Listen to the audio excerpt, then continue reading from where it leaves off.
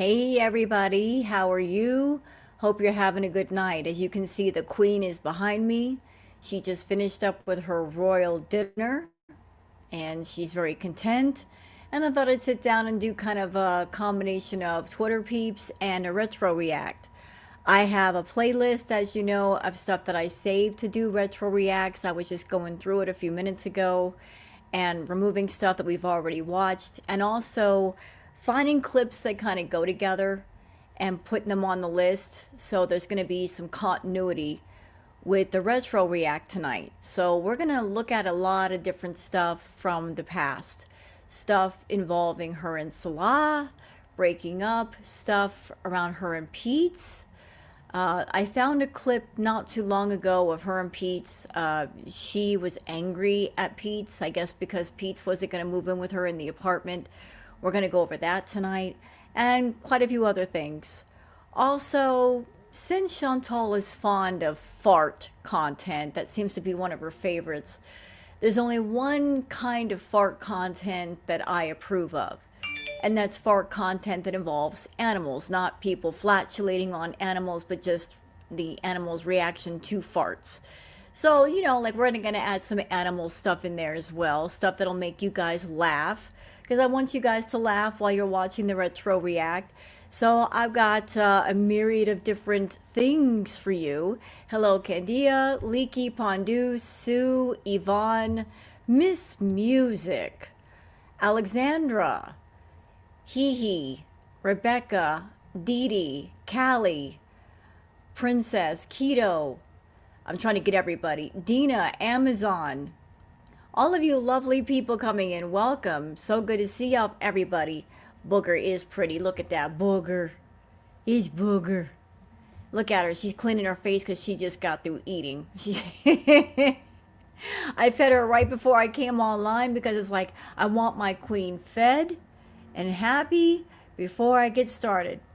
That way she's content. And notice that my cat is not chewing up pizza boxes. That's because she's fed. She's happy. She's good. It's the Booger. Booger! Hi, baby. What you doing? Look at the boogers. Look at the booger kitty. Look at baby. Look at that baby. Look at her. My little cow cat. What are you doing? Hi. The queen is here for her head rubbies. Hi. She wants to get her head rubbies. Look at that.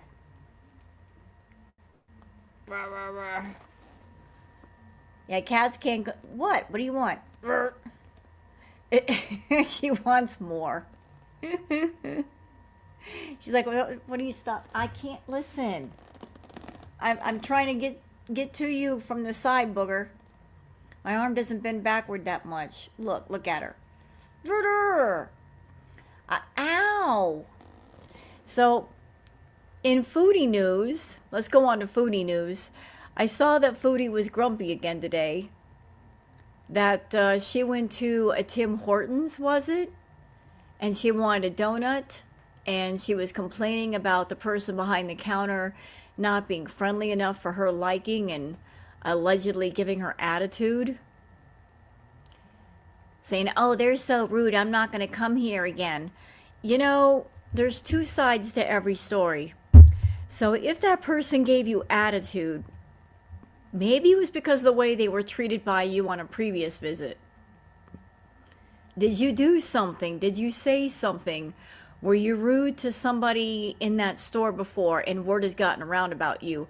I mean, I've got questions. If that person truly gave you attitude, why would they do that? Maybe they were having a bad day. Everybody has a bad day. And they still got to go to work.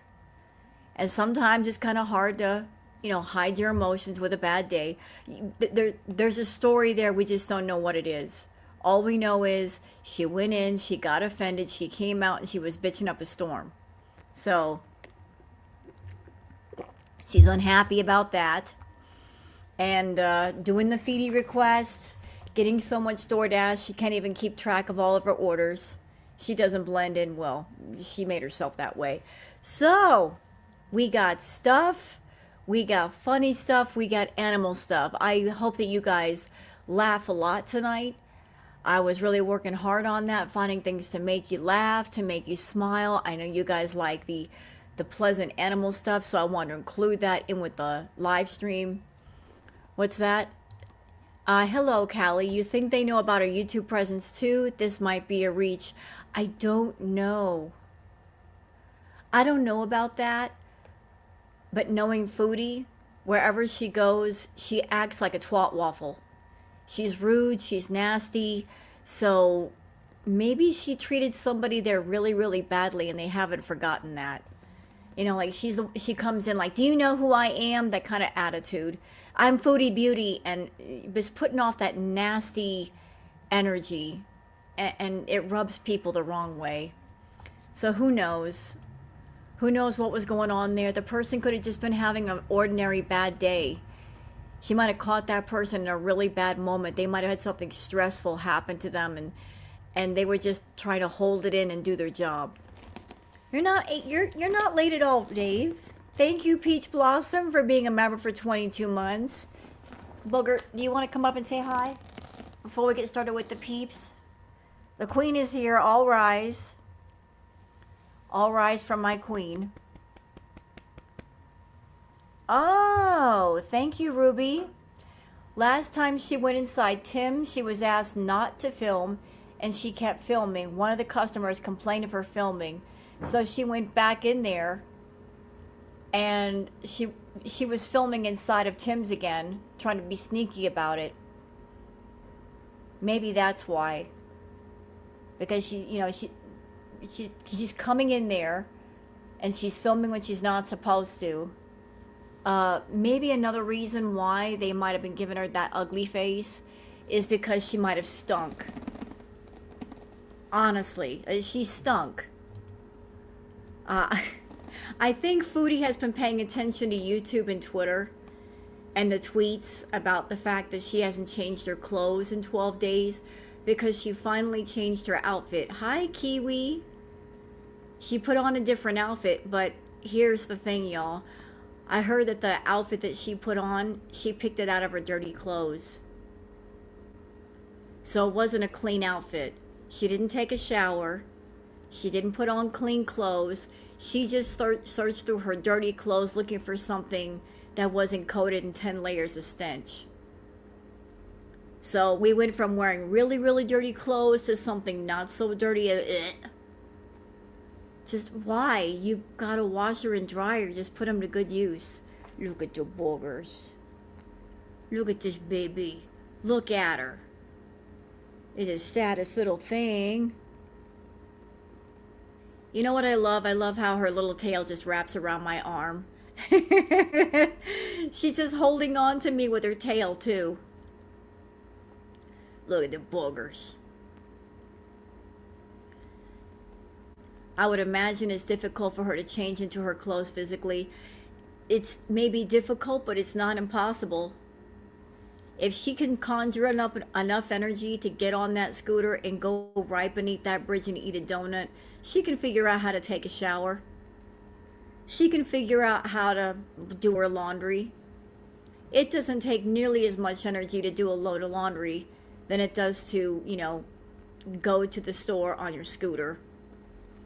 So maybe the person at the store, maybe they were smelling Chantal and trying not to barf.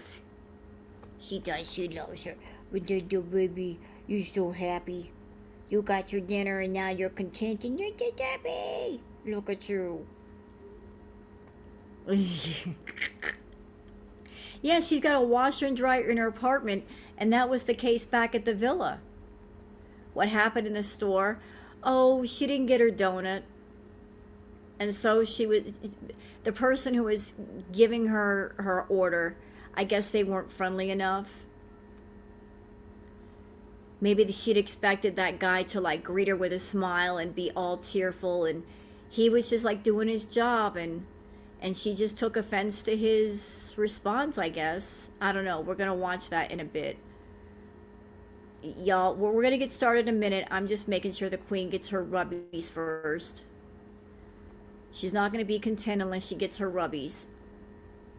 And I need both my hands. Okay. Be patient. Like, I didn't plan on Booger to be up here, but when the queen wants her rubbies, she gets her scritches. You got your scritches, yes you do. She got a donut and a coffee, and she was still bitchy. Yeah, what is it with her going underneath that bridge now to do her, like, her donut bees requests? Is somebody asking for that? Is that a feeder request? Hey, I'll pay you money to go get a coffee, go get a donut, and eat them underneath the bridge? I don't know. It just seems like a frequent thing she's doing. Is she still snarfing the Harry Potter donuts? I don't know if they had them available today. I think she got another kind of donut. It looked different than the blue one. Is Wobbles done? I heard about Hayden. Is it Pantaneri?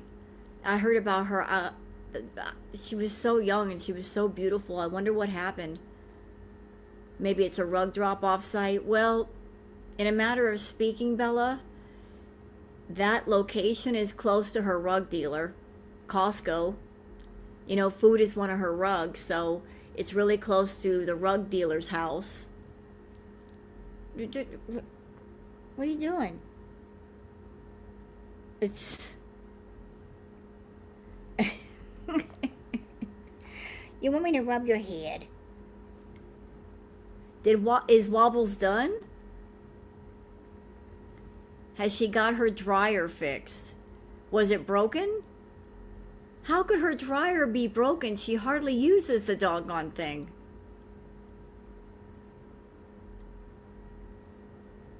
Did she say that her dryer was broken? She hardly ever does her clothes. How could she break it? Knowing Chantal's stupid self, she doesn't clean out the filter, and the filter just needs to be cleaned out. Just take the lid out of there and you'll be fine. Her clothes are too heavy for it. Yeah, the dryer just needed the lint trap cleaned, but she said it's not her job to clean it. Are you serious? It doesn't take that long to clean a lint filter. God. Are you serious? Are you kidding me? That she won't even clean the lint filter? She never said the dryer's broken. Yeah, I was going to say, well, how would it break? She doesn't do her laundry. Didn't she find a tomato in there a few weeks ago? Booger. Bugs. She wants apartment maintenance to do it. She's ridiculous. You know what? You want to get up here? Hi. You know what? I'm going to entertain Chantal.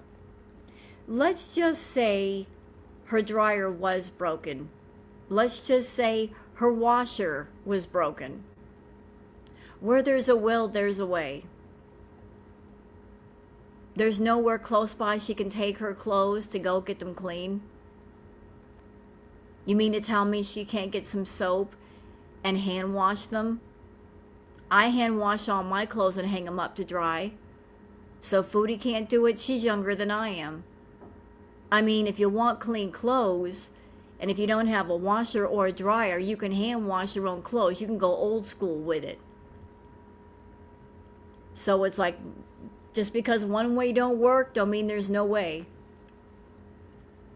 Vulgars.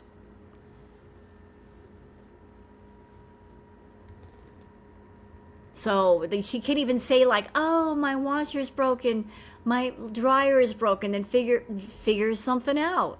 Hand wash your clothes, put up some kind of clothesline, and hang your clothes up to dry. Easy peasy. Hello, Rose. She showed it not drying her clothes and said it was the third time and they were all wet. I think I know why. Hold on.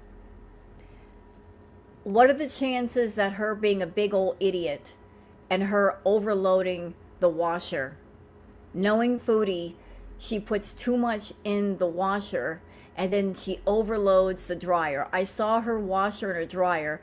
They're made for smaller loads. They're not like industrial sized. It's not an industrial sized washer and dryer. If the place is only meant for one person, then when they put the washer and dryer in there, it's meant for like single person loads, not like 3 or 4 times the amount. So if you're overloading a washer and then you're turning around and overloading the dryer, yeah, it's going to take for fucking ever to get it dry.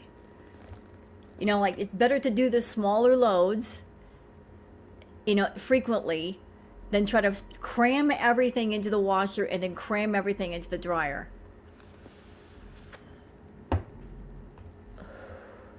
And not cleaning the lymph trap either. Yeah, it's apartment sized, not family sized. So smaller loads. And if she's got bigger items, it's going to take longer to dry them out. So like that could be the entire problem. You didn't clean out your lint catcher and you're overloading your machines, which can make them break, by the way. Just smaller loads, do laundry frequently, you're good. Okay, so Miss Booger has gotten her pads and she's good now. So we got some stuff on Twitter, and I'm gonna try to do it a little bit differently since Twitter messed around with their system and I can't put everything on my feed. I'm gonna go back and forth between notifications and stuff that was recently uploaded to find all the stuff. So we're gonna do it that way. It's gonna be a little bit different tonight. She's dumb and her mom didn't teach her anything. Well, you know what's crazy? When Chantal lives with a man, she doesn't behave this way. She knows what to do. She used to live with BB, so she knows how to adult. She just doesn't want to adult. When she's living with a man, then she can't get away with just sitting around her house for weeks and not bathing and not washing her clothes. You know, she has to take care of herself.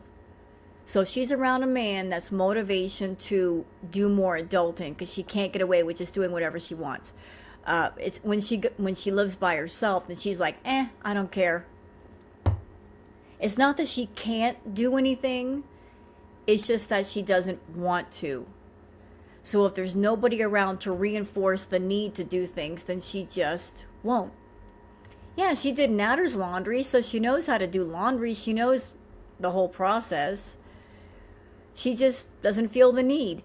Chantal's way of thinking is, if I'm a single woman and I don't have a man around, then I really don't have to take care of myself. There's no need to look good. There's no need to take a shower. There's no need to shave.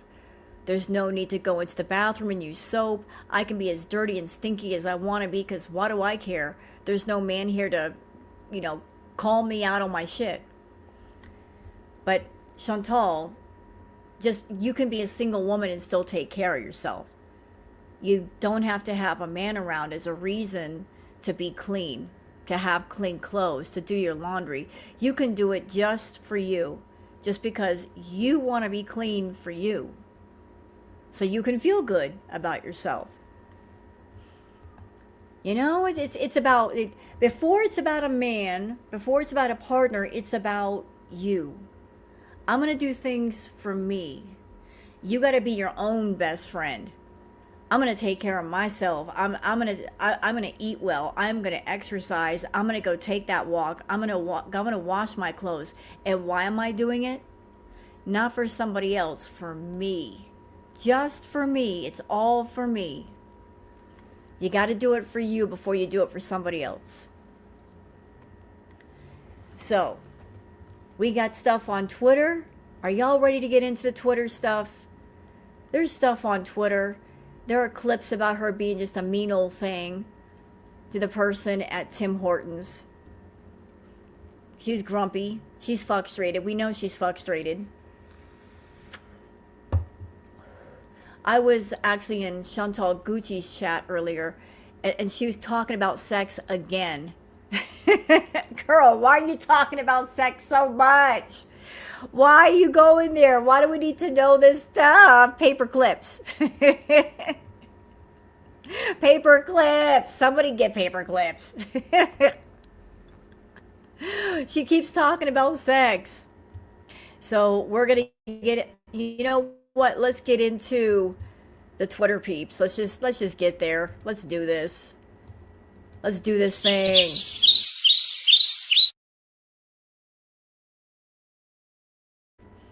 Uh, Kiwi, I love you for saying that. Those that can do and those that can't, talk about it.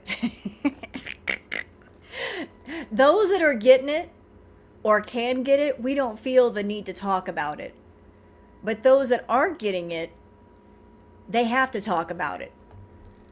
You know, it's just how it is. If you're getting some or you can get some, it's not a big deal. But if you're trying to use intimacy as some sort of validation, then you brag about it, you talk about it. Yeah, I'm getting some, man. Nobody cares. No one cares about your sex life. Nobody cares. Let's get into this stuff though. Let's see, where the F are we? All right, where am I? Hold on. I'm just trying to make sure of where I'm at before I switch over. Okay, family. Where are we right now? We're on the Bird app. And we're starting with Nana's Spiked Tea. Saying, who gets mad? Not I. He's a cheater, a liar, a scammer. You think you have a catch, but what you have is a low-value man who has allowed you to disrespect his family, their beliefs, culture, and home. He's all yours. You're both losers at life. Ron says, sure, Jan. Okay. What do we got here?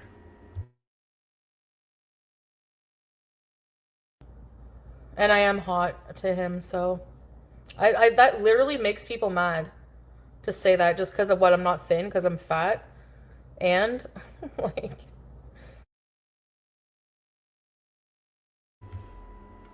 If you're so hot, Chantal, why is it when he had an urge, he went to everybody but you? Despite the fact that he knows that you're freaky deaky like that you're down for anything, anywhere, anytime, of any variety, he still didn't go to you. Like, he knows you're down to do whatever, but yet he wasn't going to you, he was going to everybody else but you. So, you know, if he knows that you're an anything goes kind of gal, and he's not going to you, apparently he's not into you. You know, he's just not that into you. It's not gonna happen. Sorry. Bye-bye. Bye-bye. Bye-bye. Bye-bye now. Okay, this is from Mo Translates. Chantal's arm was numb and her back was hurting, so she asked Chat GPT and it told her to go get checked out by a doctor. So she did a responsible thing by going to Tim Hortons and getting an iced cappuccino and a donut. And now she's raging because the Tim Hortons employee wasn't friendly. So today she was complaining about pain going down her arm. I don't know if here's the thing about Chantal. You can't tell if she's telling the truth or she's lying. If she's just saying things for attention. If she really was having pain going down her arm, that might be a warning sign that she's close to having a heart attack. And see, that's the thing. You just can't tell. Are you lying? Are you telling the truth? Do you really have a pain down your arm? If it's real, maybe you should go get checked out. That could be an early sign of maybe having a heart attack. I think it was the left arm. I'm not sure. But she was complaining about pain going down her arm. So it's like, this is one of those things of, you're the one having the pain. If it concerns you, then you should go to a doctor, because you telling people on the internet there's nothing we can do. Yeah, I saw that too, Radio. She was lying. She played it up when Salah was in the chat. Yeah, like suddenly that pain went away as soon as he was gone. But let's watch the clip. Go to the other, yeah. Next time I'm not gonna go to this one anymore. Sorry. That guy's wish is my command. You can tell by his face. Like, why are you here inconveniencing me? Why are you working if you don't want to work? Like, fuck out of here. How hard is it to pick a donut out of a glass case, put it in a box? Like, seriously. Again, I have questions. I have a lot of questions.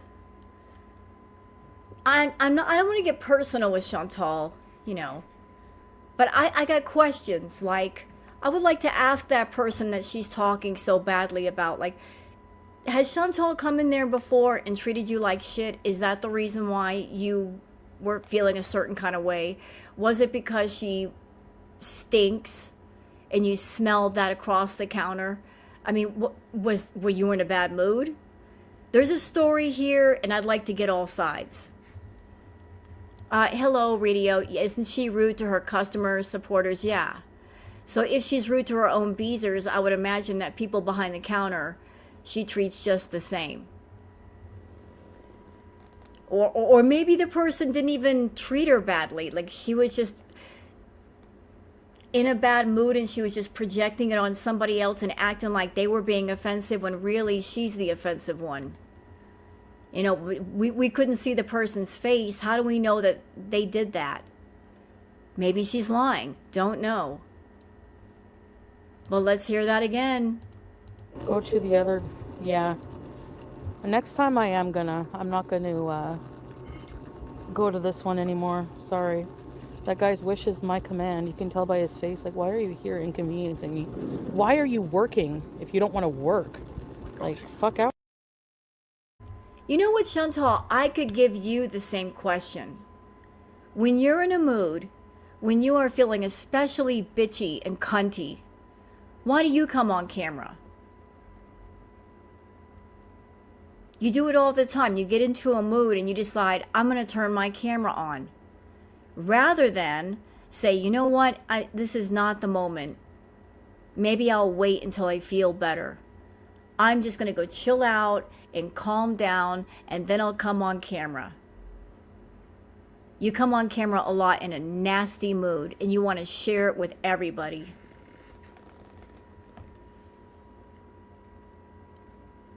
Why do you come to work then? Well, people have to work, Chantal. They have to make money. You're so out of touch with the real world, I guess you don't understand. That even if a person is sick, if they're in a bad mood, if they've had a breakup, if there's something going on in their life, they still have to go to work and they still have to make a paycheck. You just got to muscle through your day. No matter what your job is, no matter what the conditions are, you can't just take a day off because you're in a bad mood. You got to pay the rent. You got to pay the bills. Yeah, if thank you. If you work in customer service, you have bad days. Absolutely. You might come to work you might have a bad day before you come to work.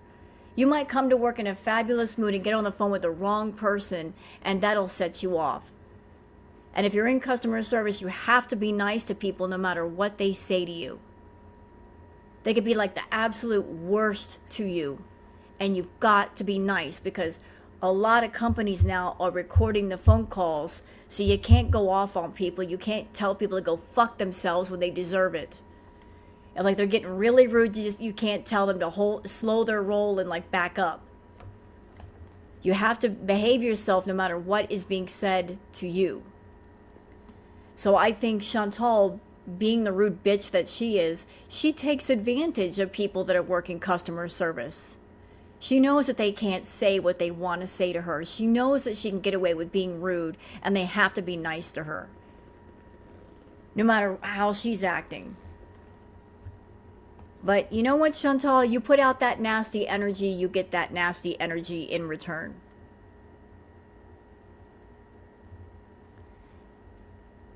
All right, so let's go forward. What else do we have here? Doc Remy the Bow says, stream is over. She says she's going to do 12. She's going 12 to 12 Eastern tomorrow. We'll see. So she's planning a 12-hour stream. Honestly, I would rather have 3 hours of an entertaining stream than 12 hours of a boring stream. You know, like quality versus quantity. But if Chantal's on kick, she's getting paid per hour. That's why she wants to go that long. But let's see her actually do 12 hours. I'd like to see that happen. I can do 12 hours sitting up. Can you, Foodie? Doc Remy LeBeau says, whoa, Tracy just showed up. So Tracy is back in the chat? Okay. Crochet with Ashby says, New York fries order. She is like a child opening Christmas presents. Okay, let's see.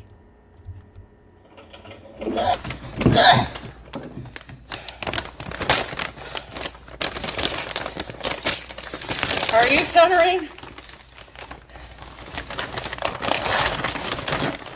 Oh, gravy 1, gravy 2, gravy 3, sauce.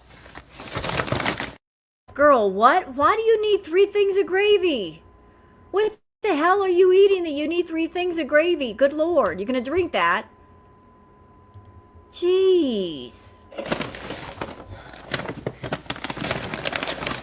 California seasonings. Despite its name, New York Fries is a Canadian company.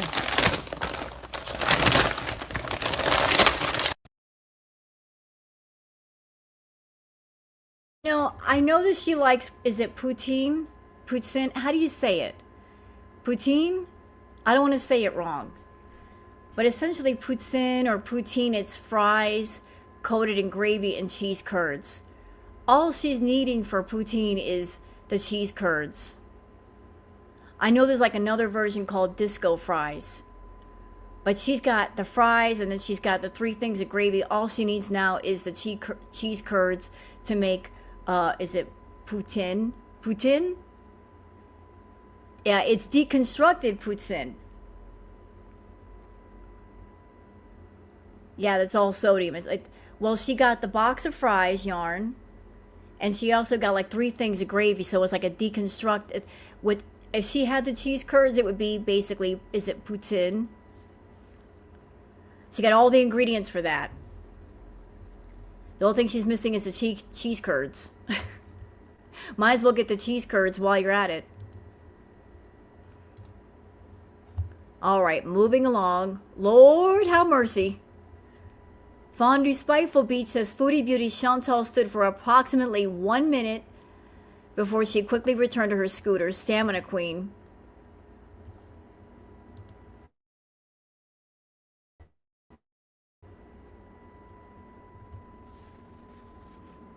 Wow. Just wow.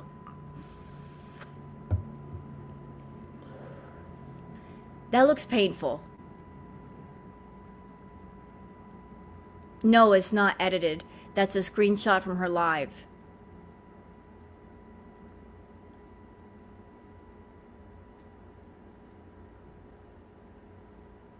That it looks painful to me. As a woman, I'm a shorty too. I remember being 150 pounds. I'm tiny in build. My highest weight was 150. And just having that extra 20, 30 pounds on my frame hurt. It was actually painful to be that heavy. I'm one of those people that I gain all my weight on the bottom. I'm skinny on the top and on the bottom. And Chantal's shorter than I am. I'm 5'3", she's 5 foot. Some people just gain weight differently. Mine's all on the bottom side. So looking at Chantal with me being a shorty, and she's a shorty too, she's shorter than me, I know that has to hurt. All that extra weight, it has to be painful. The way it pulls on your body. It's just the gravity, oof. That looks painful. It's so painful. Even just having a little bit, wait, you can feel it. That's got to be excruciating. Eesh. But there's Foodie. There's our girl.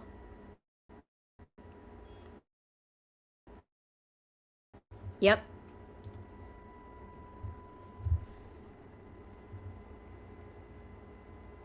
That's a lot. That has to be painful.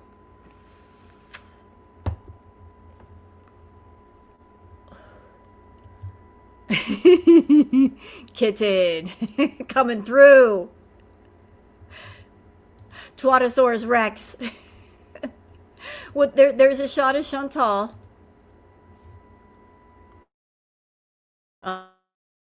Okay, what else we got here?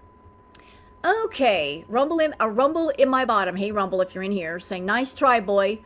You are underestimating us hags over here. Fondue Spiteful Beach says, Foodie Beauty Dill, don't change the narrative because that's not what you said. You said, I literally burned FFG and Gucci alive. No additional comments before or after that. Fuck you. So here's that asshole, Dillard, who was in here, that little twerp, trying to backtrack and backpedal on what he said about FFG and Gucci, saying, I said something along the lines of, oh my gosh, I'm going to burn them, meaning like whatever you insult somebody. Oh, I just burned them alive talking about Chantal, Gucci, and FFG because I was insulting them and they cropped it and made it look like I'm threatening their life. You know what, Dillard? You can always tell when somebody's fucking lying when they over-explain. You're doing the Chantal thing. You said what you said it with your whole chest, and now you're backpedaling. Because the receipts are out there. They're all over Twitter. I've shown them on my channel, you dick. You said what you said. And you said you wanted to burn Gucci and FFG alive. So since you're going to say what you said, and you said it with your whole chest, don't backtrack now. Don't do it. Either stand on business or back up. Don't be saying things like that. You said what you said. And the receipts are out there to show that you said that. I don't know if you said it to get points with Chantal. I don't know if you really said that because that's how you felt. But you shouldn't have said it. That's entirely too much. You're in Chantal's chat and you want to support her, and that's fine. Support whoever you want to support, but you shouldn't be threatening violence on people you don't even know just because they react to her. That is entirely too much, sir. Too much. Too much. If you're having violent thoughts about people that you don't even know, it's time to step away from the internet and calm the fuck down. You shouldn't be feeling that kind of violence over people that have nothing to do with you.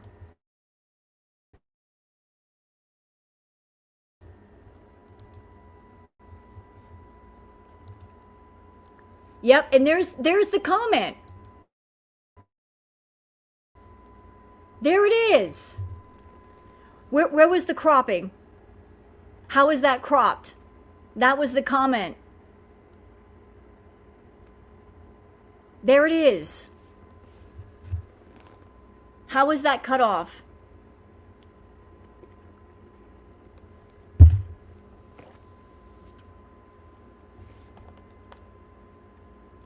That was the comment. There's the proof. One thing about Girl World, we collect receipts. We go shopping for the truth and we collect our receipts and we keep our receipts. And this is why. When people say some unhinged shit like this, we got receipts all day.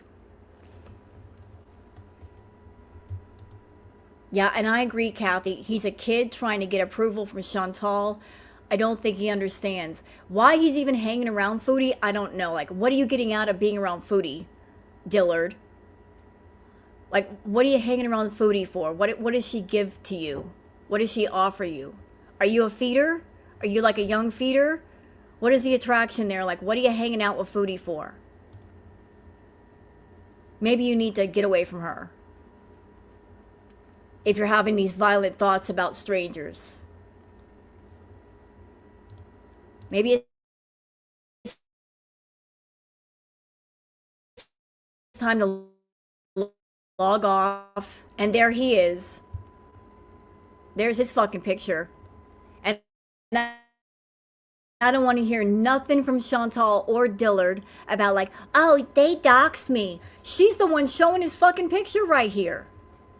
She's showing his picture. This is not Girl World exposing him. This is Chantal showing a picture of Dillard. She's choosing to do this. So ain't nobody doxing him. She doxed him first. He looks young, but he's not that young. I've heard that he's in college, so he's not underage. He's not an underage person.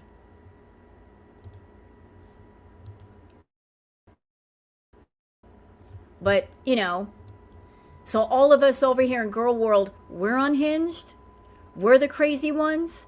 And yet there are people in our own chat that have threatened violence against reactors.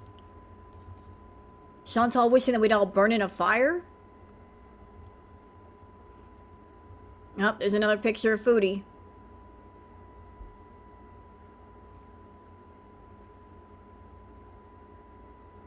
Doc Remy the Bow says she went off camera for a bit to, quote, pick her nose, but came back all disheveled with one of her boobies hanging out, and then tried to eat cheese and totally missed her mouth. What is happening? I don't know. I don't want to know. I don't want to know what she was doing off camera. If she came back on camera and her boobies were out. Do I want to know? No, I don't. I don't want to know what you were doing with yourself. If your boobies were out, I'm okay. I'm not going to let my mind go that far. There's certain things we don't have to know. We just don't.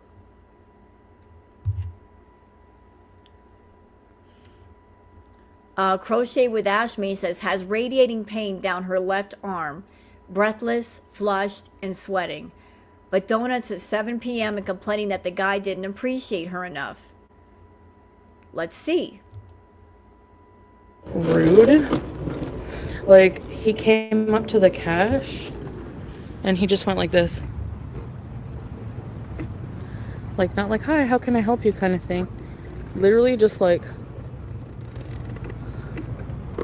no, you're welcome after thank you. Like, bruh, fuck you.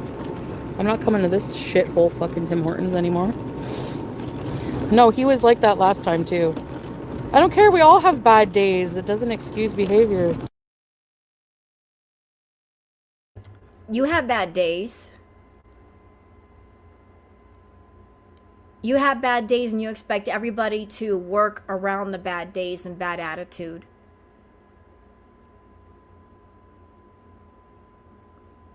You were just there to get a donut and a coffee. Just get your donut and coffee and go. Just get your stuff and go. The person behind the counter doesn't have to love you or like you. They just have to give you service. They gave you service. So leave. Just leave and then go back. Maybe you stunk to high heaven. You were stinking up the whole store, but he couldn't say anything. And maybe once you were gone, they had to free breeze the entire place to get rid of the stench. Maybe he's tired of seeing you, but he can't say anything. He's holding it in. I don't know the story. There's a story there. Maybe you've been rude to him before. Maybe you're rude to somebody else in the store. Word has gotten around about you.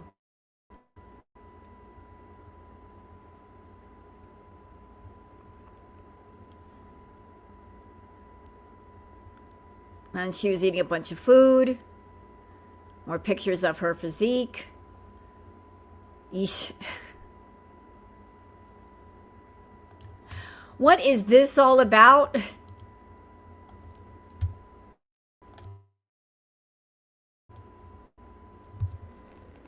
Really? Who was this for? Did somebody request this? I bet somebody did. And I bet I know why. I know what this looks like. I'm not going to say, but I know what it looks like.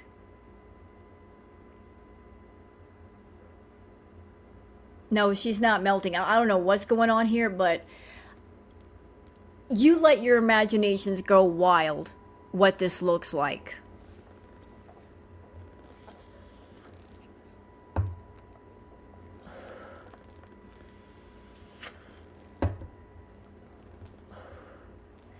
I'm not even going to say it.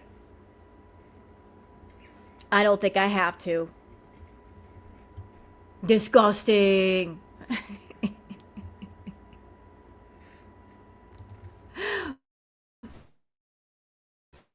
Fucking disgusting. You nasty. You're so nasty. That's all I'm going to say. You're so... Aw, look, y'all, from Reaction Buffet. Look at this baby. Foodie Beauty, you really should leave BG here in Canada. Your life is your own. Don't sacrifice her way of life as you do your own. Aw, look at the babies. The tuxedo cat. You the cutest little thing. You just a baby.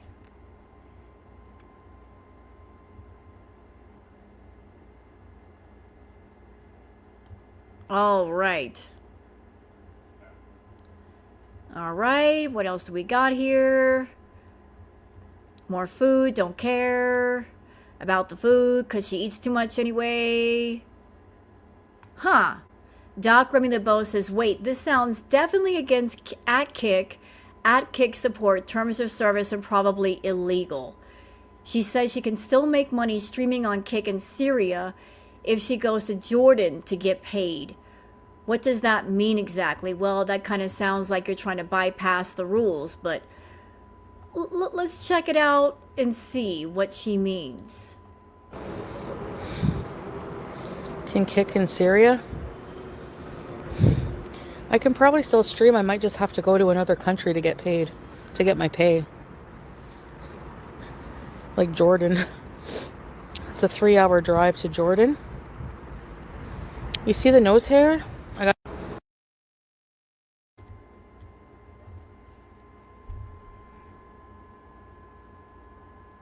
It sounds like you're throwing down a do your worst challenge, Chantal. You don't think people are going to report you? Because they will. If you go to Syria and you try to stream on Kick, you're going to get reported. I promise you, you will. There will be people upon people upon people reporting your Kick account. And if you try to stream on Kick over there, you won't have it for long. I'm not saying I'm going to do it. I'm not going to do it, but I'm sure other people will. I'm certain of that. You best believe it's going to happen. But let's see you actually get over there. That's going to be the hard part. You actually getting to Syria and having decent enough internet to actually do a stream on Kick. Like, we got to go through the steps first, chat. First, she's got to make it over there. Then she's got to get established. Then she's got to have good enough internet to stream anything on any platform. And it's in a conflict zone, so the internet might be a bit spotty. So good luck with that. Like, let's see you actually get to Syria first. Like, I honestly don't think she's going to go. I think she wants to. I think she wants to escape. But the big question is, can she? Can she get there? Will Salah let her back? Will she have the conditions to work? There's only one way to find out. And that's it, to see if it actually happens. Just one of those wait and see things.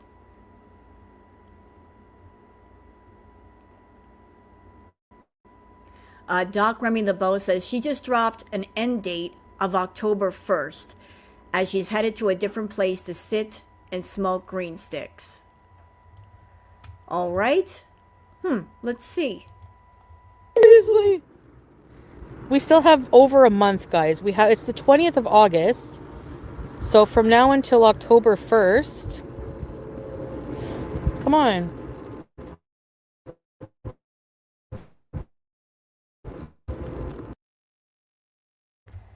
Okay, so here's where things do not make sense. I mean, a lot of things don't make sense. But not too long ago, she said she put in her 30-day notice. So if she put in her 30-day notice, that means the 30-day notice would be up at the end of this month. So that conflicts with the information about I gave my 30-day notice. First, she said I'm leaving at the end of the month. Then she said 45 days. Like, she's mixing up the dates on purpose. If she's going to leave, it's normal for her to say different dates because she doesn't want girl world knowing exactly when she's leaving. She just wants to go somewhere and then pop up there and surprise. So who knows? But one thing that I have noticed about this quote unquote trip, she's not happy, or normally she would be happy. And she's not really buying new clothes the way she'd normally buy new clothes if she were going somewhere. And every one of her trips, when she was going on a trip, she would buy a shit ton of new clothes. And she would show off her clothes hauls for the trip. And she's not done that this time. And she's not like excited, anxious for this trip. It feels like she's not going to go anywhere. So that's why I'm doubting this trip. It's like if you're leaving soon, why are there no clothes hauls, and why are you so angry? You're angry versus happy. You should be happy and excited. You're going to see Salah again. He's going to see you. You guys are going to be reunited. So why are you so agitated? Where's this anger coming from? Yeah, and she talked about buying lingerie too, which is gross because he does not want her. If she's going to see him, she's got plans of forcing herself on him, and that's just fucking disgusting and gross for her to do that to him. So, today is your birthday. Nice, Crystal. Happy birthday. Happy birthday, Crystal.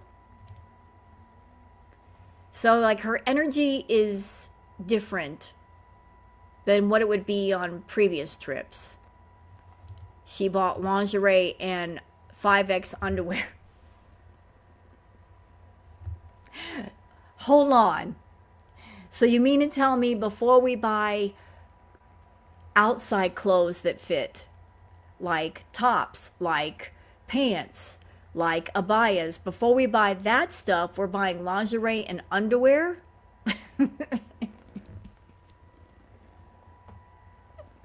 Why are we buying lingerie and underwear before we buy the outside items? What? I beg your pardon. Shouldn't you be buying tops and pants and abayas and things like that too? What? No. Did she really say that, Leaky? Did she say she bought crotchless underwear? Or are you saying that?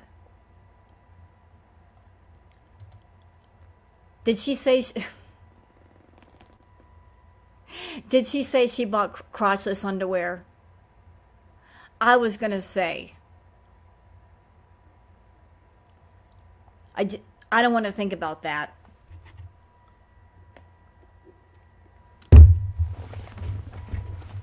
No, she's not buying crotchless underwear. That is so fucking disgusting. No. No, not Chantal with the crotchless fucking underwear. Are you fucking kidding me? Are you serious? I don't want to think about that. That's entirely too much. Paper clips. I'm calling paper clips right now. Paper clips. Fucking paper clips. I'm activating paper clips in the chat right now. Hell no.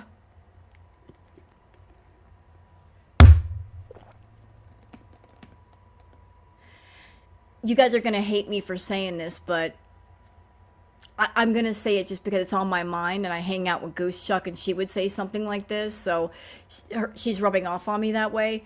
Even if she doesn't buy crotchless underwear, if she buys regular underwear, they turn into crotchless underwear because the crotch part rots off because it's so disgusting. And you're welcome.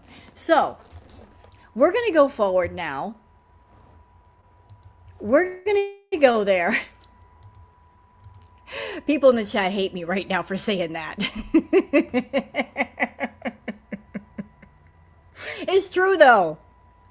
We saw her underwear. Natter held them up. They were nasty. They were falling apart. They were. We saw them back in the day. The crotch part of her underwear was basically falling apart. Anyway. Oh my God, no. Tired AF says no, quote, no, I don't think it's haram to touch yourself.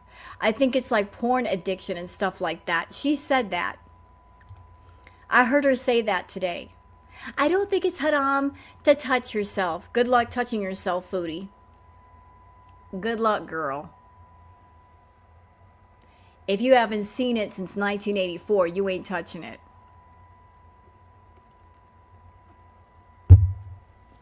When's the last time you seen it without using a mirror?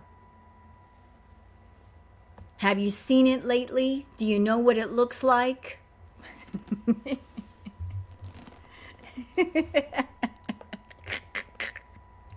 But she said that during the stream, talking about porn.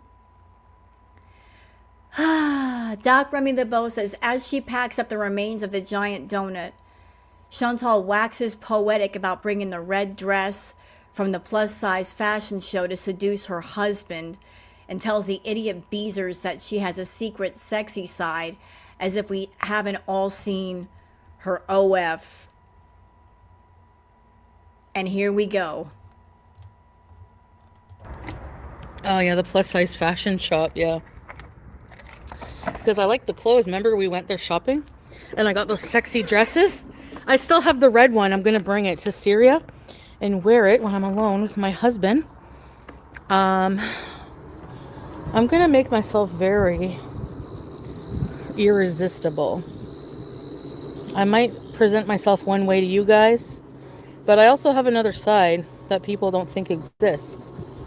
I can be very girly, very feminine, very, you know, yeah. I'm very good at mixing chemistry and energy with another human. You know how you feel? Okay, this is the most magical feeling. Do you know when you're about to kiss a person that you're in love with? Or someone that you have a strong attraction to as well? And you're leaning in and your lips are just about to touch and you feel the exchange of the hot breath, but like in a energy way. Teardrop you. It's almost like an electricity. It's the best feeling. Bitch, no. No. No. You are dreaming. No. He don't want you. Okay? And this is not me fat shaming you. This is not me being fat phobic. He does not want you. There are men in this world that love the big women. And there's nothing wrong with that. There's nothing wrong with a big girl. I've met some absolutely gorgeous big queens. Sensual. Carried themselves well. They were lovely. You ain't one of those. You are not a queen in any stretch of the imagination. Shit, I've done private dances with the big queens. They're a lot of fun. They sure are. A lot of fun to hang out with. Gorgeous. Gorgeous ladies. Represent. You ain't that though. Not even close. Yeah, she's the queen of your nasty. She's Queen Nasty.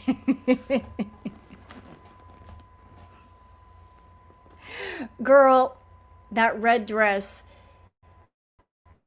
if you put it on, you would look like an overstuffed sausage. And considering how you don't bathe, you would smell like an overstuffed sausage left out on the sidewalk for a week. Ain't nothing sexy about that. You hear me? Again, there's nothing wrong with being a big girl, but you gotta do it right. You gotta look good. You gotta feel good. You gotta smell good. You gotta be good. You ain't good. You're just all bad. There's nothing appealing about you.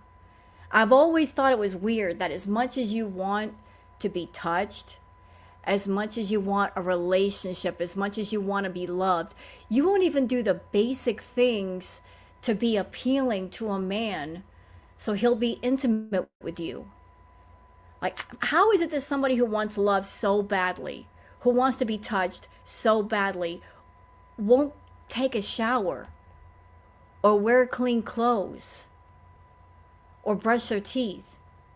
You know, be pleasant enough for a man to get in the mood and get aroused. You want to smell like an entire sewer, and you think a man's going to get turned on by that?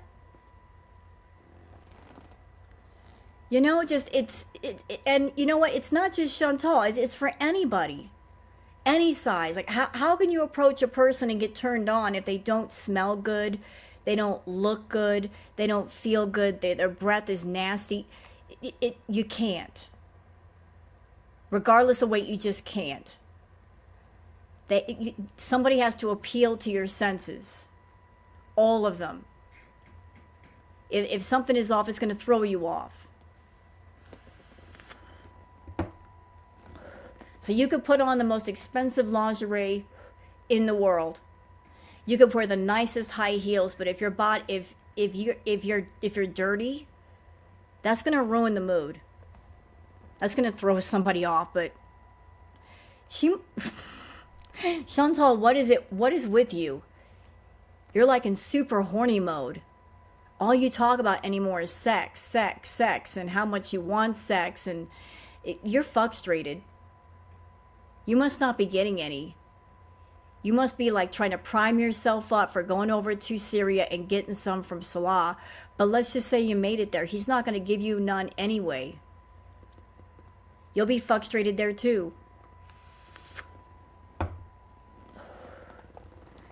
So it's like no matter where you are, you're going to be frustrated because nobody wants to do the deed with a person who doesn't take care of themselves. It's just it's disgusting and gross. You know, you want love, you want intimacy, you want touching, take care of yourself. Do the basics, man. Like $2 bar of soap and a washcloth will do wonders for you.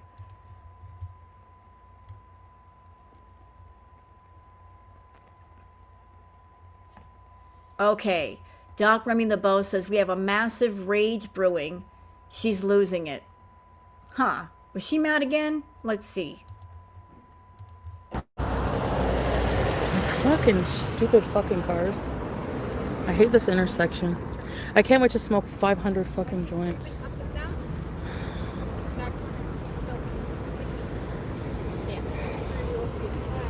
Okay, I'm just gonna go for it.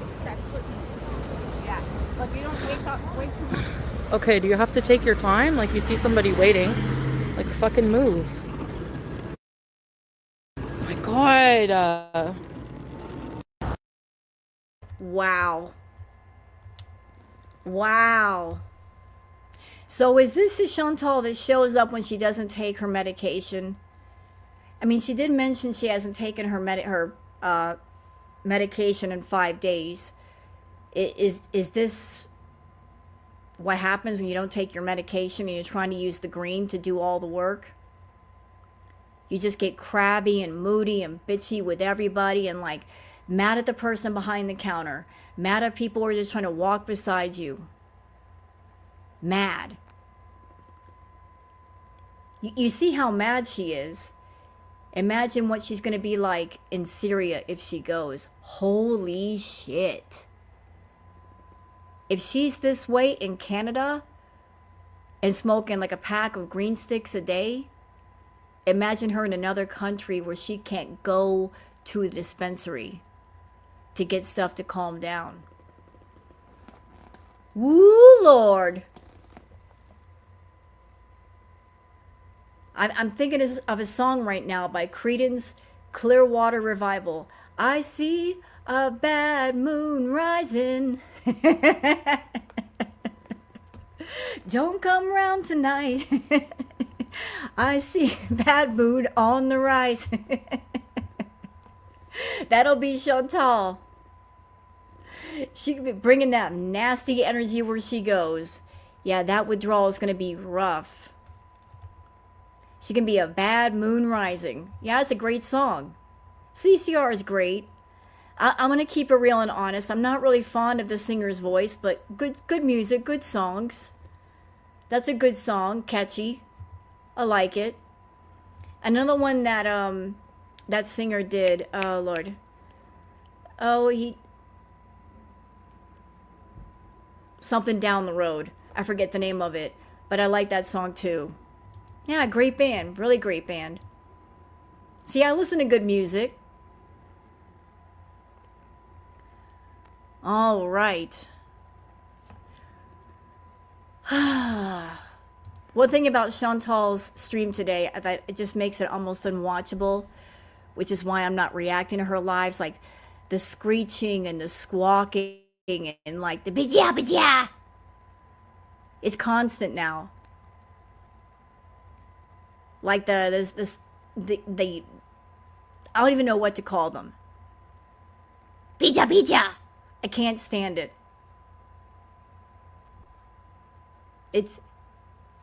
Parrots aren't even as annoying as Chantal.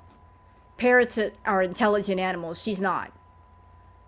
But just, I'm not going to play her screeching. Nope.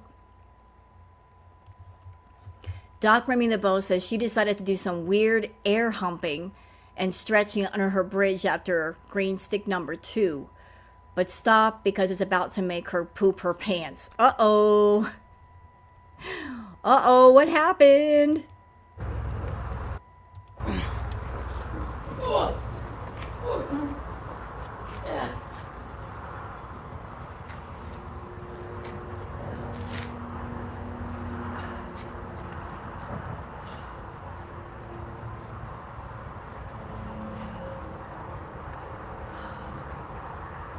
I want to see if this will help.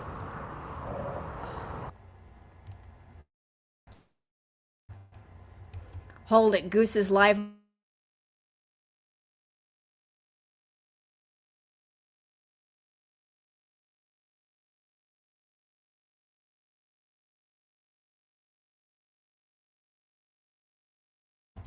And I was muting myself. Damn it.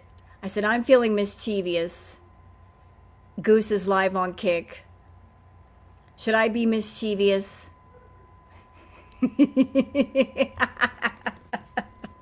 Should I be mischievous, chat?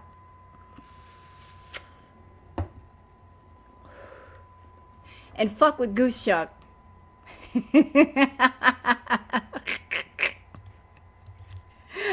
Goose.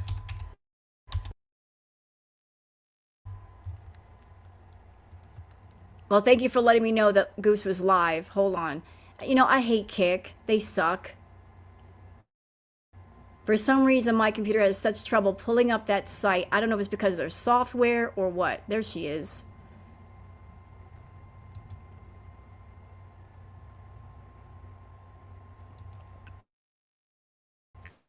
Hold on a minute.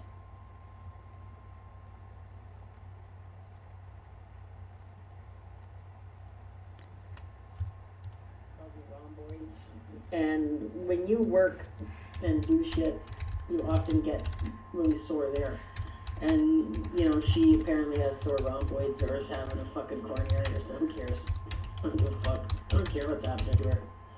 I'm thrilled she's fucking sore and sad and pissed off. Fuck you.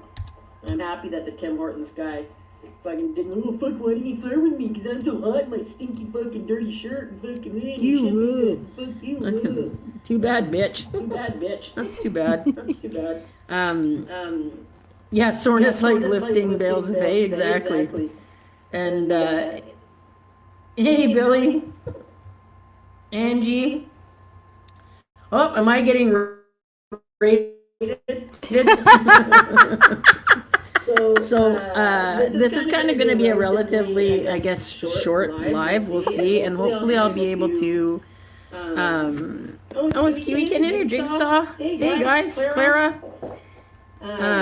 32. Pause. Hey, how you doing? I am trying to figure out how to not delete this, so we'll see. And I'm gonna have to figure out how to mute my mic. Oh, from Rose's channel. Oh, that is Rose live. I came in and I thought I would just do this. I've been thinking about it all day. I've been talking about it in Discord, and like I think I'm gonna probably do it just because I want to go over. Hey Angie, Meatball, how you doing? I wanted to go over a few things. So I'm gonna go over some of these pictures and some things I talked about yesterday. And then accidentally deleted the live. So I am sorry about that. Hey Rose. Oh, hey YouTube. Hey YouTube. I'm getting sniped. Oh my god, what are you doing? You got sniped. I didn't even know. So obviously this is hot. Like, so get over yourselves, you bunch of fucking morons. And I'm gonna go over a couple more things.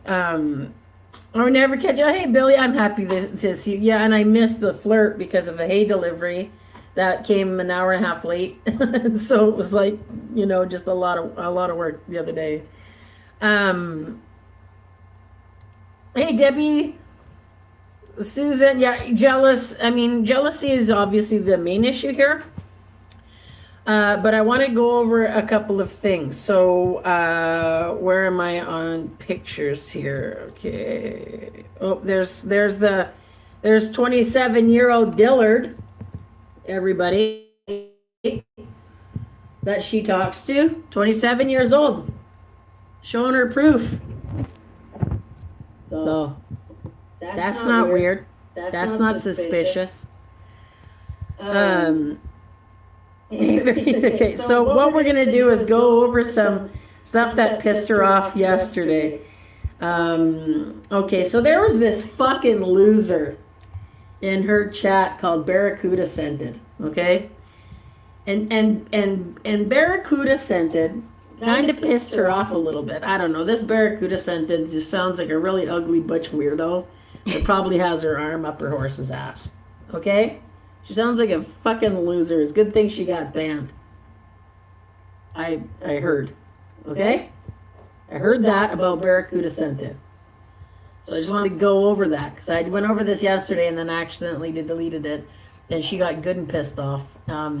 Talked about how she's not going to get farm animals and how she wants to shit on people and stuff. And it all happened from this asshole Barracuda Scented. You know, obviously a jealous moron.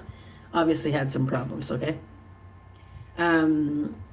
Losers in here really have to be super specific though. There's so many losers. Sorry, Arizona. Yeah, you're right.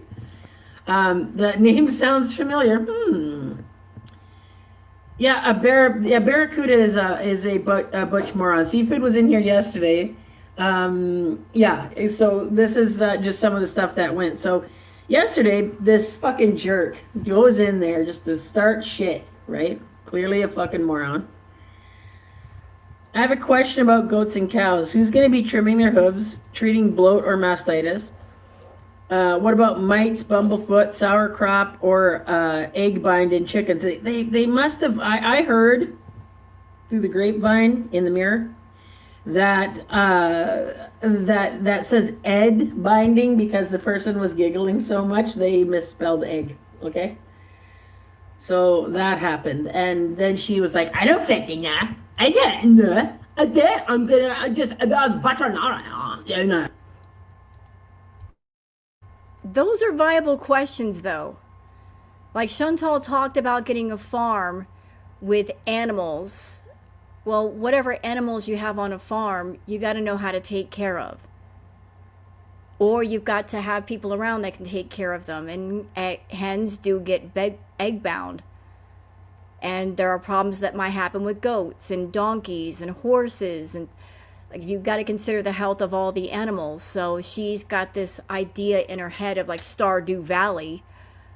But you can raise animals in Stardew Valley and not have to worry about problems. But in the really real world, and you have a farm, you have to consider the health of your animals. So you're going to have a farm with animals, Foodie?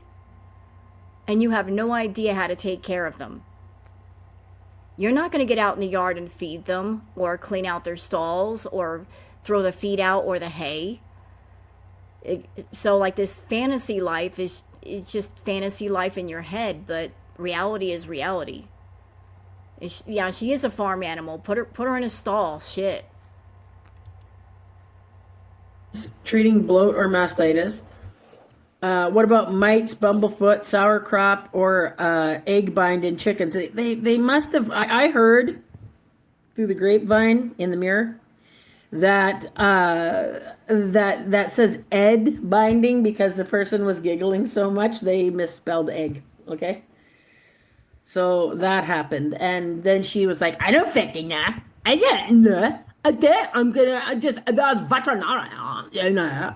It's like, dude, you're in fucking Syria. You had people eating mutton on the floor that smelled like tobacco that took your fucking blood. Do you think they got good vets where you're going? But okay. And FYI, you're gonna have to call them. They're gonna have to get to you. You're gonna have to pay for it. And sometimes this shit is time sensitive. So just if you don't know it, you will lose animals. That's just how it rolls.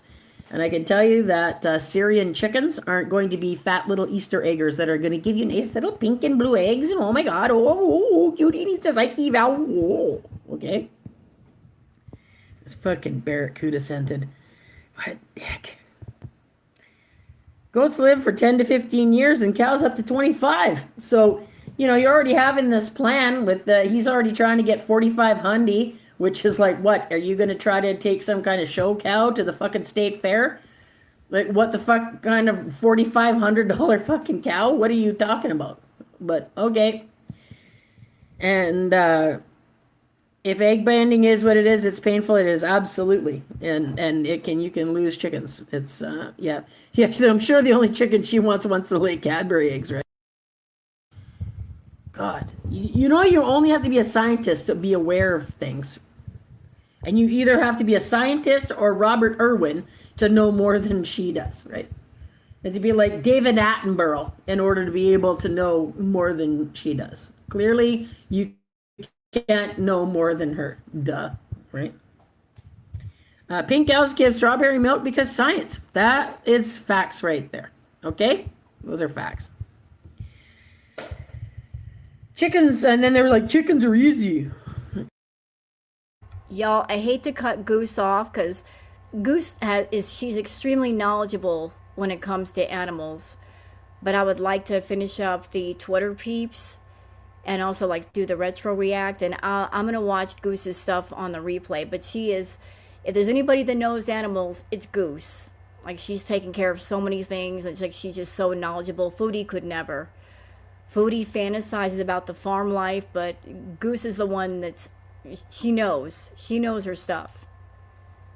She really, really does. Like, if Foodie wants to know about that farm life, Goose could tell her everything she needs to know. Everything, and then some. So we're going to get out of here, and we're going to go back to Twitter.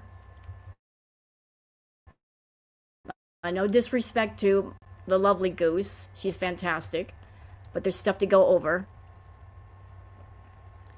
Okay, so Tammy Carlton says Foodie Beauty doesn't understand how doctors can know if you need antidepressants. Well, let's see.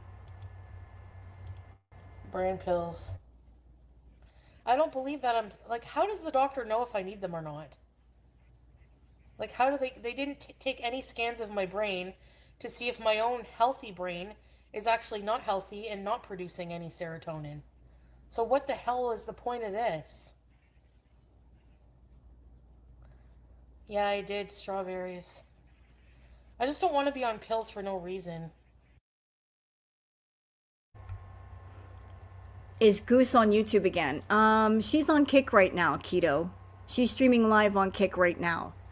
And I just want to go in there and say hi since we're live, and I can't watch her on Kick right now since I started my live beforehand.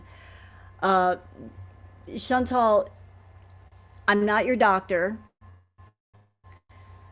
I think that you need the antidepressants more than you need the green products. You do way too much of the green products, but the green products, they can't affect your brain chemistry. And too much of the green is making you overeat. So using the green to fix everything, it's not fixing everything. You're smoking entirely too much, ma'am. You taking antidepressants and then stopping and starting, that's not a good idea. If you're supposed to take antidepressants, you should continue to take them. Because the stopping and starting might be making you ill.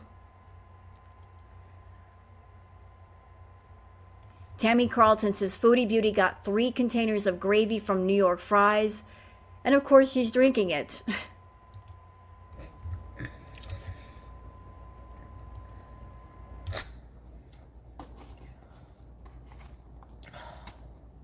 Why is it not fair to them?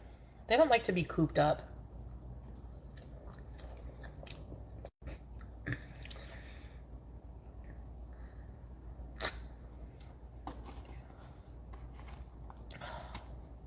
Why is it not fair to them? They don't like to be cooped up.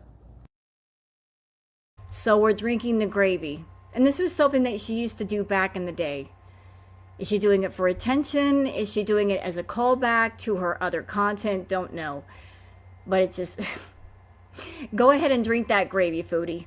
Drink it all down. Get a gallon next time. Oh, Lord.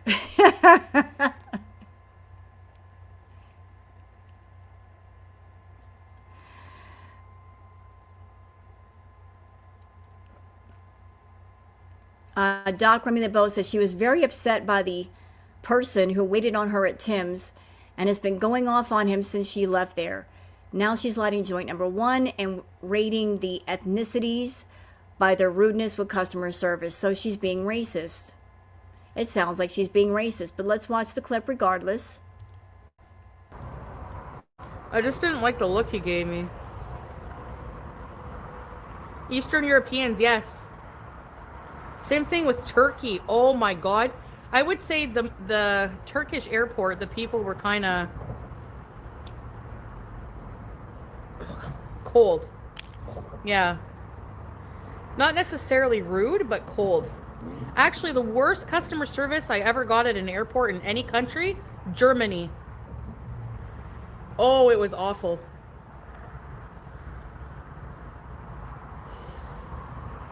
Sometimes blunt. I don't usually mind, but... So she's rating different airports and people based on if they would bend over backwards to make her happy. If you kiss her ass, if you cater to her nonsense, then she's fine with you. But if she's going through an airport and the airport personnel are not going to bend over backwards for her, then she's going to say, oh, they're so cold. No, they just ain't got time for your bullshit. All right. Bad Seed Reaction says, Foodie Beauty, I can't stand people that complain about people that work in the service industry. Chantal, fuck you. What Bad Seed said. Exactly what she said. I second that. You should always be nice to people. You just don't know what they're going through, what they've been through, what kind of day they're having. Just kindness goes a long way. And there's no need to be a jerk.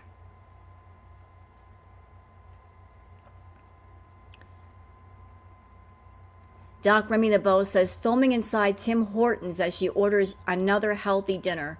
Scooty sounds great. So there she is again. She is filming inside Tim Hortons. She was asked not to.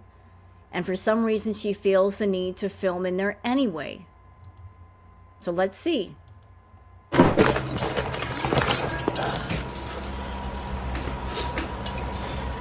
Oh, donut. Oh,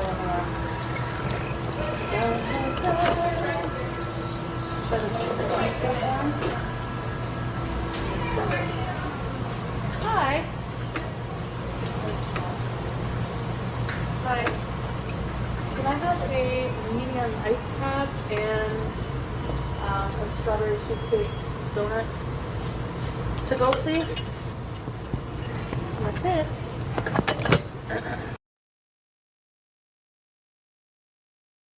There was no reason for her to sit there and do this. Why not have like a pause screen or something for 5 minutes so she's not breaking the rules? Fuck around, find out, Foodie. Dave's World says, quote, I'm getting another chance. I'm not going to ruin it. You're not getting another chance if you're talking about going over to Syria. There's no chance there. You'll never have a chance with him. It's just not going to happen, Foodie. He doesn't want you. Okay, so...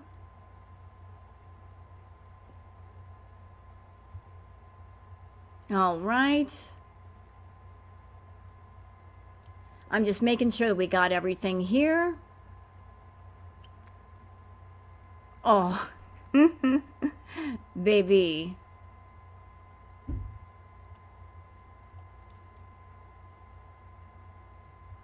Oh, Doc Remy the Bow says, oh boy, Salah has appeared. And look what he's saying to people. Hi from Ethiopia. Oh, so he's got money to travel all the way there? So he traveled all the way to Ethiopia? And he couldn't give his wife money to get plane tickets so she can go to Syria? Huh, how about that? So he's got money to travel, he's able to travel, but yet he can't take care of his wife. He's not sending her money so she can get to Syria faster so they can be reunited. Interesting.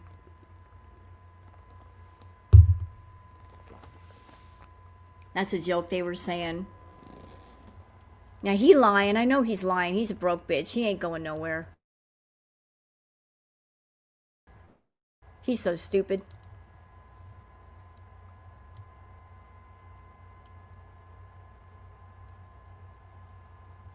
Okay, more for the fries. Ah, Doc Remy the Bow says dry bagging for $900 for a second seat for BG. Huh. I could start a fundraiser for an extra seat, you mean? If I want to buy 2 seats, it's an extra $900. That's a lot. I can't get that. I could start a fundraiser for an extra seat, you mean? If I want to buy 2 seats, it's an extra $900. First of all, if you got a second seat, it would be for you, not for your cat. Because your cat has to be in a carrier underneath your seat. So the seat would not be for your cat.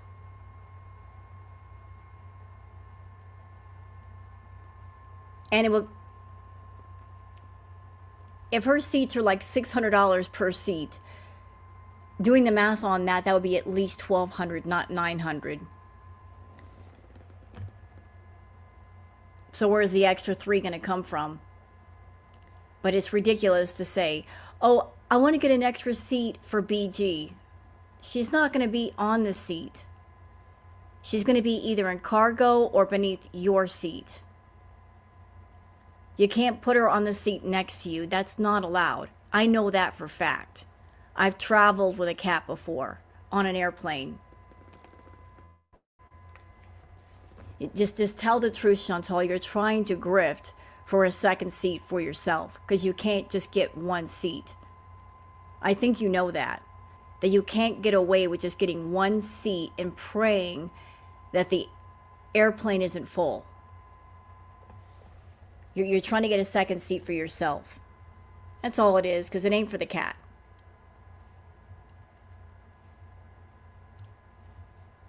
Big old liar.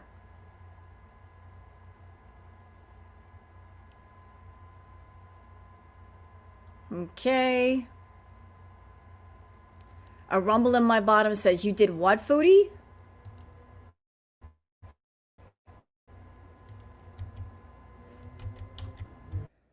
Oh, kids back to school. I used to love back to school time, going into the Walmarts and Hey, get smelling drunk. all the pencil cases.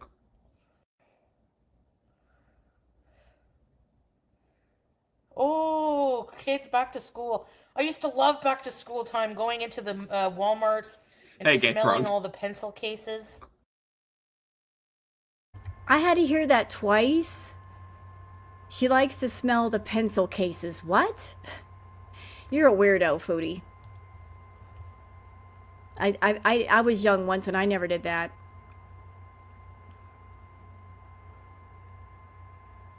Okay, more about the food. Oh Lord. Doc Remy the Bow says Chantal shops for fishnets, explains what a foop. What is a foop wedgie? Explains what a foop wedgie is, and proclaims that she'll be small by the time she leaves, as she orders a 4X I love my hot husband tank dress.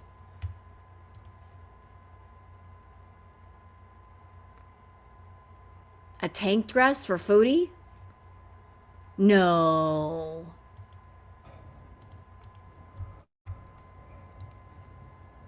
Look at these! Chubby. I look like a pirate? Arr. Can we explain Fupa Wedgie? Yeah, the underwear, the crotch part is skinny and it gives you a wedgie.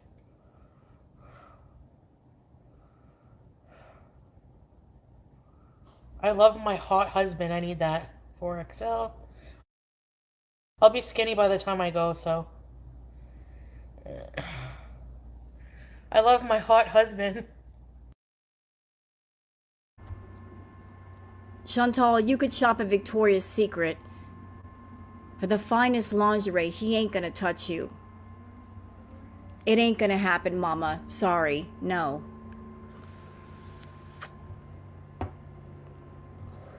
He don't want what you got. He don't want it at all.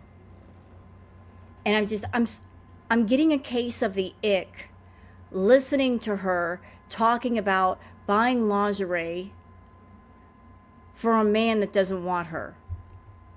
Like hearing the determination in her voice that she's going to try to be sexy for him and dress up for him and seduce him, knowing full well he doesn't want her. It's so predatory. It's so pushy. It's so aggressive. No means no. Whether you're male or female, no means no. If somebody don't want you, they don't want you. Leave it alone. It just feels like I'm going to go there and I'm going to push my way onto you. And it's so gross to me. I don't like Salah, but it just, this goes for anybody. If I saw anybody, if I heard of anybody doing this to another person, it's gross. Nobody should be forced or pressured to do something with somebody that they don't desire. No means fucking no. You know, like boundaries, they're a thing. They should be respected. He don't want you, Foodie.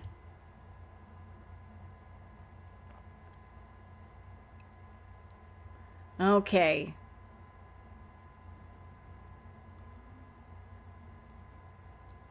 Okay, what else we got here?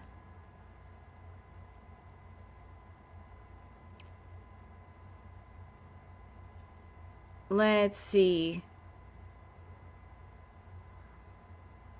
Dave's World says, Foodie Beauty on traveling to Syria, quote, I guess I'm a braver person than people know me of. would be the same as standing on railroad tracks and playing chicken with a speeding train. It's not bravery, it's stupidity when the winner is always the train. True. She's trying to frame this as I'm brave. No, you're stupid.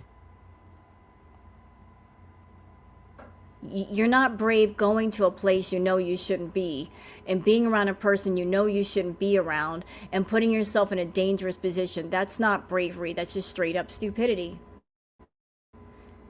Anybody else would think so. And I'm going to say something else. Look, Chantal has a family. And I know the family that they have, they're basically hands off with Chantal. They're like, she's going to do what she wants to do. And maybe part of the reason why they haven't done anything yet as far as, doing the 5150 thing on her is because they know that if they do something like that, that more than likely she's going to get pissed off and she'll never talk to them again. But my counterpoint to that is, if you're a mother and you have a physically, emotionally, and mentally unwell daughter, and she's talking about flying to the Middle East again, and you can clearly see that she's not well, why wouldn't you do something if you had the chance, if you had the time? Like there's this fear of, if I don't want to piss her off because then I won't know what happens to her and she'll never talk to me again. But at the same time, if you've got the chance to do something that might make a difference, why wouldn't you? Because if you let her do what she wants, you may never see her again. You may never hear from her again, regardless. If you try and it doesn't work, then you tried at least. But to not try, then you're going to have that guilt of like, I could have done something and I didn't do it. Why aren't you trying for your daughter, Shmi, if you love her? Why wouldn't you try? Even if it pisses Chantal off and it gets her mad and she's like, you're my mother, but I'm never talking to you again. Better that she be alive and she never talks to you than dead and you never hear from her again. At least you know she's alive. And that can give you comfort versus, I didn't do anything, I let her fly to the Middle East, and I didn't do jack shit. At least try something if you can. I don't know if they can. But I'm just saying.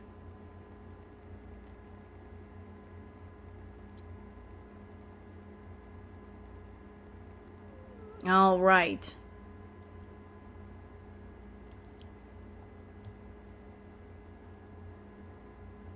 Okay, is there anything else here?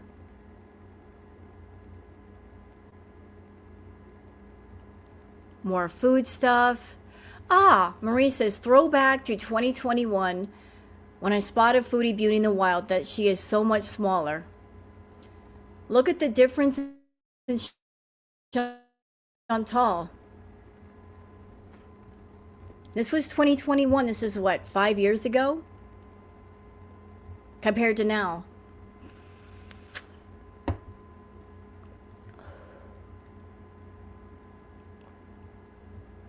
Like, she's changed a lot, that's for sure.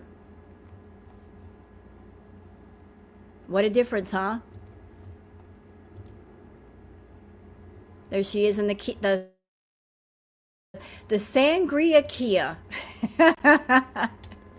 We remember the Sangria Kia. She went everywhere in that car. Before there was wobbles, there was a Sangria Kia. Yeah, that's her. In the Kia that she had during Crackhead Olympics. That was her car. She had a car then. There she is. There's our girl. Interesting, huh? How different she looks.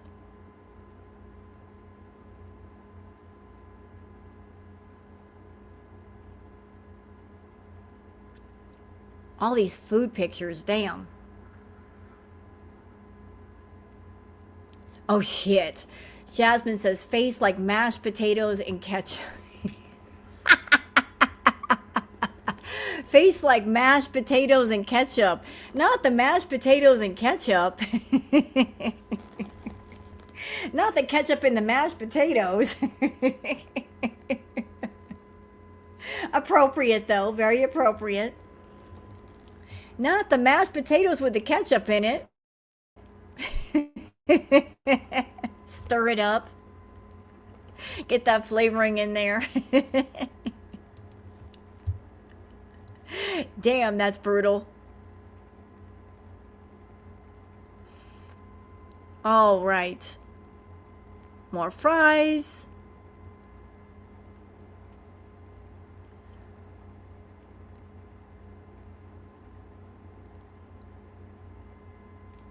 All right, I think we'll cut it off here as far as the Twitter peeps, because I'd like to show you guys some like retro stuff.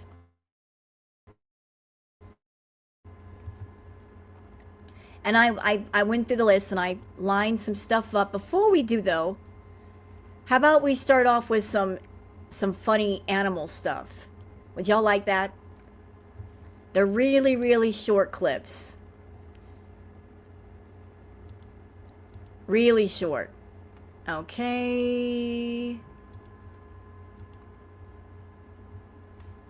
We can laugh at some animal stuff before we get into foodie.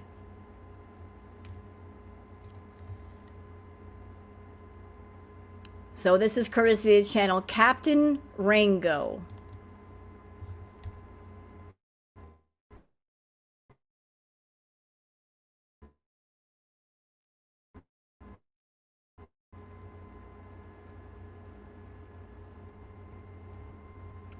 For it, and it's really funny because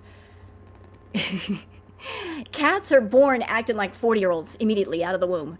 So this cat is going to get angry because the dog farts in its sleep and is going to let it know it's not happy about that. Not happy at all.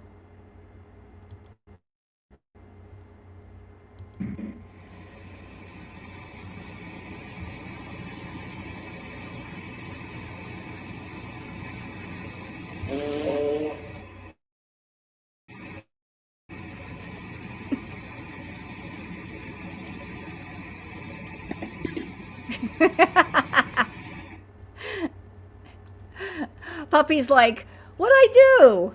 I didn't do anything. And I'm getting swatted in my sleep. I have no idea what's happening here. Poor dog. Poor puppers. He's just like, what? What? I had an upset tummy. What? Too much puppy chow. What? Why are you getting mad at me, Frank? Why did I get swatted? Okay, who in here loves bulldogs? I think bulldogs are cute. Like they're so cute. They're big cuddle bugs. They look grumpy, but they're not grumpy. They're just big old love bugs. So this next clip is a bulldog that hates the sound of farts, and it's from Schmucker.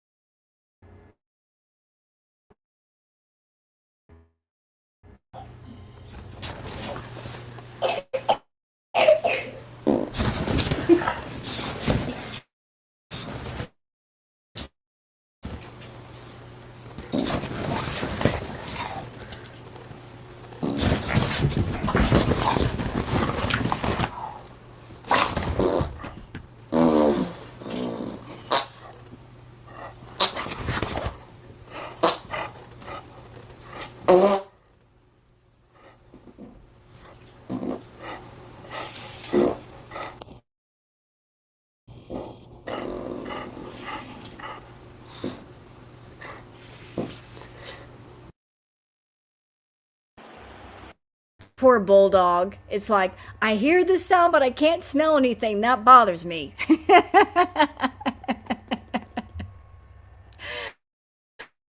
And that bulldog was offended. I'm hearing this sound, but I'm not smelling anything.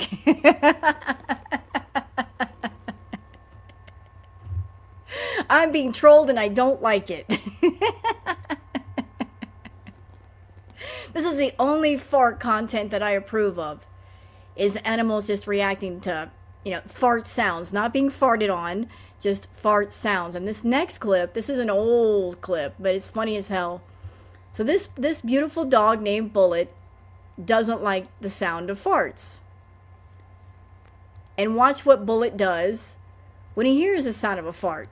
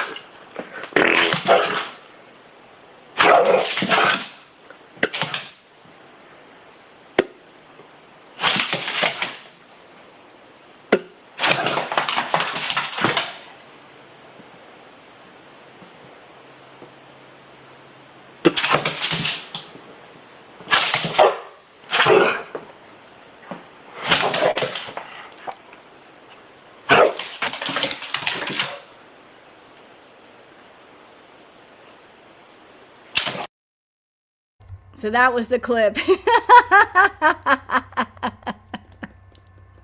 Animals are funny. That's why I love them. They're natural comedians. And he's like, I don't understand what's going on, but you must be playing with me, so I'm going to play with you.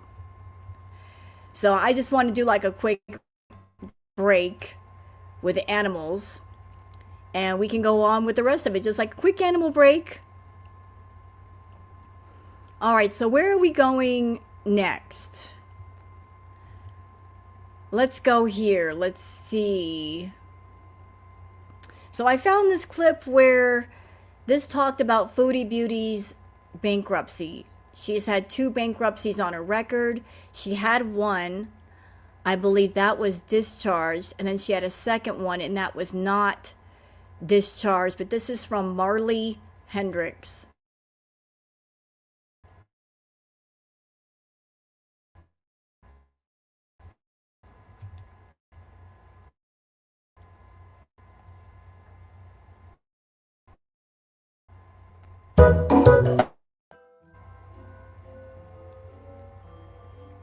I'm gonna make it rain on Sam.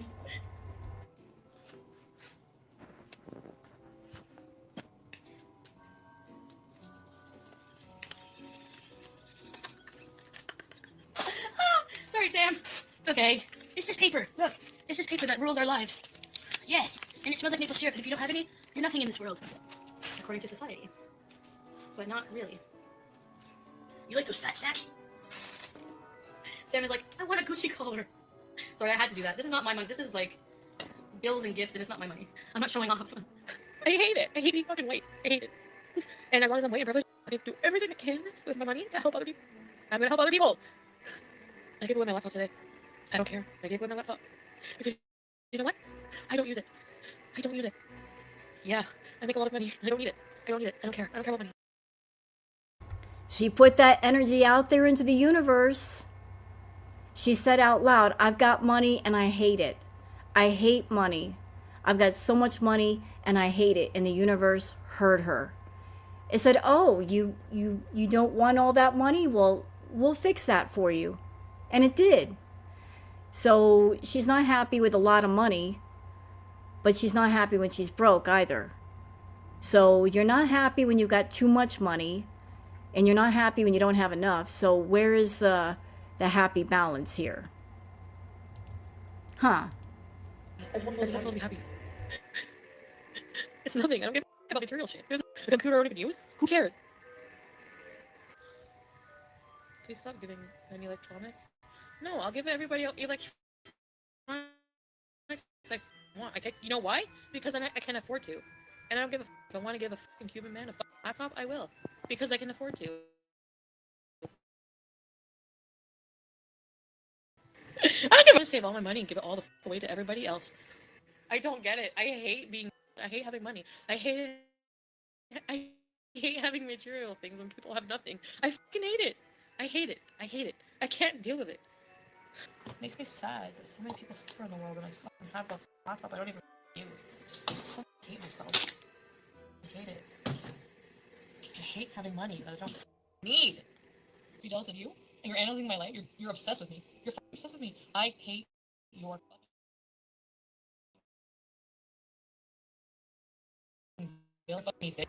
It's just amazing how back in the day she was boasting that she paid people's bills.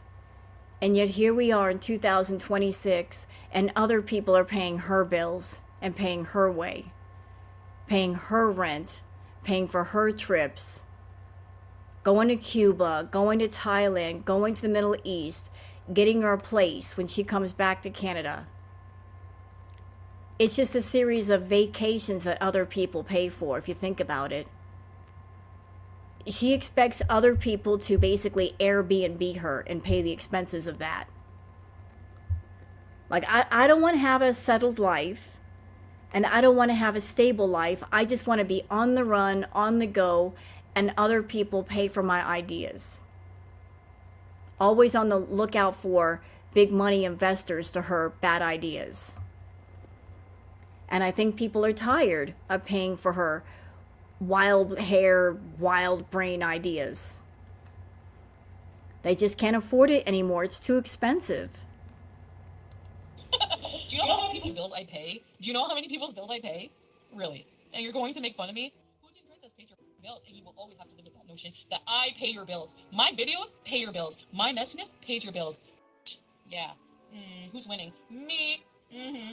Because you know what? I can fart on camera and make 20K a month. You have to talk about me to make money, you dumb cunt. Yeah. So what? Delete me then. I honestly don't care. Because I will survive anything that comes my way. That's how I am. I'm a survivor. I deal with the consequences. When you deleted my channel the first time, I dealt with it. And I actually make more money now because of that. So thank you, Charlie. I make triple the income I made because of you. I actually owe you a good night out on the town.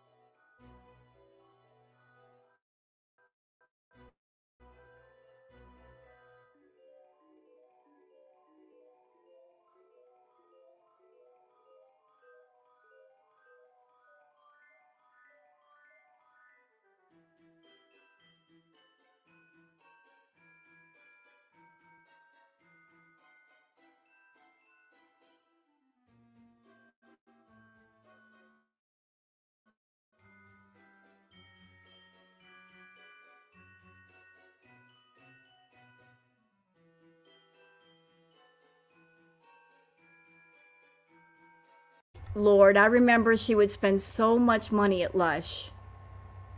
It's really weird for someone who doesn't take a shower, doesn't like to bathe. She would just go crazy at Lush.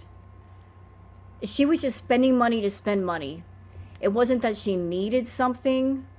It was about just, I've got money in my pocket and it's burning a hole in it and I got to get rid of it. She's just throwing money all over the place on stuff she did not really use or need. You guys want to know, how do you go through $20,000 to $30,000 in 1 month? This is how. You have a shopping addiction and you shop and you shop and you shop yourself broke. The more things change, the more they stay the same.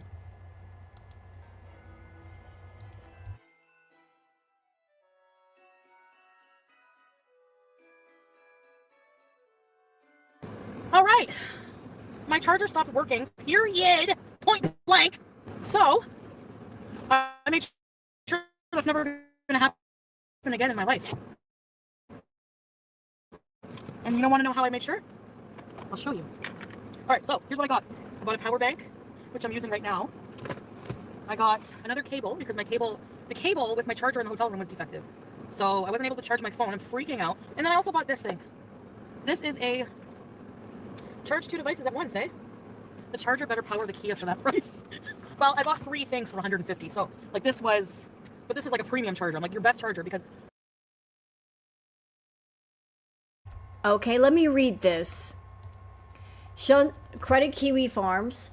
Chantal did a lot for Natter, starting with paying him to stay home with her rather than go to work at his construction job.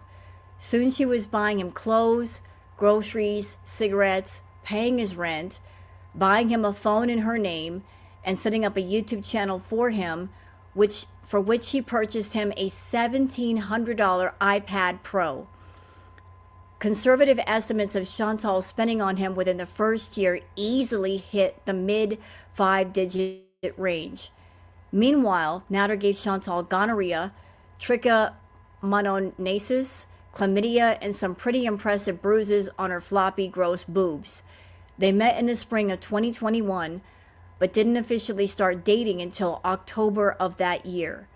During a luxurious trip to Toronto, paid for in full by Foodie, naturally, this relationship lasted under a week. Although Chantal went on to retcon the entire affair to be a year of abuse, and also bought herself an incredibly tacky engagement ring a month after they'd broken up, a Disney Jafar ring. Yeah, I remember all of that happening. Yeah, under a week. Did all that for somebody for just a week.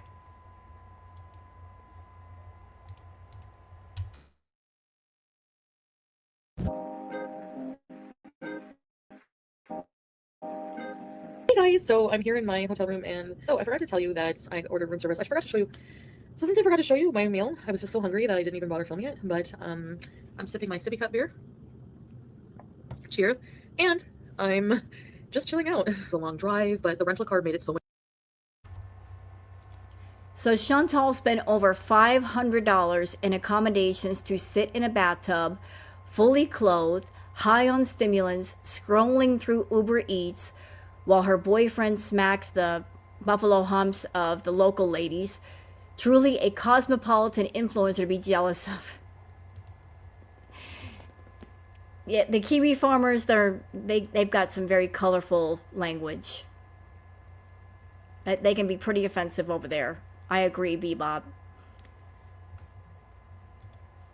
They've got a very offensive way of talking about things.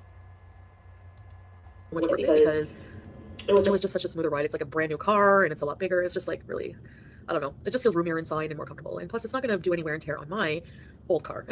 So I ended up having some room service, and I had a mushroom soup. It was like a creamy mushroom soup with feta cheese. It was so good. I ordered a beer, a tomato juice, 7-Up, and a margarita pizza. I had a margarita pizza. So margarita pizza is just like mozzarella, San Marzano tomato sauce, and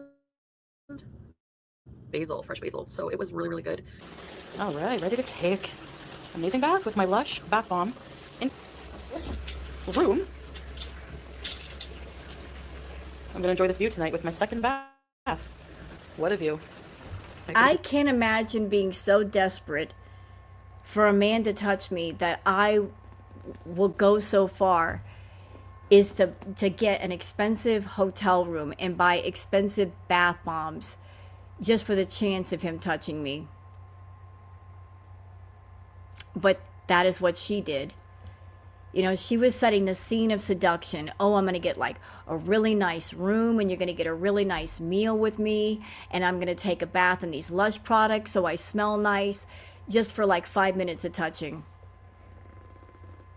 It's like she will go all out if it means 5 minutes of contact. And that's probably all that he gave her was 5 minutes.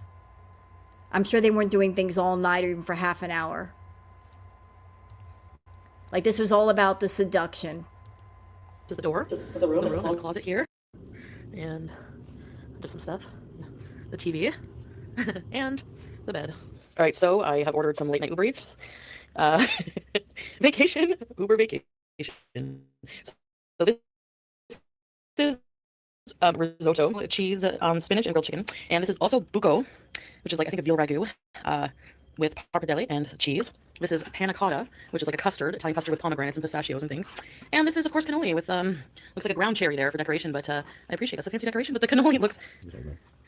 I don't think so, pal.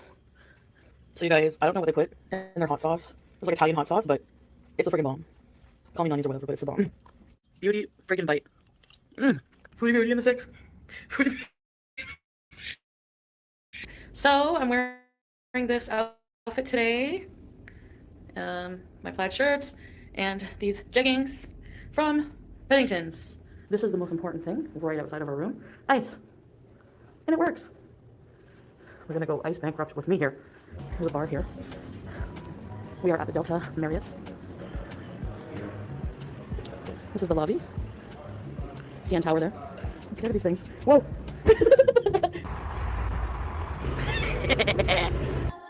And remember, chat, this is the guy that she was swearing was abusive to her.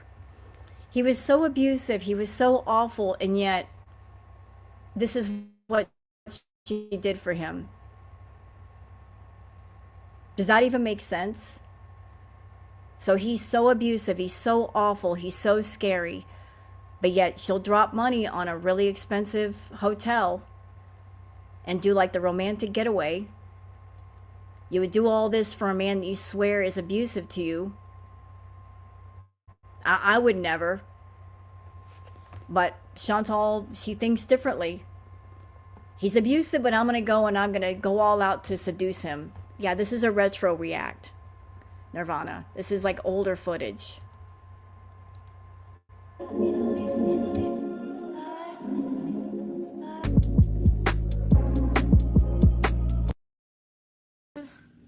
My well-earned holiday.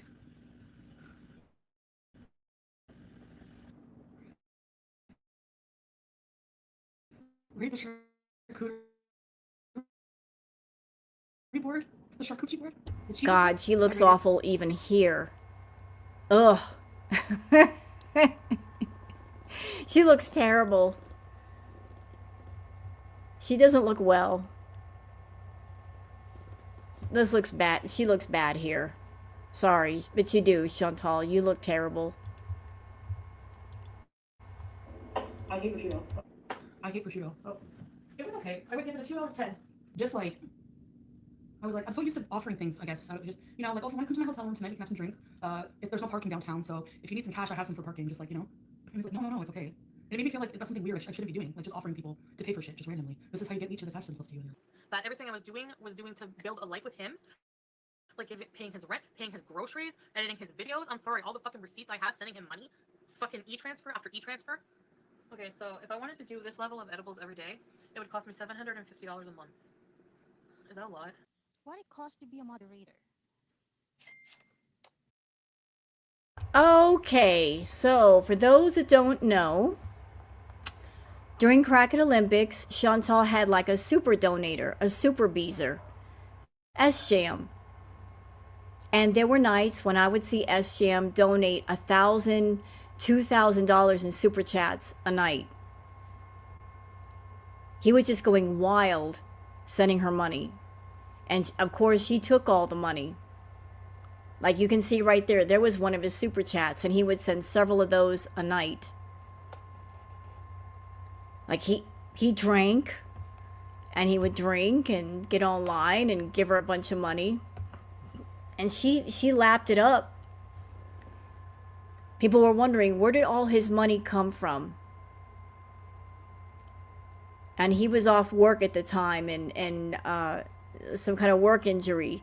And that's where the money came from. And he was just spending it all on her. And he basically spent himself broke, giving her all kinds of money. How much for you to stay? How much to stay? 200? 1,000? Costs a lot to get her attention. She is close to me.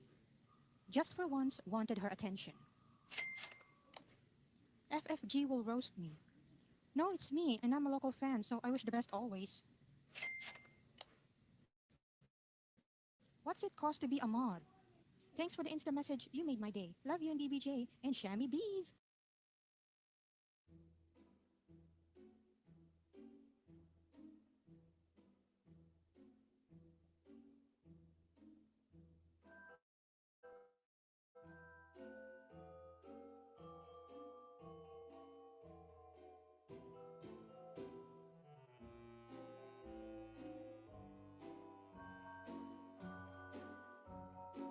This may end up in court. End up in court for what?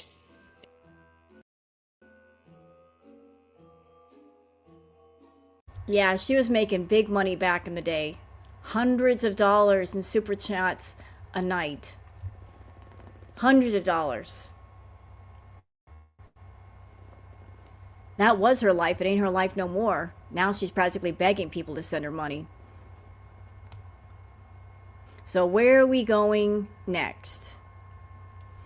Let's see. How about we go here? This is going to be interesting. So this is courtesy of. All right, this is a short clip, and I'm showing this because there's the foodie that we see with her filters on, and then there's the foodie without her filters. And we see a glimpse of what she looked like without the filters because Peeps was doing a live stream, and Foodie came into his room while he was live streaming because she needed his charger. So she wandered on camera and showed herself on his camera without the filters. So y'all want to see what Foodie looks like back in the day without the filters? Y'all are about to see. And I mean, yeah, a lot of people go through that phase, obviously. But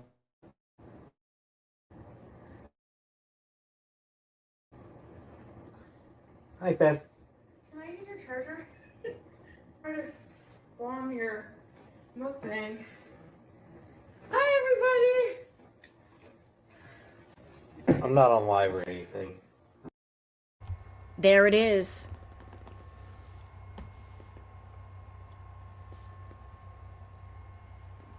That was her back in the day. Imagine what she looks like now.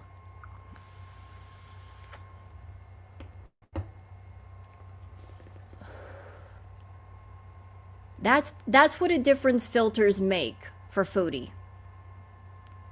So there's her view, and then there's his camera, which has no filters. And this was her back when she was in the, say, 400-pound range. And she's gained at least 100, 150 pounds since then. Can you imagine the view now without the filters? Yeah, she looks a lot freaking different, doesn't she?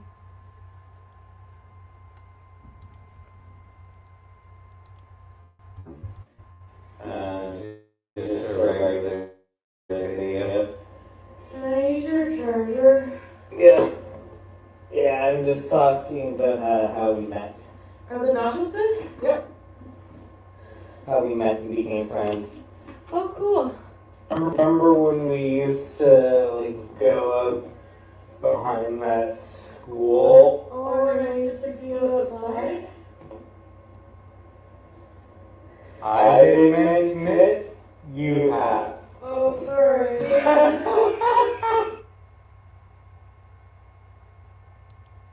I used to like going to the school to pee. And poop. You know I did? Oh, yeah. You poop right behind the dumpster. Oh, well.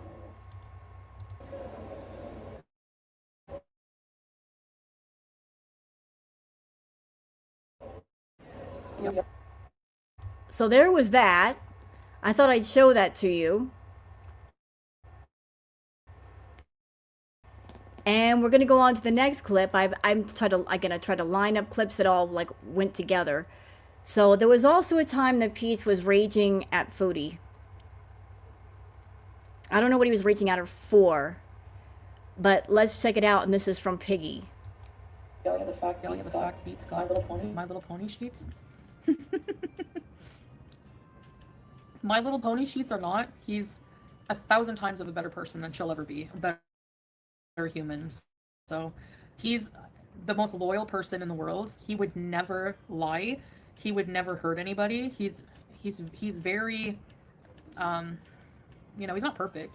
Like, he's depressed. He has not very good life management skills, but he's actually oddly responsible in a lot of ways. He would never cheat. He's a ride or die friend. He's never cheated. I've never had to worry about that. Loyal, yeah. Who are you gonna cheat with? You didn't hear about Ashley, did you? Yeah. You didn't know about Ashley. Ask him about Ashley. Just for the record, back when I was in high school, Ashley was actually originally one of my brother's friends. then I hung out with her a couple times. And yes, I did have a crush on her at that time. Didn't go anywhere. And then we just stopped hanging out. And then I met Chantel, and like I don't think I hung out with her even a single time after I met Chantel. Hang out with her.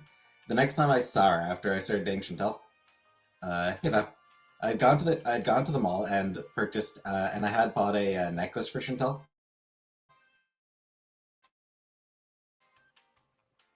And showed her the necklace. And then I went back home. And Chantel's like, "Did you see Ashley?" I was like, "I did actually. I showed her this." Chantel getting all jealous and angry, and then I'm like, "Yeah, I showed her this necklace that I bought for you." Like genuinely, I could not even tell you if Ashley is still alive. I do have to say that was a time when Chantel really struggled with jealousy. I think that it was cute. I'm pretty sure she lost it years ago. It is what it is, but I feel like the chain might have snapped. Or like the latch might have broken or something like that. I feel like it broke at some point. Her and I both being who we are, we never fixed. Isn't it weird that she's in Kuwait, Foodie is at this time, with Sala, and she doesn't have any romantic feelings for Pete's at this time, but she's still holding a grudge against Ashley.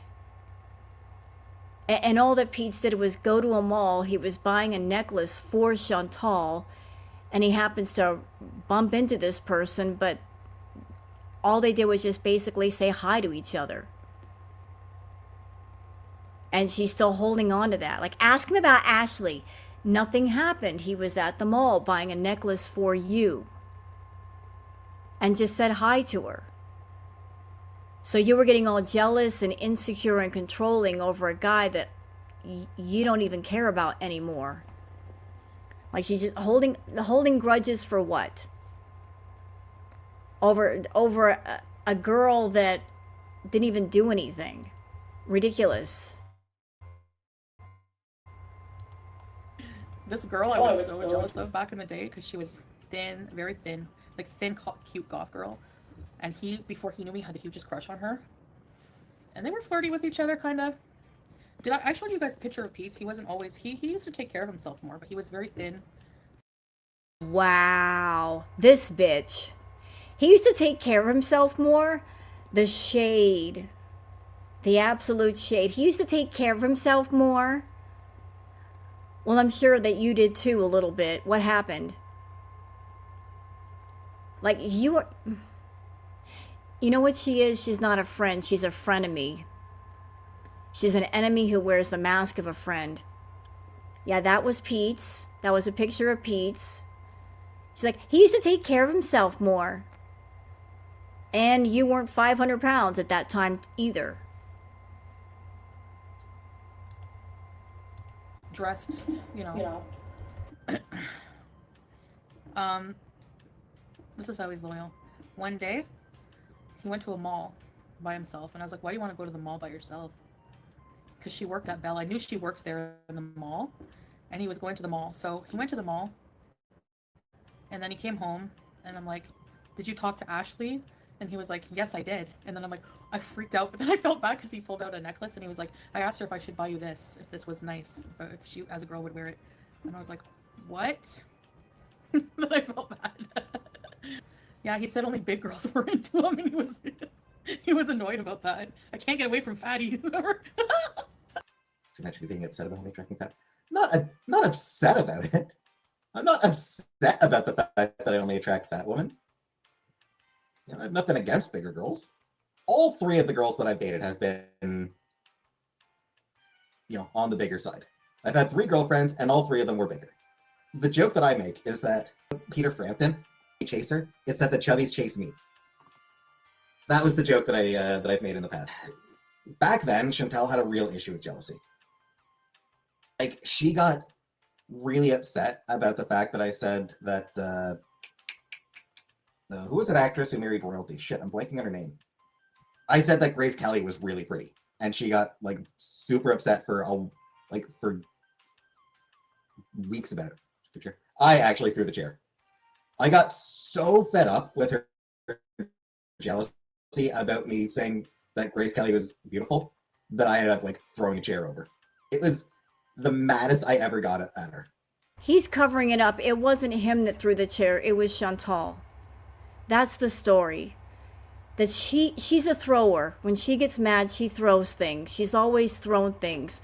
In a live stream, she even said that herself. When she gets mad, she throws things. So he's trying to say that he threw something, but it doesn't make sense because he wasn't the one angry. She was. She was the jealous idiot. She threw the chair. And he's just trying to cover it up saying, I did it. No, she did it because she's crazy. She's a crazy, insecure, jealous person. Like she was actually kind of worried about me. Because like I threw over the chair, I was like pulling at my hair. She was worried about my reaction. Not like worried that I would hurt her, but like worried that I was going to hurt myself with it. Still talking about what a great guy I am. I mean, we're best friends. But I don't think he minds. Bless Peeps. I hope I never have to date again, right? No, he's not. Sock Beezer. Just block the people specs, the mean people, and don't address. He needs to get on Tinder and invite a girl over to his new My Little Pony bed. He needs. It will never be made like this again. It will never be this nice again. I'll post the photo shortly. A girl who's socially awkward like him, or is geeky nerdy and would love the sheets. That's the type of person he needs. He's never gonna be with a Stacy, you know. A twin bed at 40? Why not? Salah had I think a double bed, and he saw my size and he didn't say this, but he replaced his whole bed. Okay, so you guys just saw that. It's time to move on to something else. So this is when this next clip is when Foodie, Beauty, and Peeps are having a fight. This was when she wanted him to move in to her place, and I guess he didn't want to. I heard that his mother talked to him and said, don't move in with her. Mom said, don't move in with her. And I think he listened to Mom. I think that there were voices in his ear, and for once, he listened to those people and he said, nope, I think I'm good where I'm at. And that was a smart decision because look where we are now. Look what's going on here. But I heard that Mom told him, don't do it, son. Don't move in with her. I'm glad that he listened to Mom. Mom knows what she's talking about. But let's watch the clip.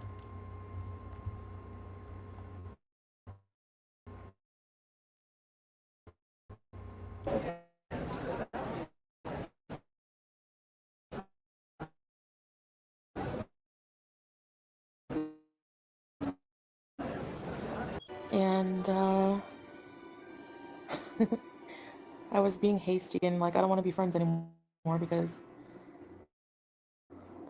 like I've been finding that like his chats are fucking awful. Like I feel like I can't even go in my own best friend's chat and like chat, hey teardrop, without being attacked. And I agree with Courtney right here. Courtney says it's his channel. He should be able to do whatever he wants with it. True, it's not her channel. Chantal's got a really nasty fucking habit of going into other people's chats, and she feels just because she's there that people should just bow down to her. She's acting like other people's chats are her chats. And that's not true. Just because you know Pete's, just because you're friends with Pete's, doesn't mean that you rule over him and his channel, Chantal. But you walk in there and you think just because we know each other, that if anybody is in there that doesn't like her or says anything about her, that he's supposed to just get rid of those people. And it's not her call. It's not her channel, and she should just mind her fucking business. But if she sees people like Goose Chuck in there, She has an entire fit. So this particular video has to do with Chantal was in Pete's chat. She hopped herself in there. And Goose Chuck and a few other people were in there to talk to Pete's. And they weren't even saying anything to Chantal. But Chantal saw their names and she just had an entire fucking fit over it. What are they doing in here? Ah! You know, and like the people that are in there, they're not in there to talk to Chantal. So Chantal likes to go into Pete's chat and exert her control. And I got to applaud Pete's, because when she goes in there and she tries to exert her control, he quietly just ignores her. He doesn't get rid of people just because she says you should get rid of them. He doesn't bow down to her that way. He doesn't let her completely take over. So here she is having a fit and saying our friendship is over. Were you guys friends to begin with? I don't think you were ever his friend. I think you were a frenemy. I think that you liked him in high school. You liked the way that he looked. You dated him. You got involved with him, and then you basically sucked him dry in every way that a person can suck a person dry. Energetically, mentally, emotionally, financially.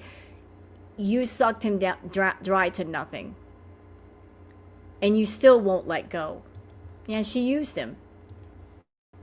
And it's really great. It's really disappointing that my own best friend's channel is not, like, I can't even, like, he doesn't defend me. Like, he does sometimes, but, like, he won't block the most nasty people. Like, he just lets them talk shit about me. I'm not blaming him, Kara, you idiot, for what people say. He should stand up for his best friend. And yeah, Teardrop, right? People were like attacking Teardrop for no reason. Yes, he can. He can control his chat. You can get out of here. If you're gonna fucking defend that, you're being blocked. Your personal off-camera relationship with Pete's has nothing to do with his live chat. So therefore, he doesn't have to cater to you during his live chat. You could be friends with Pete's off camera and let him do his thing on his channel without interfering. If you were a real friend, you would know that and respect that. That while he's live and he's there to talk to other people, and it's about that. It's not about fucking you.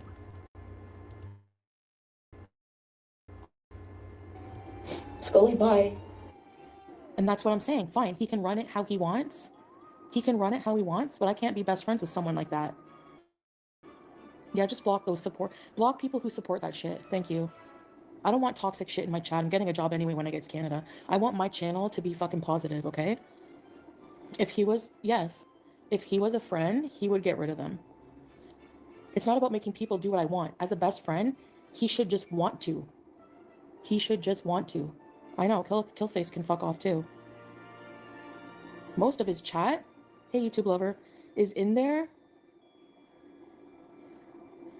He didn't have to deal with the villa. What the fuck are you talking about? We moved out at the same time. He actually moved out before me. I did. I told him. And all he says, I'm sorry. Like, no, sorry. But if people in here would talk shit about my mods, if they talk shit about people I care about, I block them. I don't give a shit about views. I'm not going to let people attack people I care about just for fucking views and money. You can, people who want to send me gifts, but talk at the cost of talking shit and trying to wedge in between a friendship or a relationship in real life, you can shove it up your ass. Yeah, he lets hi Joanna, after constantly seeing her talk shit about me. Hey, hi vibes. The minute that I come in his chat, they all flock. That fucking ugly fucking butchy woman, Goose Chuck. All the nastiest haters. Fucking weird psychotic ones. You know, Chantal, and to answer your question, artist, is this happening now? This is a retro react. This is like older footage of Foodie. But to answer your point, Foodie, it is possible for someone to not like you and go into somebody else's chat and talk to somebody completely different about different topics. Two things can be true at the same time. Somebody can go in there and not like you and have opinions about you, and then go into, say, Pizza's chat and just want to talk to him and hear what he has to say. I know it's hard for you to understand that, but it is possible to go into different groups of people, different chats, and have different conversations. And honestly, if you wanted to end your relationship with Pete as far as your friendship, I think that would be the best thing for him. Because who needs friends like you? No one. No one needs a friend like you. You end a friendship with somebody, that means you cut them off and they start to thrive because they don't have to deal with you sucking off their energy. So do Pete a favor and end the friendship. Let the man go and let him live his life, and don't bother him. And while you're at it, just stop talking to your family, because you hurt them too. You're a hurtful person right now. You don't need to keep hurting people. They come in just to cause problems. Maybe it isn't a beautiful friendship. Maybe it's not. We haven't really been in much touch for 3 years. Maybe we're also going separate ways. I don't know. Their sole purpose in life? It is a reactor, yeah. Why are you in Pete's chat? You're so fucking obsessed with me that you have to go in his chat to try to get to me? You need to go fucking color or go to the park or do something with your life. Chantal, Goose Chuck was in there before you showed up. It wasn't like Goose Chuck showed up there right when you got there. She was there before you got there. You got to the party late. And how would Goose Chuck know that you were going to appear in Pete's chat? She's not going to know. You're accusing Goose Chuck of something that she's not psychic. She can't possibly know that you're just going to show up there and try to rule the roost. Your ego is out of control, ma'am. It really is. You're going into other people's chats and saying, you have to do things by my standards. You have to make me happy, when it's not about you. It never was. All older women, they are. Shut up, Anthony. I didn't say I was better. And then there was a woman who came in, another vulture. Oh, don't listen to the fucking beast calling me names right in front of him, and he just lets it go. Okay, well, I see what kind of like friend you are, but whatever. Never mind. You know why? Because you immediately came in and you were being rude to everybody. You weren't just keeping it polite to everyone. You came in there just being rude. Like saying, ew, why is this person in here? Like, you came in starting shit. You were instigating. That's how you walked in. And people were just simply responding to your energy. Yeah, you went in to start shit. Thank you, Bebop. She went in looking for a fight. She found one. And then she's going to complain when people are firing back at her? I also heard during this particular chat that she was being shysty. She had Goose Chuck blocked so that Goose Chuck could not see her comments. And because Goose Chuck was blocked, she could not see the comments that Foodie was making to Pete's, telling Pete's to block Goose Chuck. It's like, I'm going to block you so that while you're blocked and you can't see my comments, I'm going to be shysty and I'm going to tell someone to block you. Like, I'm going to throw rocks and I'm going to hide my hands. I'm going to make sure you can't see what I'm doing before I do it. Just being underhanded. I'm going to block you and then I'm going to tell someone to block you. Even though you're here for them and not for me. mind. But if you want to be if you're my best friend, I expect that from you. I'm sorry. Otherwise, the world is people are shit. Like, I'm sorry, but it's so gross. And I don't want people like that around me. And for them to try to infiltrate, like, my best friend's chat. Well, it's not your chat. It's not your chat. So, like, you're actually gonna say that I'm not allowed in my own best friend's chat when I don't do any. No, he's not jealous. These trolls who try to put a wedge in between us. Hey, Maxine, Andre. They don't care about him. They pretend to. They just go in there because he's associated with me, and that's the truth. I don't know, Rosemary. I gotta think long and hard if I want to live with anyone. Seriously. And you know, YouTube, these women are sad, pathetic, lonely, older women. No life. You're describing yourself right there, Foodie. Sad, pathetic, lonely, older woman. You all day. And how do you know why people are there? Chantal, she's a control freak. She always has been.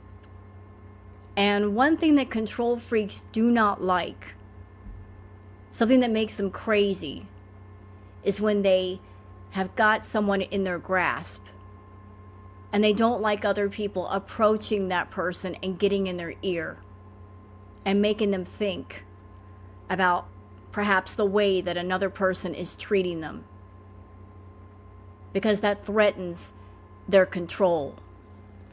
Like, she's had control of Pete's for the longest, or she did. I don't think she has anymore. But she likes that feeling of, I can control this person. I've got them under my thumb. But if other people get around him and they start talking to him, and he starts to grow and he starts to realize, hey, you know what? I can do my own thing. I don't need to be under her thumb. I can have a life. I can be happy without her. Like, if he starts having those thoughts, if those seeds get planted and they are nourished and they start to grow, then she loses control. And she wants to maintain control. But I'll tell you something else, Foodie. Everything happens for a reason. I think those few years that you spent in the Middle East away from Pete's, that was good for him.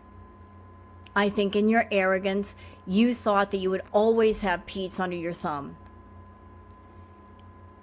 So you thought you had Pete's in your back pocket for sure. He would always be there. So you put all of your energy into controlling Salah. Everything was thrown at Salah, Salah, Salah, Salah. In the meantime, because you weren't maintaining control of Pete's, he was growing as a person. You know, like time is a healer. He was maybe realizing things, growing as a person, maybe having some thoughts.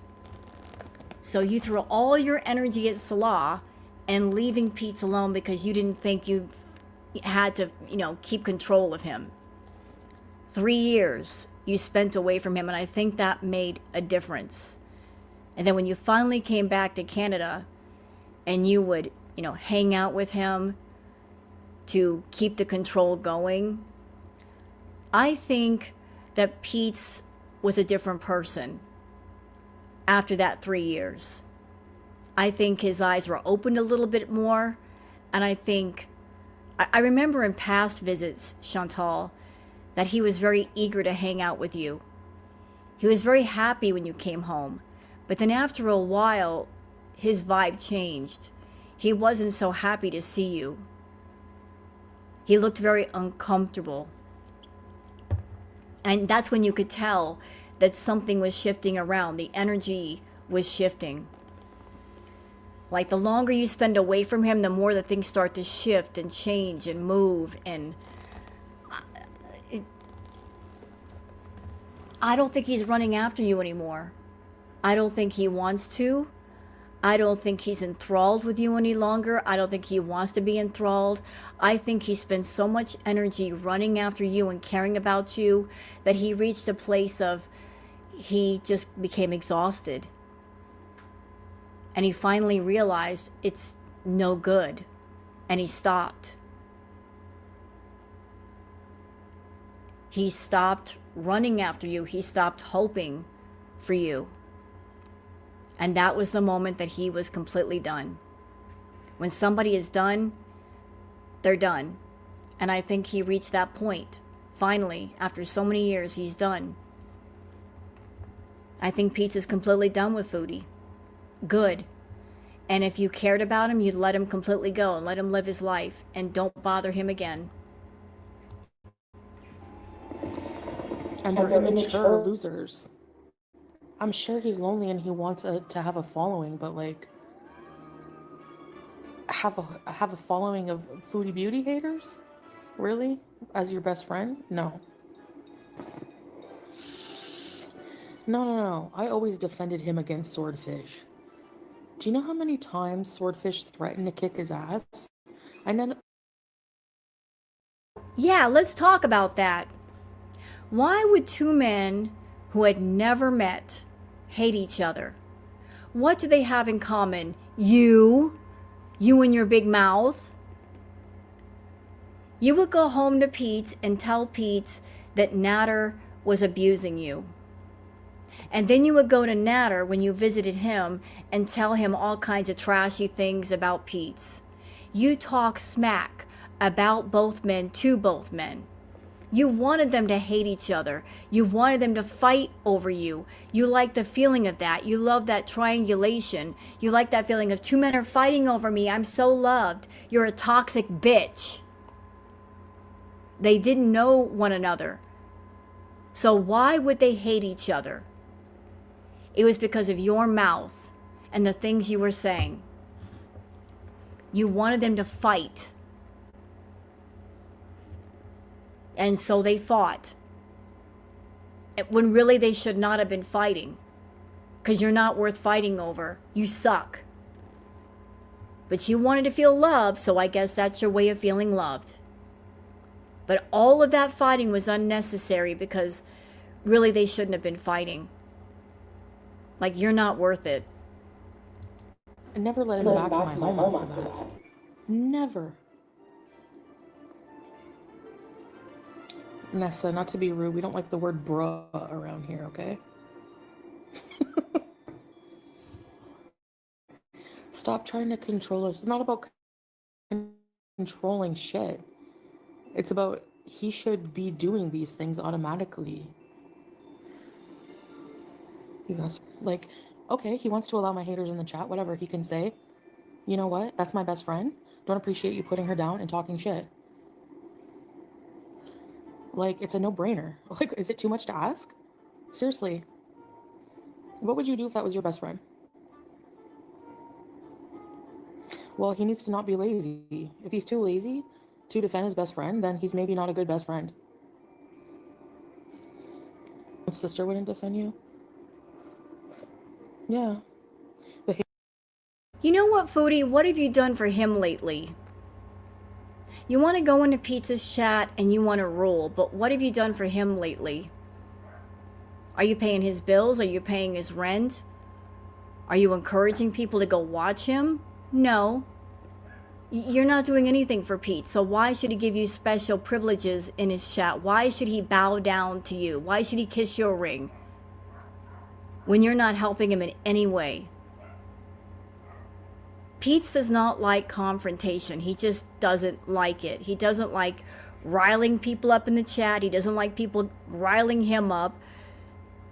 He likes to keep things easy and relaxed. And then you come in there like a bull in a china shop. So you want him to bow down to you and kiss your ring, but what the fuck are you doing for him? You're not doing anything, so why should he do anything for you? Why should he kick people out of the chat if you're not paying his bills or his rent? Shut up. Haters get money and memberships and all this other shit, because, you know, just like they do with other reaction channels. Like, to try to encourage him to let them stay and talk shit. Oh, sorry, our friendship is worth $5. Okay. No, I'm not texting him. I made myself clear in the chat publicly, and that's it. They're the ones who make up fake problems. And I just wish he would see that. Like, they're not, I don't know. Yeah, they're foaming at the mouth. They're circle jerking right now with hard-ons. Shorts? Yeah, Barb, I don't think so. Where? No, I didn't fart. You guys are hearing things. It's probably fireworks. What's that? Oh, my stomach hurts.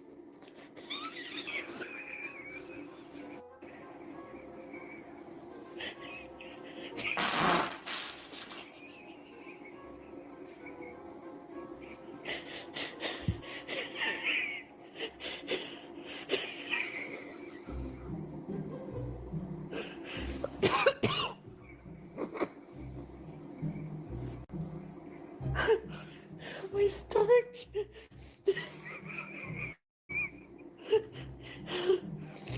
Oh, my stomach hurts.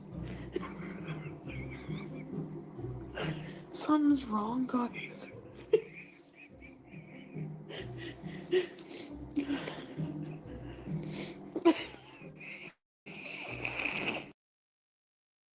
Okay, she's just being gross at this point. We can move on to another one.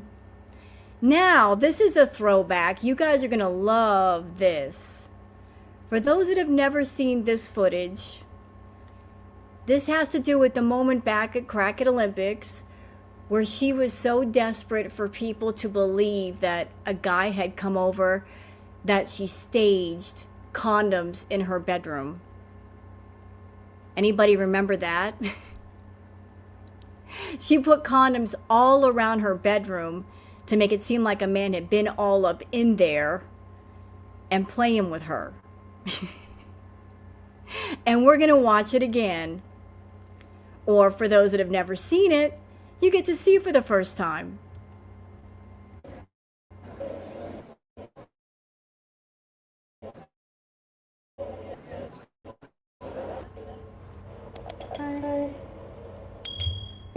Since Big Turk has been brought back up, again, I thought I would show a throwback of the time Foodie stages Big Turks. Rubbers all over her room to show off, I guess, also to make Nader jealous. Oh, and if you don't know who Big Turk is, he is a young man Foodie met off a dating app. She wanted him to be her off partner because she said he could make a lot of money because he has a big pickle. He ghosted her when Aisha told him Foodie had.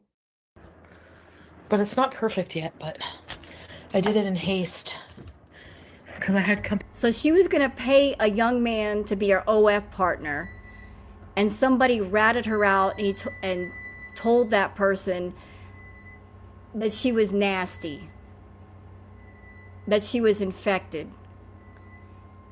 And they were like, nope, I'm out.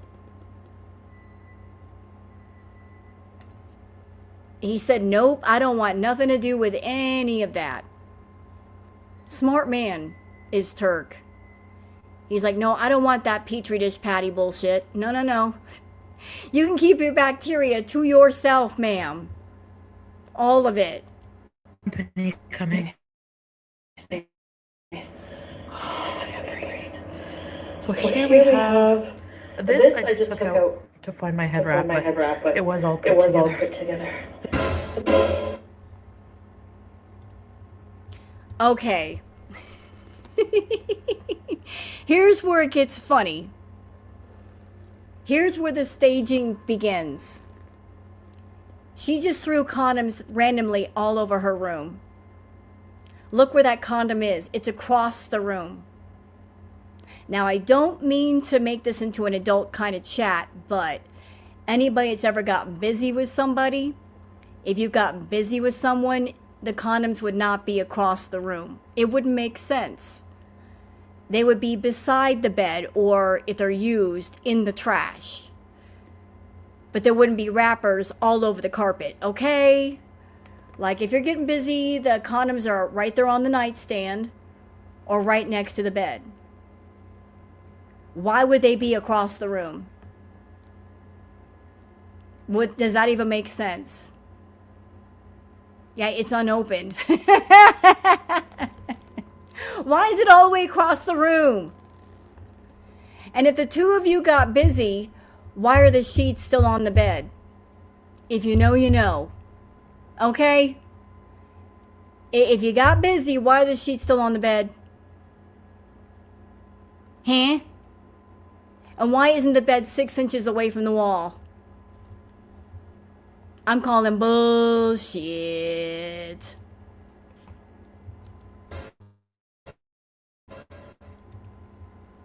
There's another condom wrapper on the ground.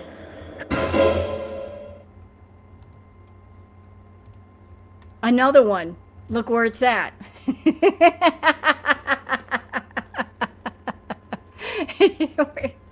The placement doesn't make sense.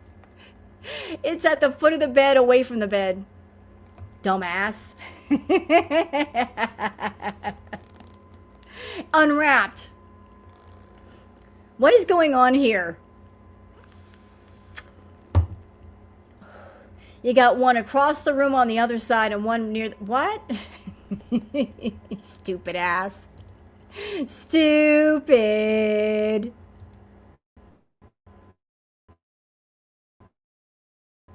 Couple like it had. Okay, I'm gonna clock the fuck out of you for this. You just had a guy over. Those sheets do not look messed up. If you had a man over, the bed would not look like that. And can somebody please explain to me the dip in the middle of the bed? I'm confused. Like somebody sits on that bed, like from the side, but they don't lay in it. What's going on there? The sheets are on the bed. They don't look like they've been sweated on at all. That bed looks perfectly made. Nothing. What? The pillows are on the bed, perfectly placed. And we're supposed to believe a man was there.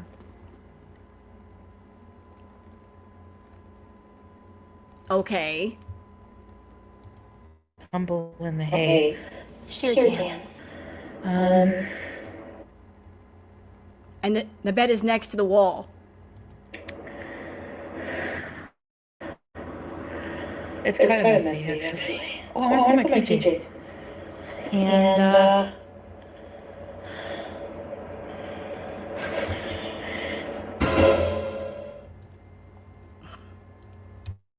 And there's the... We got a condom on her desk. So we've got 2 unopened condoms near the bed, but not too near the bed.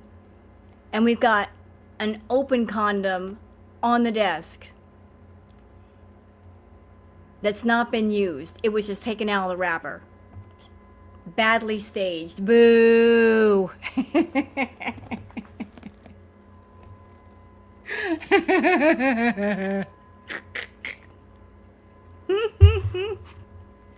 I'm embarrassed for her. I am so embarrassed. She just took the box and shook it. I guess so. I guess so.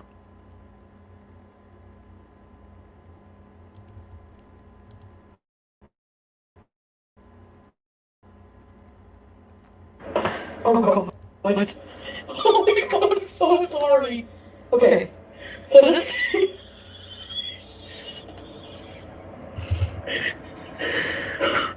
Okay. So...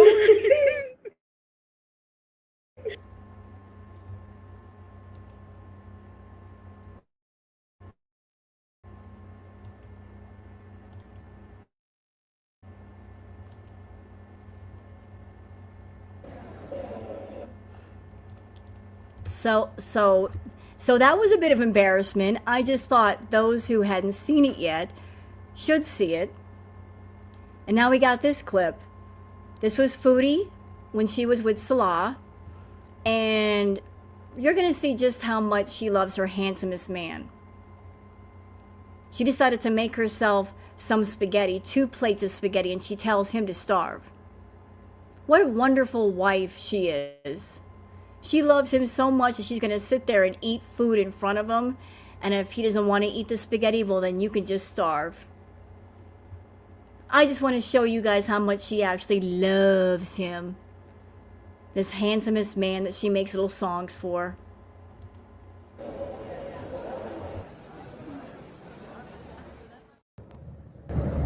Try it first.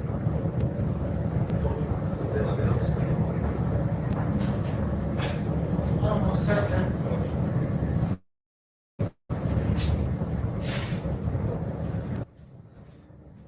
The cat's there. Okay, so I'll just put this away then. I don't know. Order food then. I don't know.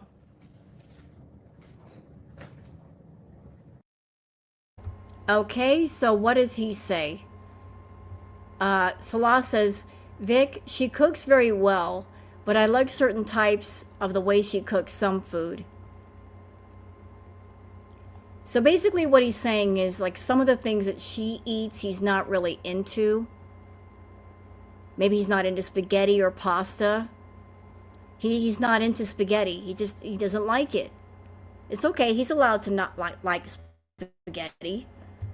He's just used to eating different kinds of food, and that's not his favorite type.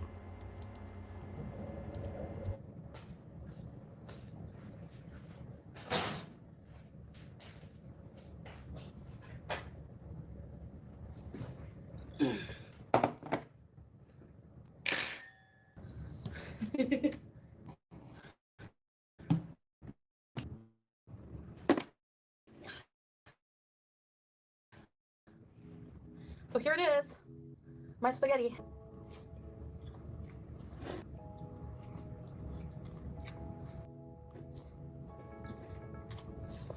There's barely any shaky cheese. You know what? Even if he had liked spaghetti, any man that gets within 5 feet of Chantal that's around her for 5 minutes knows not to eat her food. She's got amazing food aggression.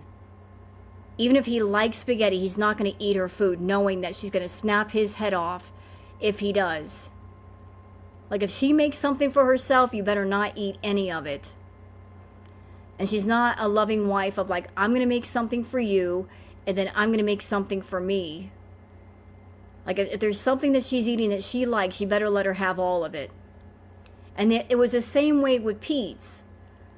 Like, there are mukbangs, and I actually deleted one off my list, where they were doing a mukbang. She had an entire pepperoni pizza that she was eating, and Pete's got a small, like, cheese pizza, and that was his food. And even though she had an entire extra large pizza in front of her that she could eat by herself, she was eyeballing Pete's food. Like, she wanted that too. Like, food aggression. You could have like 4 pizzas in front of Foodie, and if there's a 5th one that belongs to somebody else, she wants that, even though she may not be able to eat that. And I think here, she deliberately made a dish that she knows he doesn't like, just so she could have it all. Because she didn't care if he ate or not. She cares about if she eats.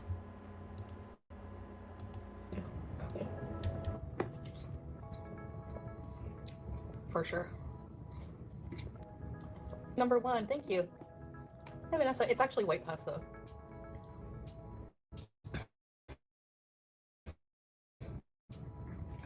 I'll try brown again, the brown one, but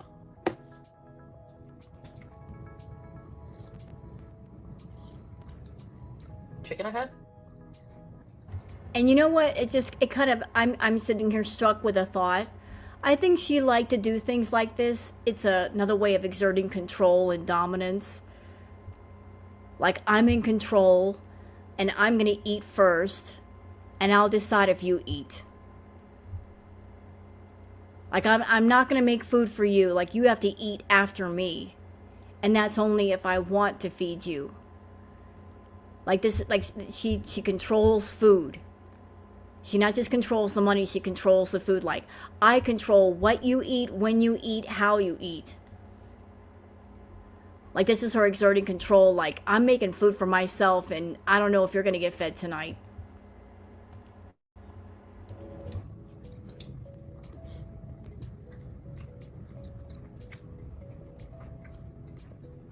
Yeah, there's carrots. Do you guys put carrots in your pasta?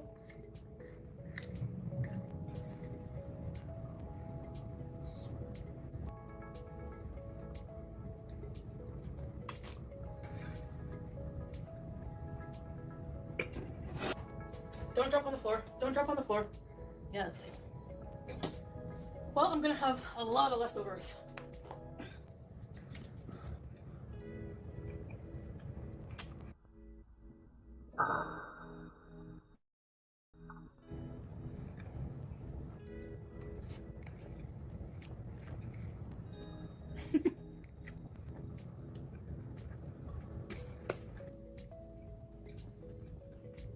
Thank you, Pat.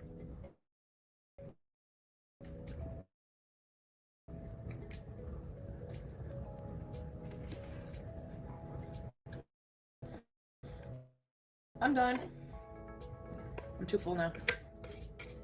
I barely chew the spaghetti.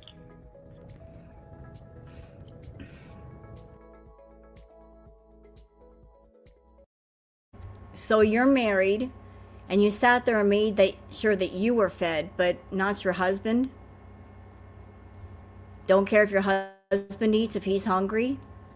And you wonder why he doesn't care about you.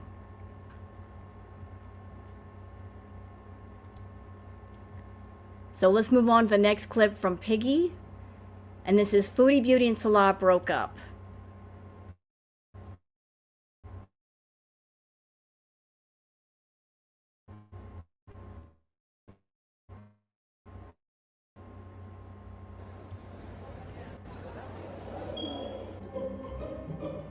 Poor Salah. What am I Poor doing to Salah? What am I Salah's doing not to happy. Salah? If Salah's not happy, he doesn't have to be with me, right? So I'm moving back home. And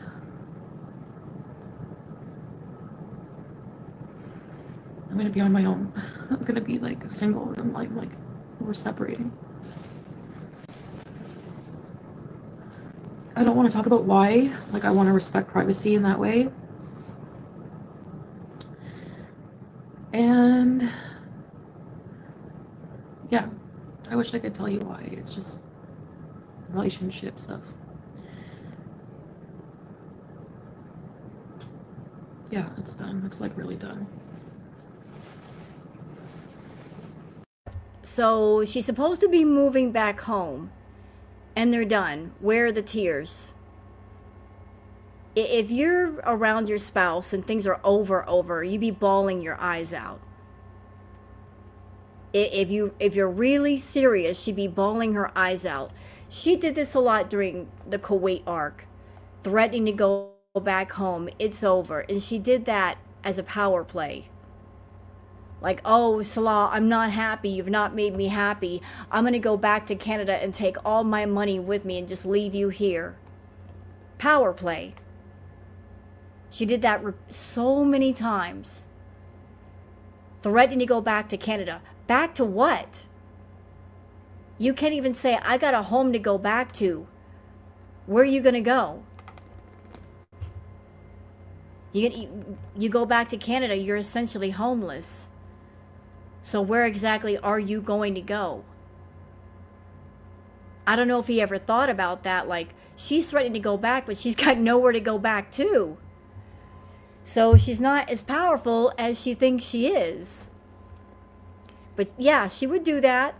She would get mad for whatever reason, and then it's over. We're broke up. Where are the tears then? You're forcing those tears out. You're digging in your eye ducts trying to get those tears out. Yeah, she wants him to behave. This is her cracking the whip over him. I won't say why, but I have respect for myself, so.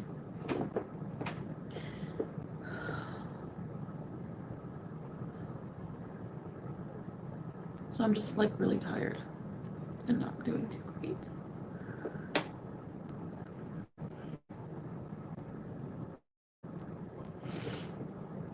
The most tragic thing, I think the thing that like hurts me the most about ending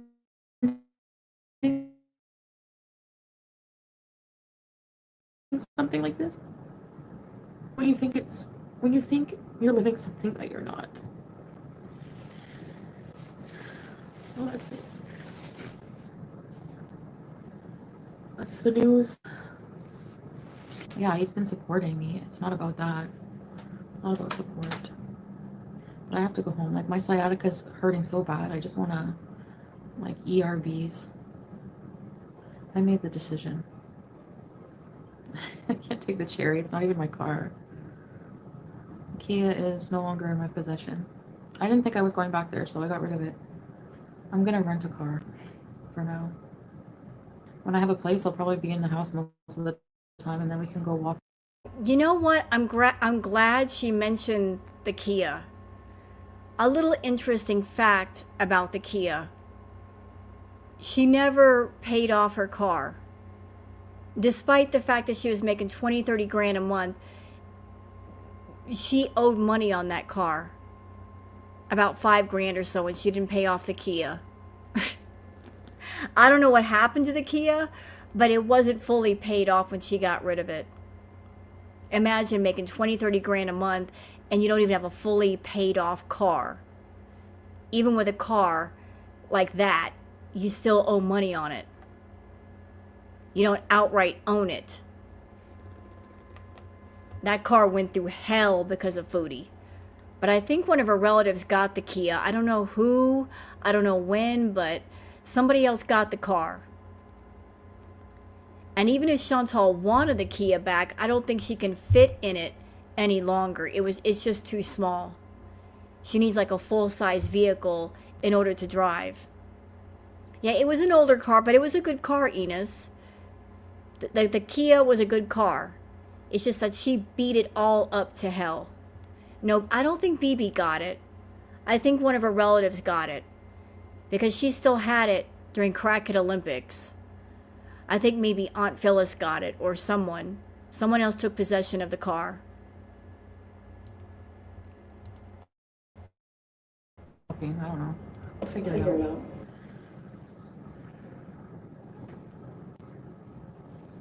I'm just numb, Laura. I'm numb. I'm tired of crying. Yeah, like, I gotta do something about this leg. I'm going home very soon. I have to book a flight.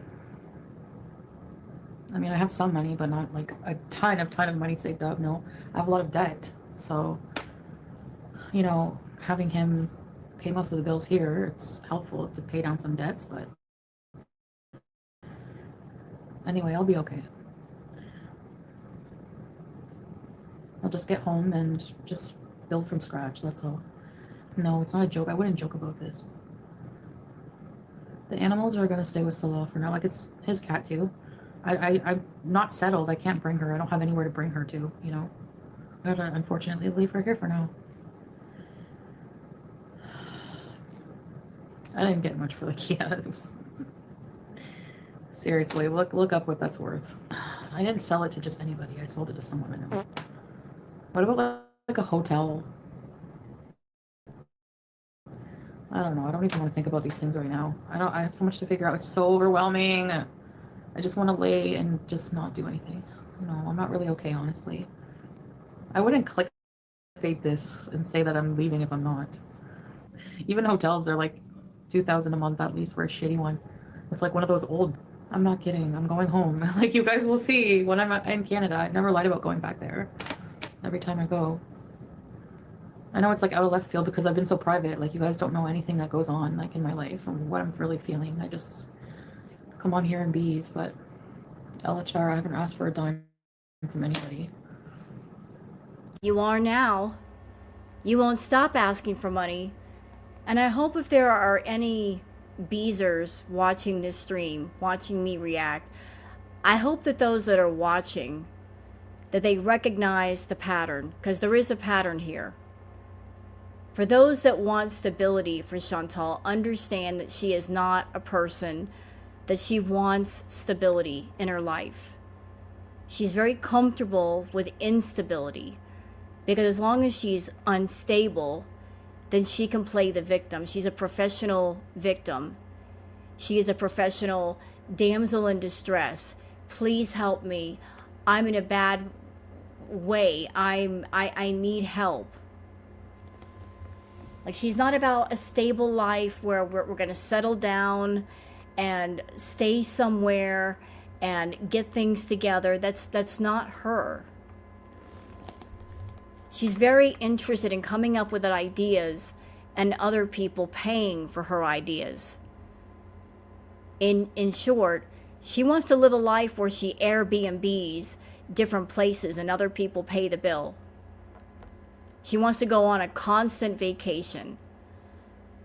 So her time in Canada was just basically vacation time that other people paid for 9 months. And now she wants to go to Syria for 3 months, 6 months, another vacation that other people pay for.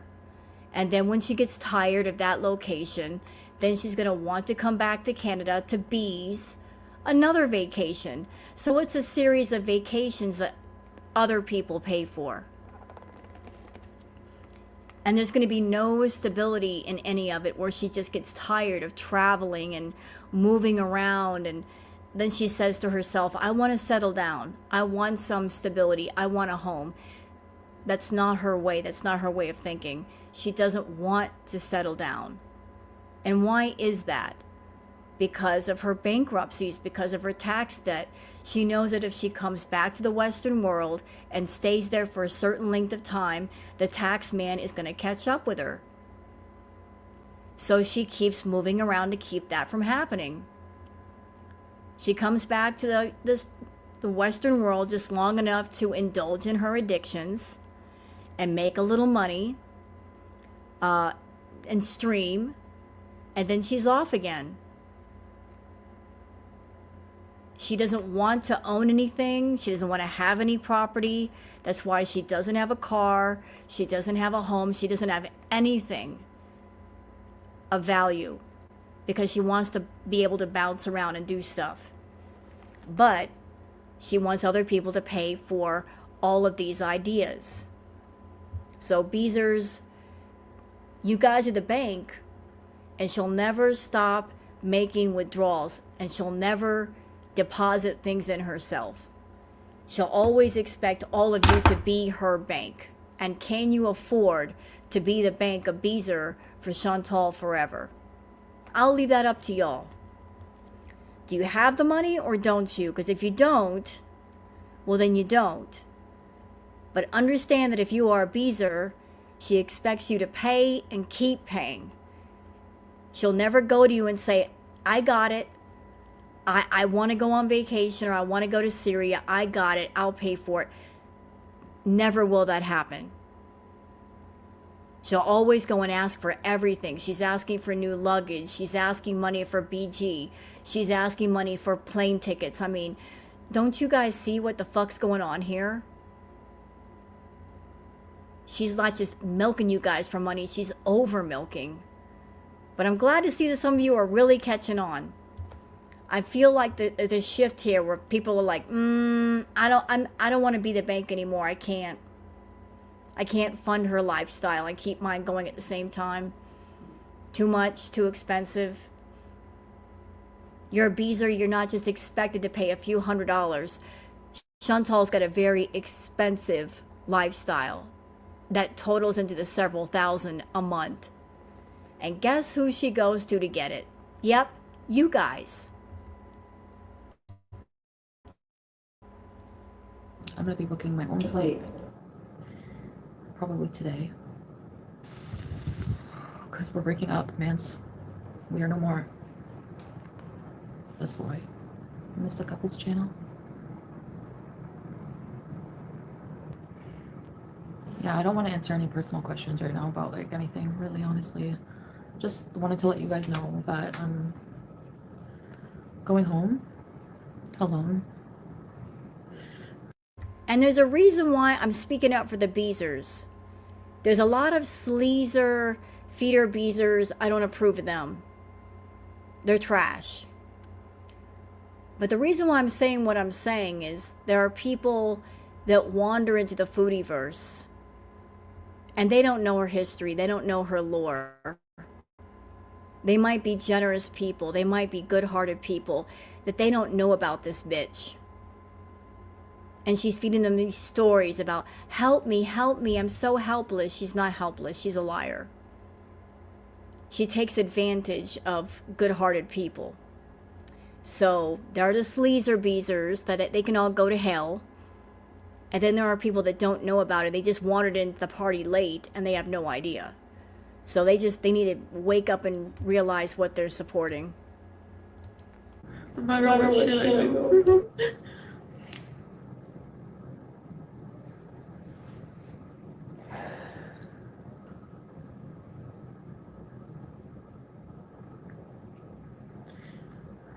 Krista. Yeah.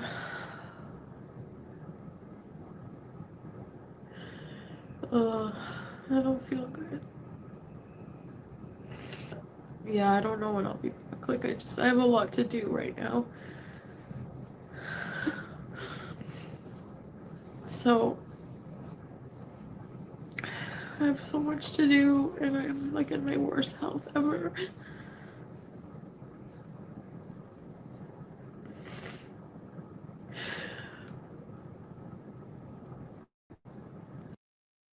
You know what, Foodie? I'm going to tell you the same thing that you said about Peeps. Do you remember during Crackhead Olympics when Timbit died and Peeps was all alone on the day that Timbit died and you want to go be with Natter? What did you say in the car? You said, I am not responsible for his mental health. I am not responsible for Pete's. That's what you said about your best friend. Even though he was your best friend, even though he was someone that you've known since high school and you guys dated and you were actually engaged. And dare I say, he was the father of your child. Because you did get pregnant by Pete's. Like you had a relationship with this man. A long-standing relationship, and you cheated on him. This person that you knew, that you loved, that you were involved with, you were so cold at that time. You said, I'm not responsible for him. I want to do what I want to do. Well, since that's the way you feel, if there are troubles going on in your life and your feelings are all messed up, I guess that means no one's responsible for you either. I guess you got to figure it out all by yourself. So why go to people with your problems? When the people who watch you, I'm sure they have their struggles and their problems. I don't see you offering to help them with their stuff. I don't see you offering to do giveaways or sending out gift cards. You know, helping people buy some of their groceries for that week. I don't see you giving back. I see you taking. You're always taking. So since you're a taker and not a giver, don't expect people to give to you.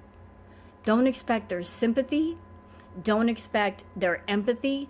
Don't expect their money. No one has any obligation to you at all. You're just somebody on the internet with a channel that they watch, and you produce content and you make money with that content. So be satisfied with that. And don't ask for more than that. You're asking too much from your audience. So, but I'm definitely going home. That's where I want to be. So, I need to be home.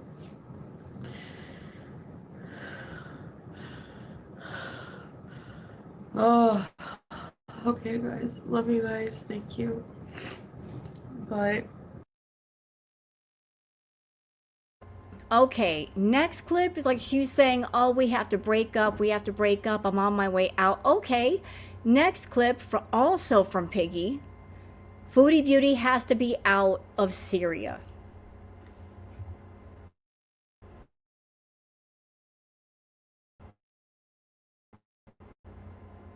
In 4 days.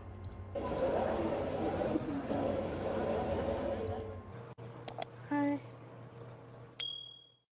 Every day, it's like we plan to start the day a certain way.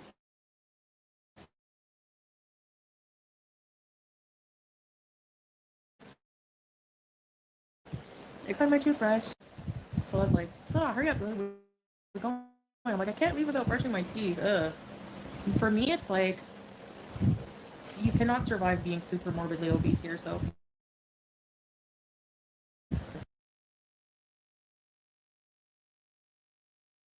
So she was in Syria at this time, and she just said, like, it's really hard to be super morbidly obese in that climate, in that country, maybe because of heat issues or lack of air conditioning. She's saying it's a struggle to be super morbidly obese. And yet she's in Canada and she's gaining like what? Basically 100 pounds, and she wants to go back. So Chantal, if you weren't comfortable at this time, and if you do go back, you're certainly not going to be comfortable. You're going to be in absolute hell. And you know what? Since you talked the Western world down, you can go back. Hope you have a good trip. Enjoy yourself.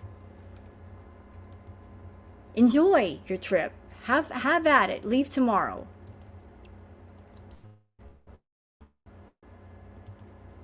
I'm sure it is considering you've been sealing for 40 years. just the heat alone, like if you're like really big, and just movement. So, but I was like surprised that just in a little bit of time I'm able to move more, you know. Anyways, I hope it continues like that. Oh, you know it won't.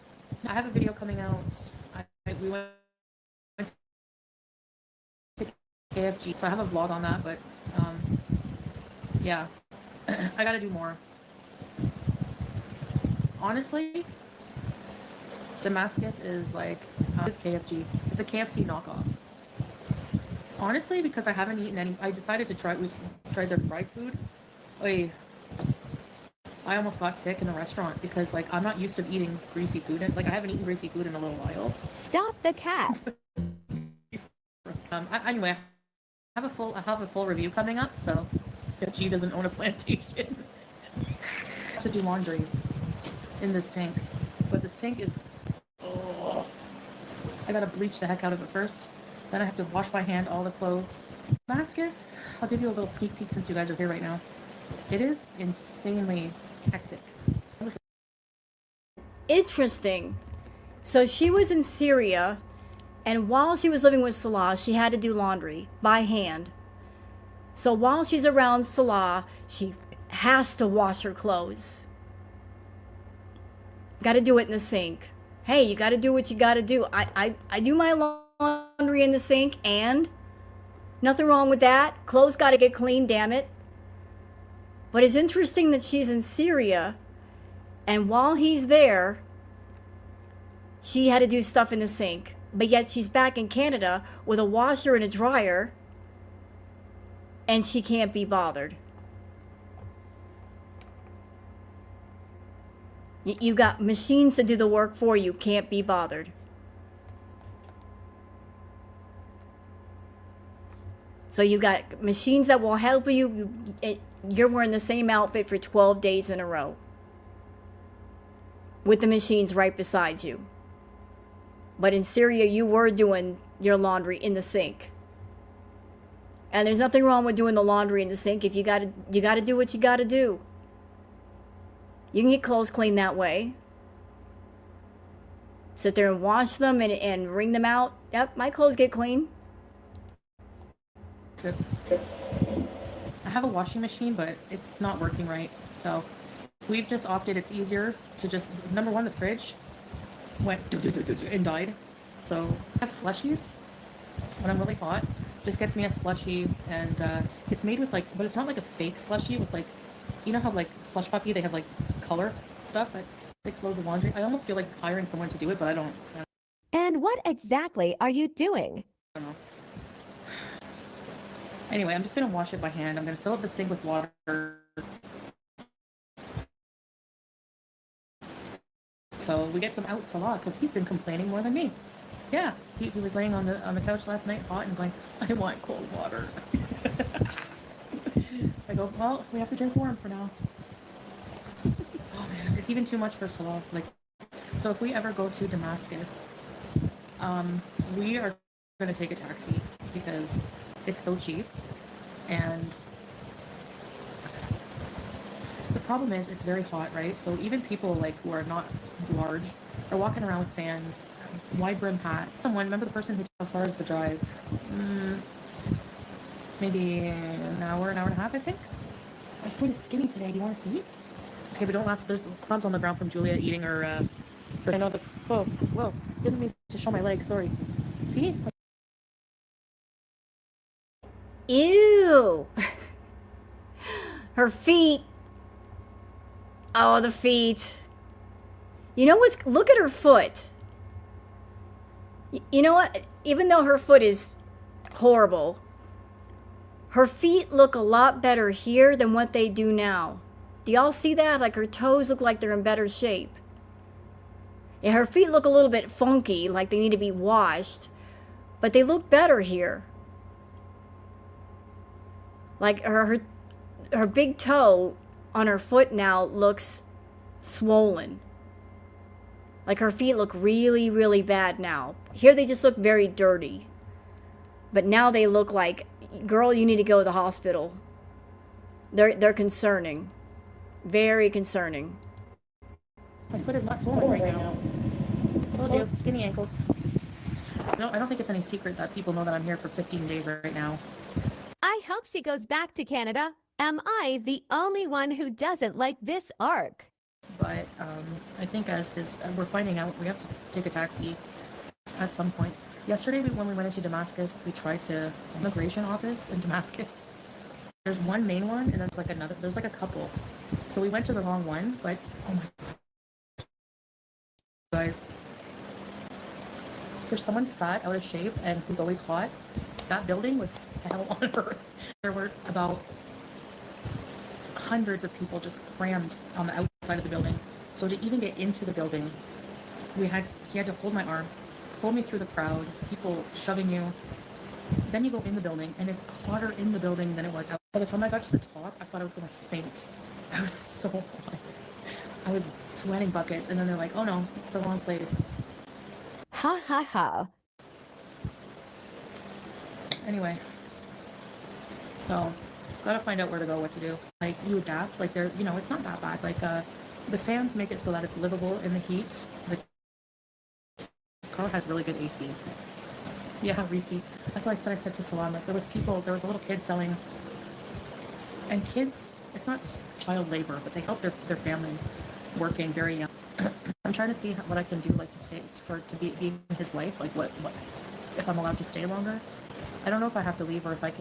If you look at like the warnings about coming to Syria through Syria Guides websites or from the Canadian website, go to the Canadian website, look at the warnings. They tell you to bring the exact amount of cash with you because you can't get cash. So I don't know. I don't regret leaving Kuwait. No, honestly, there was just other things going on that it just was getting all adding up. So why is the cat playing with it? I've seen a few big people, yeah, but not many.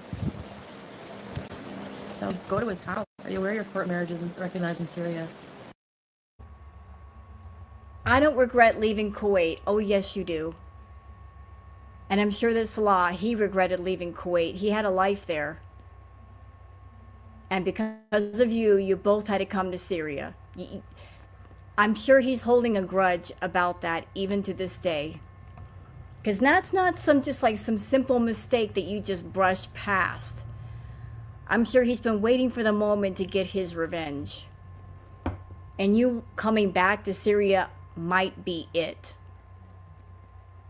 Where he encourages you to get all of your money out of the bank. He gets your passport, he gets your phone, and leaves you isolated in the middle of nowhere. You never know, Chantal, you never know. Does he have the balls for that, though? You know, I don't think it's a matter of him having balls for it. It's just him having the same attitude about her that she's had about him. He has no emotional attachment to her. He doesn't care about her. Like, I feel like his attitude would be, it's just business. He's indifferent to her. It's just business. I'm just doing what I have to do to survive. It's just business. You know what I mean? It's just, you don't care about somebody, you can do whatever you want to them. It's just business. I'm doing what I need to do. To hell with her. She's just some Canadian chick that she's had a much better life than me for how long, and she never appreciated it. It's just business. She's had a life in Canada for years that I can only dream of. And I'm going to take her shit and make a life for myself. It's just fucking business. That's the way he could look at it. It's just a business deal. Who cares? Who cares what happens to you? No, I wasn't aware of that, since it is. It is recognized. We showed the marriage certificate for me to even come into Syria. So, yes, it is recognized. I think I know. Probably more than you. Do you think you're the biggest person? Actually, I saw one guy, he was way bigger than me. Is that not a wake-up call for you? At the immigration office. When I first got here. No, it's not about trust. I just want to be with my family. Sure, Jan. Someone said you live in a Susod. I don't know. Please just don't get any surgery there. No, I'm not. No surgery. Where's my water? I'm not getting my surgery.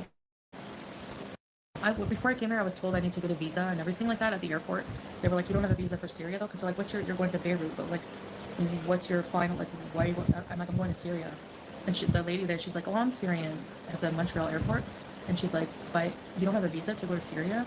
And I was like, no. I'm like, I'm going to see my husband. So, and then she's like, oh, because normally if you want to go to Syria, you need like a special visa, but I don't know. Things are all up in the air because of like, there's just an interim government right now.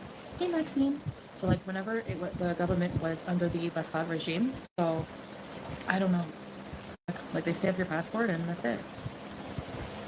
So my passport, what happens if you run out of pages? Do you have to get a new passport? So I'll have to leave the only home he has known. He's not too sad about it, honestly. There was just some issues. I won't get into it, but it's over.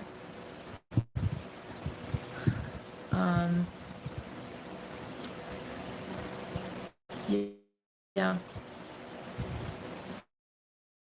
I don't really miss Kuwait. The only reason I was there is for Salah. That's it. Kuwait is awful the way they treat immigrants. Now that I'm not there, if I'm being honest, I had like, yeah, Kuwait is better if you have money, right? But if you're an expat, coming to do certain work, I don't know. It's illegal to talk bad about the country, like illegal. Like you don't have any freedom of speech whatsoever there. So that was her leaving Syria.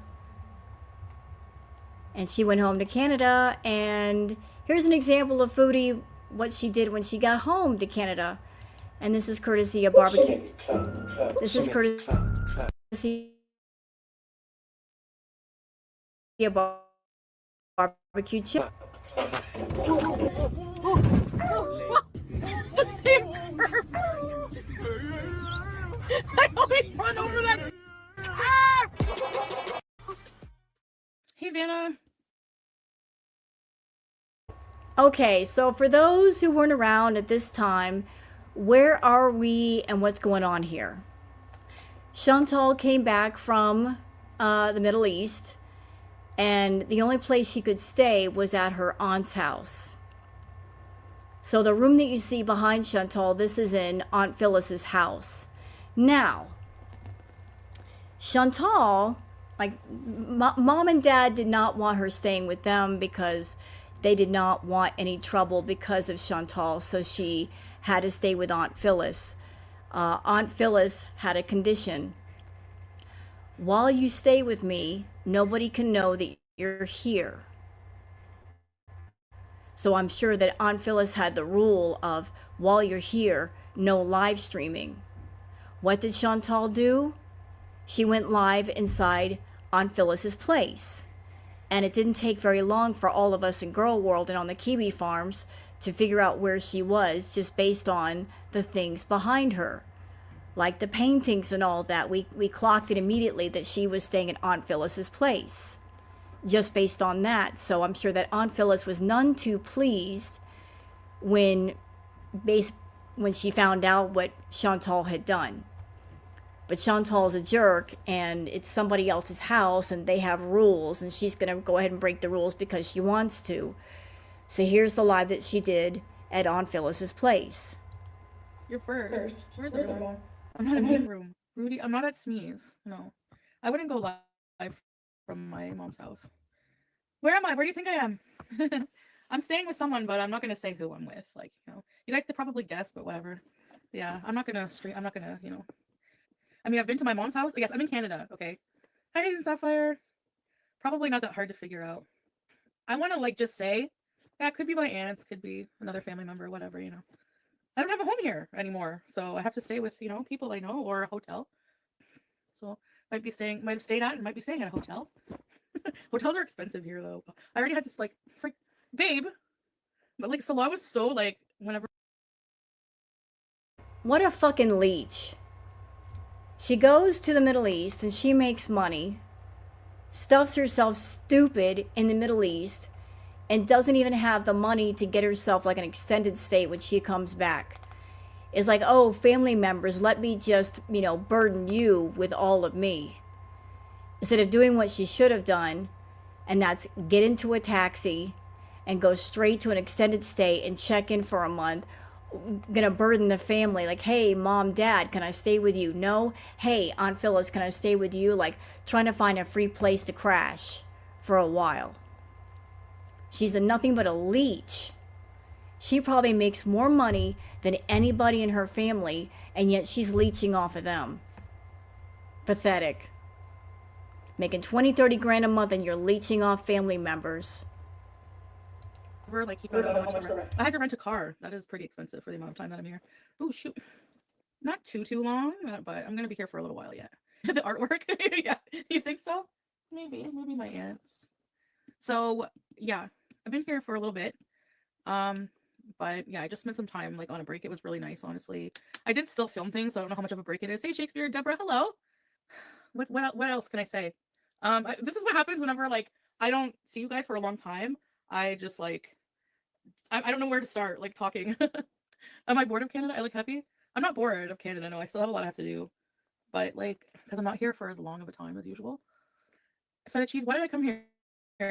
Well, you know, I think it was just like this was very, very, very last minute and impromptu. Okay, I didn't plan this for a long time. Why did I leave Salah alone for Christmas? Because he doesn't celebrate Christmas. He's Muslim, so it's not his thing. Hey, Moon and Stars, hello.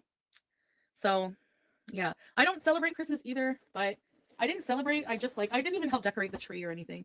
I was like, no, I'm not gonna like, you know, I'm gonna be here with you guys and I can show you guys like the different festivities we have like traditionally and stuff on video, no problem. But I didn't partake in any like celebrating like on a religious, you know. Hi, Mila. She's full of shit.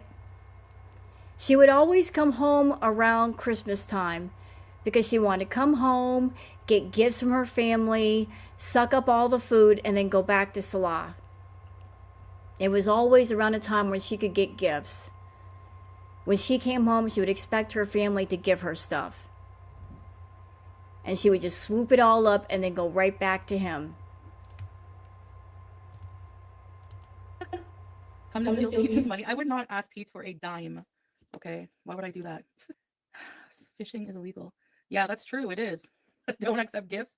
No, I did. Yeah, I did accept You know, I think that's one of the main reasons why Pete's has become less important to her, is Pete's ran out of money and he couldn't give Chantal money anymore. I remember back when, what was it? He got, because of his, was it his uncle? He got some kind of big payment from his uncle, like, what was it, $15,000 or something? I think it was like an insurance payment or inheritance of some kind. But he got a big windfall of money. And when he got that big windfall of money, suddenly he was her best friend. And she wanted to hang out with him. And she wanted to talk to him. And although I have no receipts and I have no proof, I think that Pete's gave Chantal something. But I think that she asked for more than what was given to her. And I think that caused a falling out because she was being too greedy. And that's when everything started to shift, was like she was wanting more and more money, and he was not going to give her the lion's share of the money. I think that opened his eyes a little bit, that she's just, you give her a little and she wants more. And he's like, whoa, whoa, whoa, I don't want to give any more. I can't give any more. And I think what happened was, I think he gave her something and she's like, oh, thanks, Peach, like the baby voice, all that shit. And then when she wanted more and she went to him for more and he didn't give her more, then this happened. Look at all that I've done for you. Remember when we lived together and I paid all the bills and I paid all the rent? You owe me. Give me more money.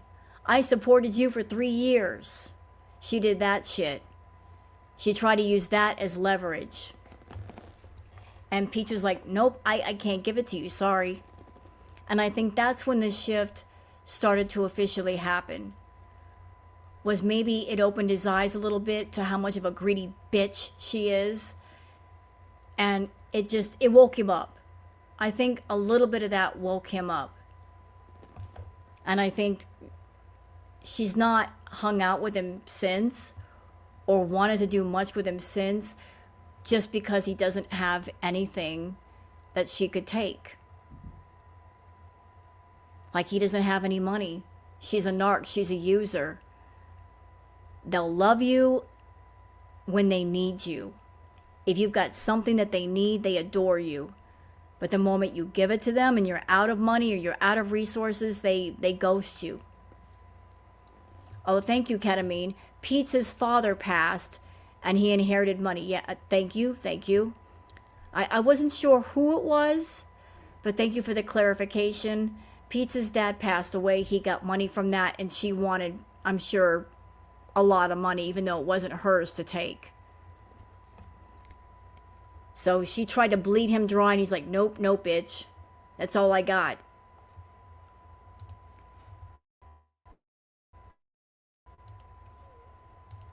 Gifts because I don't know, they were bought for me. I said no gifts because I was coming so late notice. Like, why?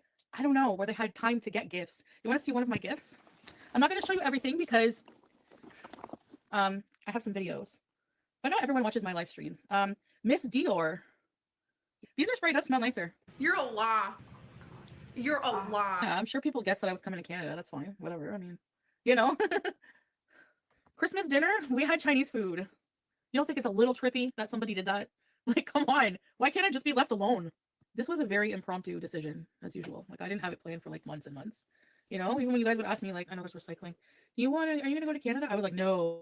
And then all of a sudden, no, not all of a sudden. It wasn't like 2 days in advance kind of planning, but I don't know. I was just talking with my family, and I guess, yeah, I kind of missed.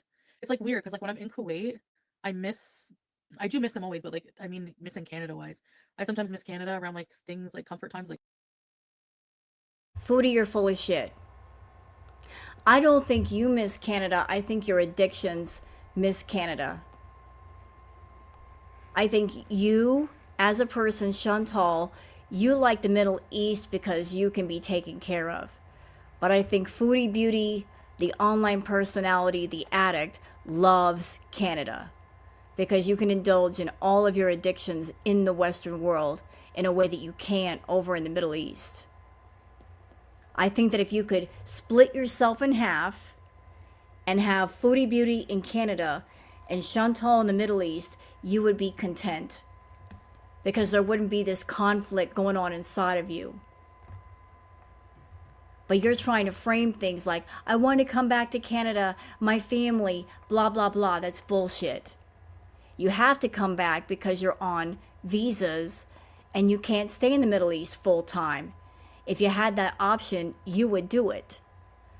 But you're on a visa, so you have to come home. Especially if you want the health care, you got to come back periodically. But, stop the bullshit, stop the cap of like, I miss my family. No, you don't. You're coming back because you have to.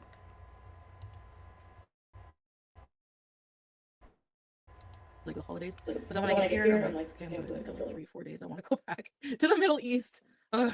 No, it's really hard to get a visitor visa in Canada if you're from certain countries. So it's not like you can just take off and go like together. So, for now, I'd have to plan. The problem is I don't plan my trips. Like I'd have to plan this in so much in advance to get a visitor visa from. I go with you Qatar or Emirates, and it's usually I did go once with like a cheaper one, and I was like, never again, no offense. Like you really feel the difference if you're traveling for that far. You want to be comfortable. Same thing with buying 2 seats. Like honestly, I'm just gonna like come out and say like I actually like decided that I'm always gonna have 2 seats. If I need to buy it, that's what I'm gonna do because like I had the best flight ever. So because of that.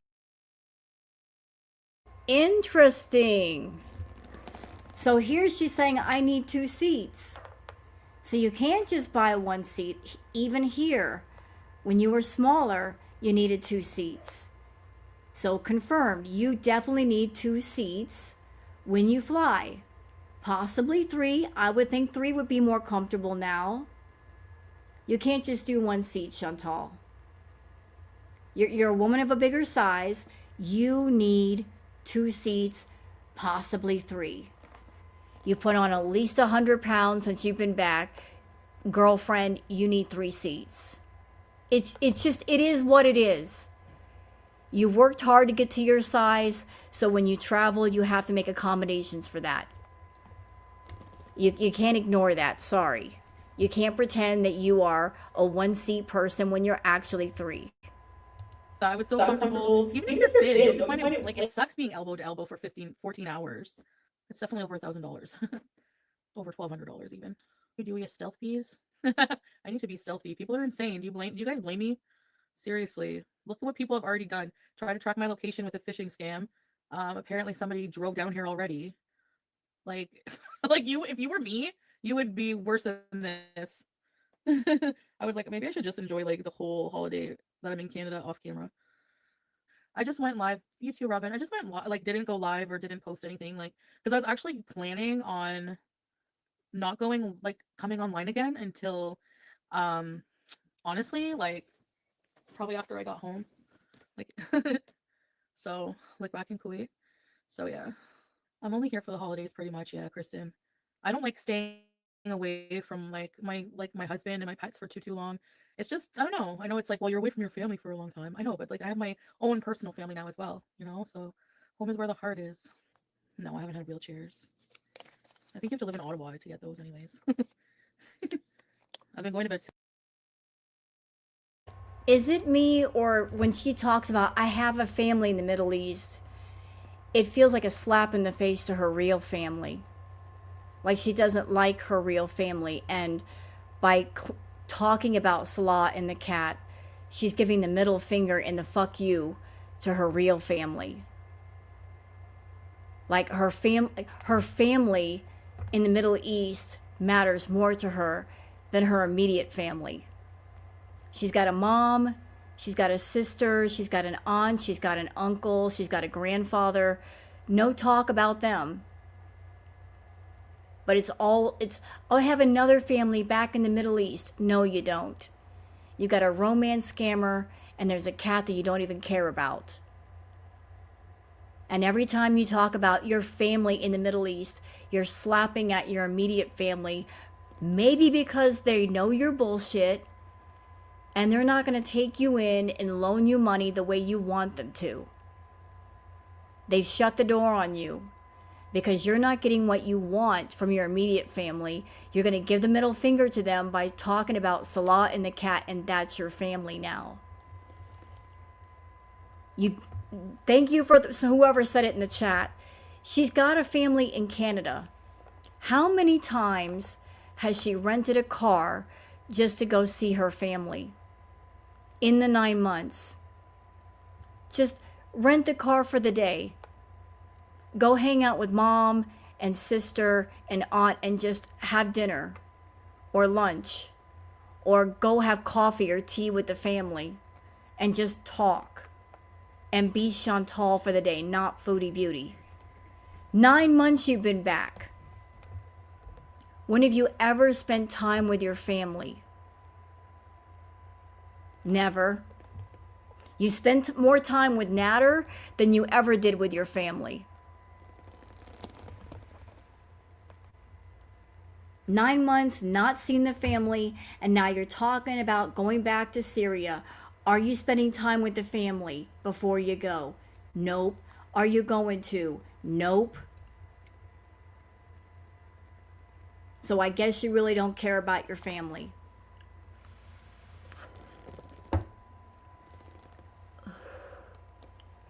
And you wonder why they don't care about you. You wonder why Pete isn't picking up the phone and calling you. You wonder why your aunt and your sister and your mom don't hang out with you. If you put out this energy of I don't care about you, then they're going to put out the energy back of we don't care about you either. Why should they care about you if you don't even try? You know, you get what you give. I mean, if you're the kind of person that every time you come around, you need something or you're asking to borrow money, they pick up on that. That the only time you want to hang out is when you want something from them. And it's exhausting to be around somebody like that. You got to block them out for your own preservation. Super rough. It's like almost my bedtime right now. It's like 6 p.m. The jet lag. I have jet lag really bad, actually. No, Pingu, I don't want to move to Canada. I don't. Not for a while. Not for a long while if I do. No. It's like bittersweet every time I come here. It just reminds me of like a life of a time where my life was different and like my beliefs were different. Can you exchange? And listen, there's no rule, Harlow. I'm sure there's gonna be like Muslims who say, you know, you shouldn't even like wish somebody Merry Christmas, blah blah blah. That's good for them. Here's a halal cookie. But for me, like I'm gonna do what I'm gonna do. There's even some Muslims who have a Christmas tree because they like the tree. They like the festive vibes, you know, but they don't partake in worshiping Jesus on this day. You know what I mean? I think the intention matters. What do you think of this silly lady? I'm not gonna give that person attention, but it's just so sad. Like, how about you go look up what a takfir is? And that's exactly what you are. It's like you can't sit there and call out somebody for not being a good Muslim when you're like a takfir. You're basically, it's one of the biggest forbidden things in Islam is telling another Muslim, accusing them of being a kafir. So let the person just sit there and say kafir, kafir, kafir all they want. Nobody cares. Like really, I really don't care. Like that. My New Year's resolution is to not give a shit. Like, isn't there a book called The Subtle Art of Not Giving an F? That's my goal.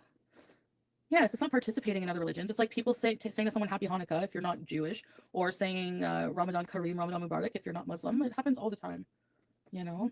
So, hey Lily, I sound tired. Yeah, I am a bit. I don't know if I'm going to come back like right now every single day. I might just still enjoy my time and, you know, come back maybe once in a while. I don't know. I don't really care about that, honestly. Actually, I had to like convince Allah to let me stream because he was like, one of the conditions for me coming here, for that was basically like for the holidays was basically that I wouldn't stream or go live. As if he could stop you. He's across the world. How could he stop you from streaming? You're the employer, he's the employee. As if the employee can tell the employer what to do. Another lie. That he can boss Chantal around and tell her what to do. Please. Nobody tells Chantal what to do. Nobody puts baby in the corner. If you try, she's going to make you pay for it.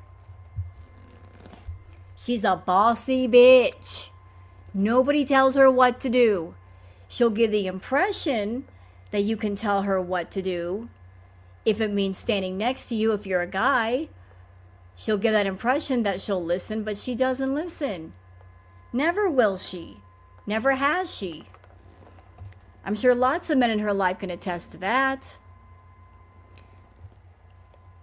But you know what I think, Chantal, as far as you in Canada? I think that it's about shame.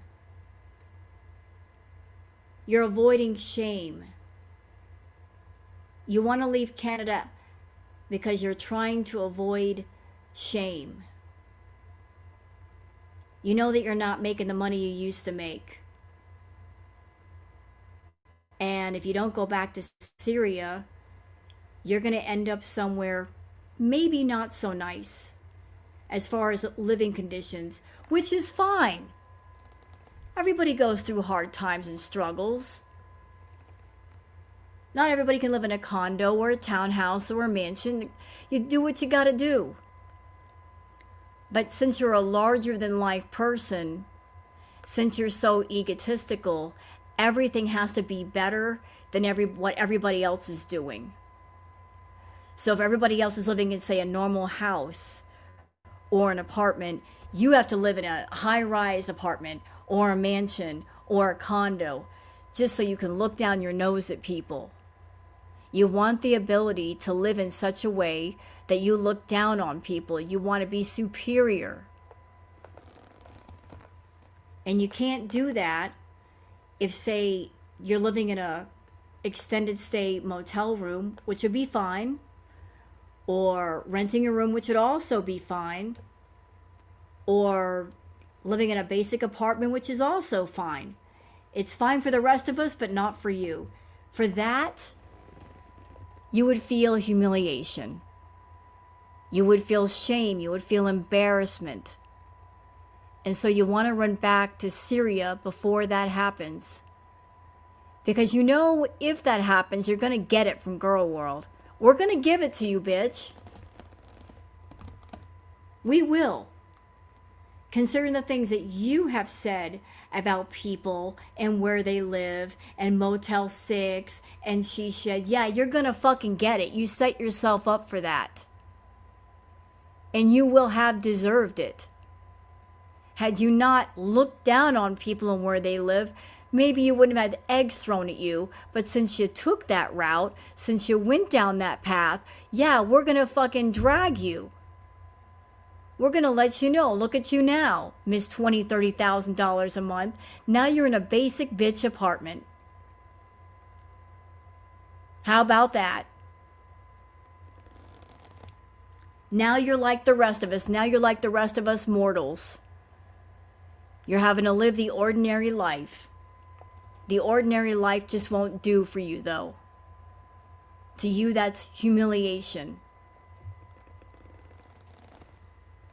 So you're going back to Syria, to your fantasy life.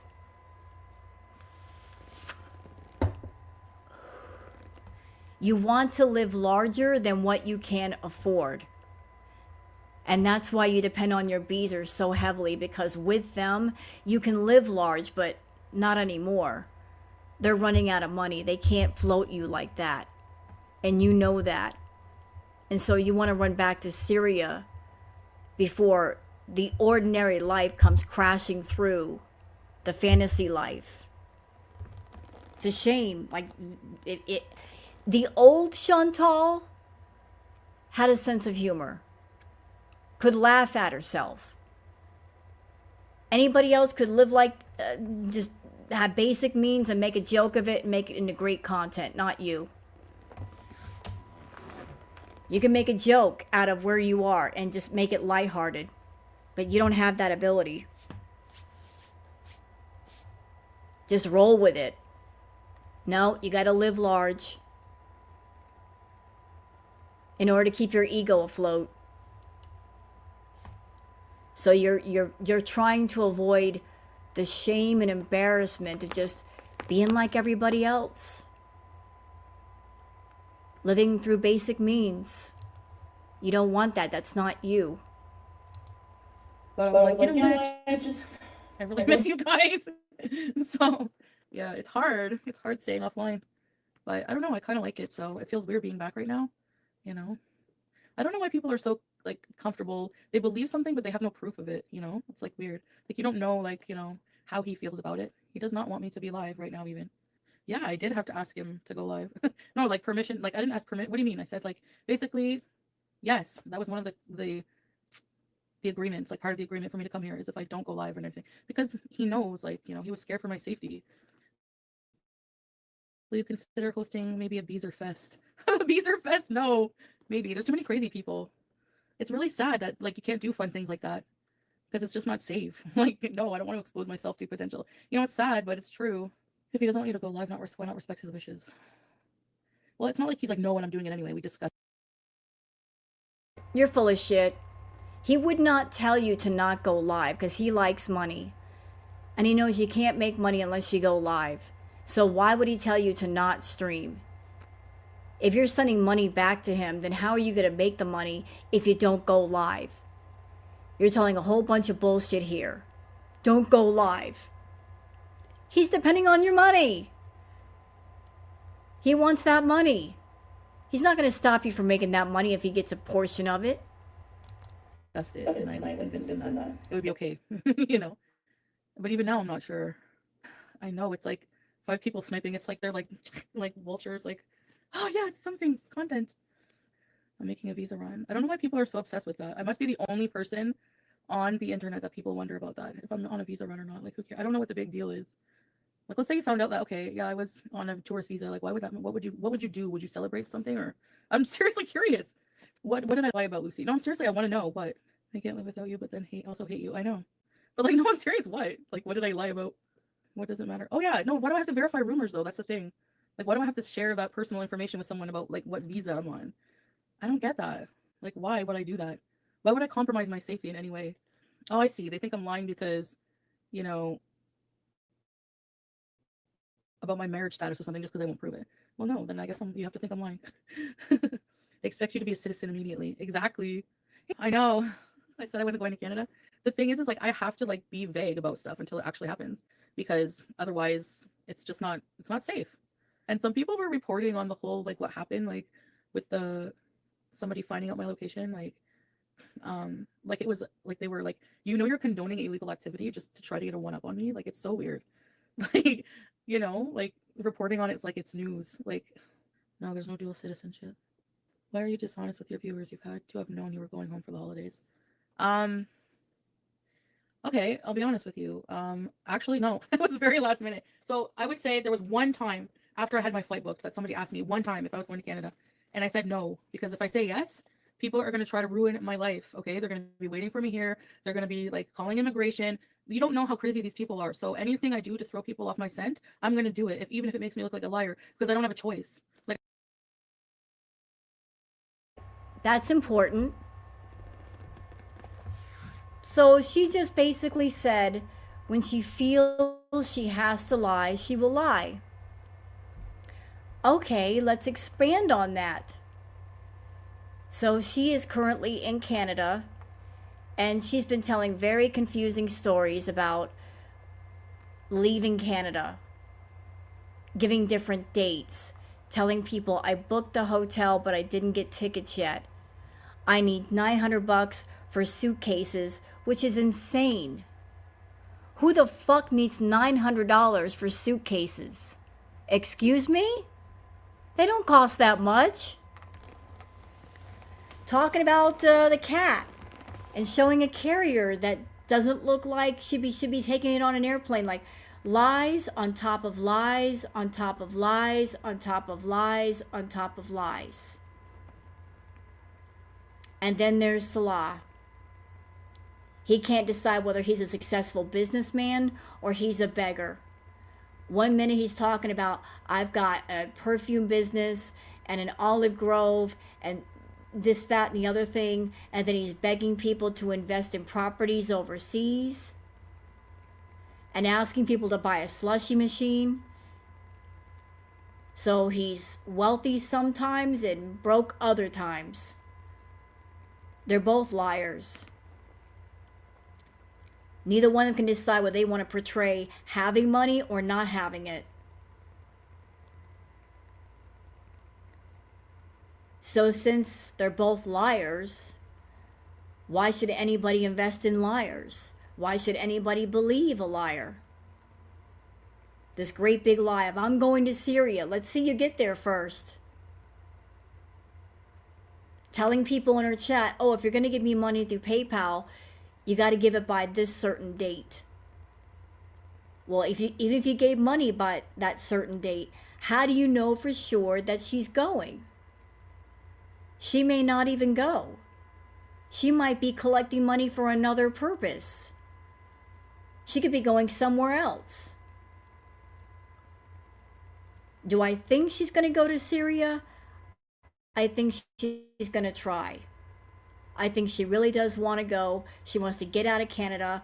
She's been bitching and complaining about the bills and the rent and all the, she wants to be somewhere where she doesn't have to pay rent.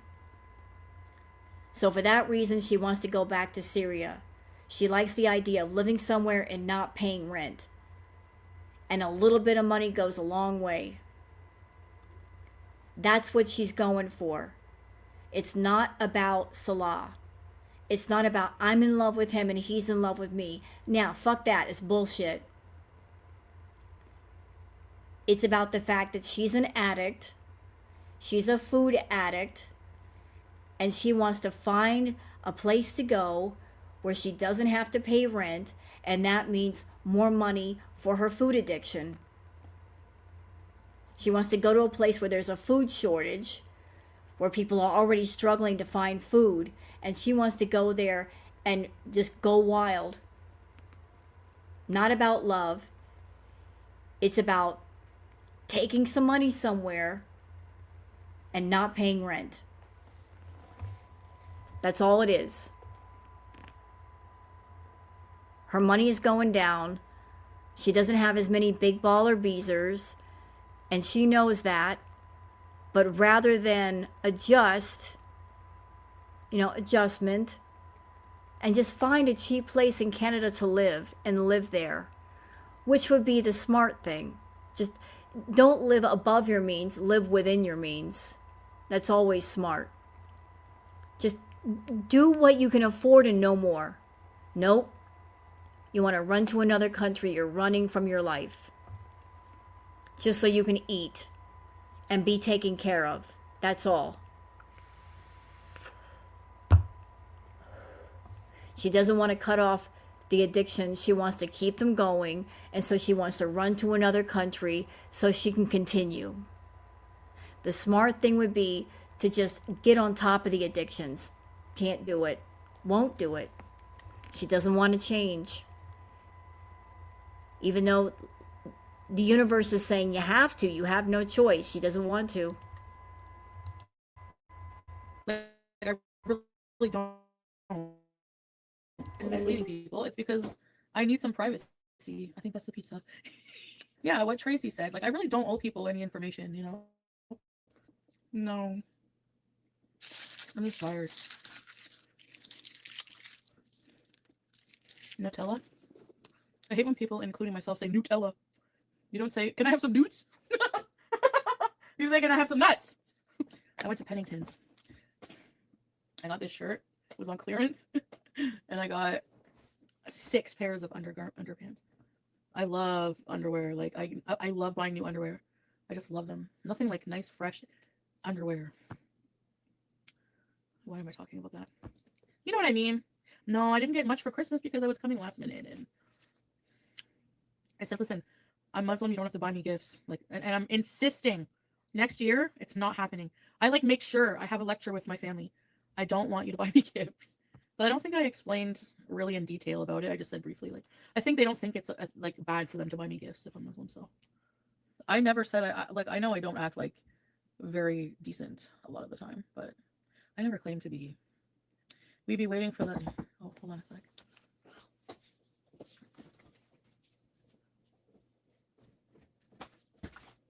Hi, good. How are you? Thank you. You did.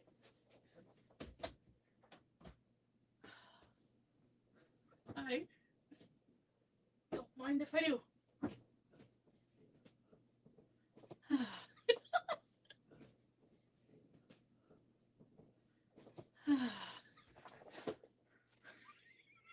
Cornball pizza. I'm gonna be doing more festive things. I have no face, like jaw, so for my teeth, I have to go under. You guys, how can you not like ketchup on your pizza? There's tomato sauce. It complements it very well. Chantel's traumatized. Well, thank you for the $1.99. I really appreciate it. I do. And I don't know what you're talking about. Yeah, thanks, Tracy. I think I am like kind of like, you know, there's getting sick with like a virus, but then there's for me like I get run down sick. It's hard to explain. Well, lawyers are looking for me. Yeah, my ass. Okay, for people who don't know or are not on Twitter or whatever, Aisha apparently sued or served some papers to Foodie in Kuwait, and I guess Foodie was already gone in Canada or traveling or whatever, and they couldn't find her. So Aisha posted some screenshots about the owner of the towers Foodie lives in or whatever. I don't really know much of that stuff, but basically, long story short, she's getting her papers served and they couldn't find her. So that's the whole ordeal. And that is why Foodie took off so quickly. Like when the whole thing with Pause Kuwait happened, she didn't waste any time at all getting on a plane and getting back to Canada. Like I believe all of this stuff happened during a weekend or some kind of holiday or something. So Pause Kuwait was going to serve her paperwork, and Foodie took off that night and got on a flight before she could get served. That they were both getting served and they both just disappeared into the wind as quickly as they could. They just took off quick. Like I remember that stream she did. I got to get out of here. I got to get out of here. Yeah, she sure did. She got out of there as quickly as she could. She didn't want to wait because she knew what was coming. And that's why she's never been back to Kuwait, and neither has he. Because I think they both have charges on them in Kuwait. So they ran before they could get charged. What is wrong with people? But having a fat face and a hijab is like so annoying. Anyways, guys, I'm like really tired. Yeah. So I just wanted to come live and say hey. I don't know if I'm gonna go live like much while I'm here, but yeah. I hope you have a good one. I don't know. Thanks for hanging out, and I'll see you next time. Yeah, isn't that interesting? That they're a couple, and maybe she could have gone to Syria with him as his wife, but instead she ran back to Canada, and he had to go to Syria by himself. She didn't accompany him. She didn't go with him. She didn't take care of him. She's like, you're on your own. Bye. I made the mess for you, and you deal with the fallout. I'm going to go back to Canada, the place that you wanted to go. I'm going to go back there alone. Ha ha. And she doesn't think he's mad about that? Oh, I'm sure he's plenty mad. Very, very angry. So that's it for like the last retro, but I wanted to finish out the night with something funny. So let's finish out with something funny. For a laugh. Does anybody know about Z Frank? Z Frank put out some great funny videos, true facts about different animals. And he's good for a laugh. We'll finish out with something animal related. Just to end this pleasantly.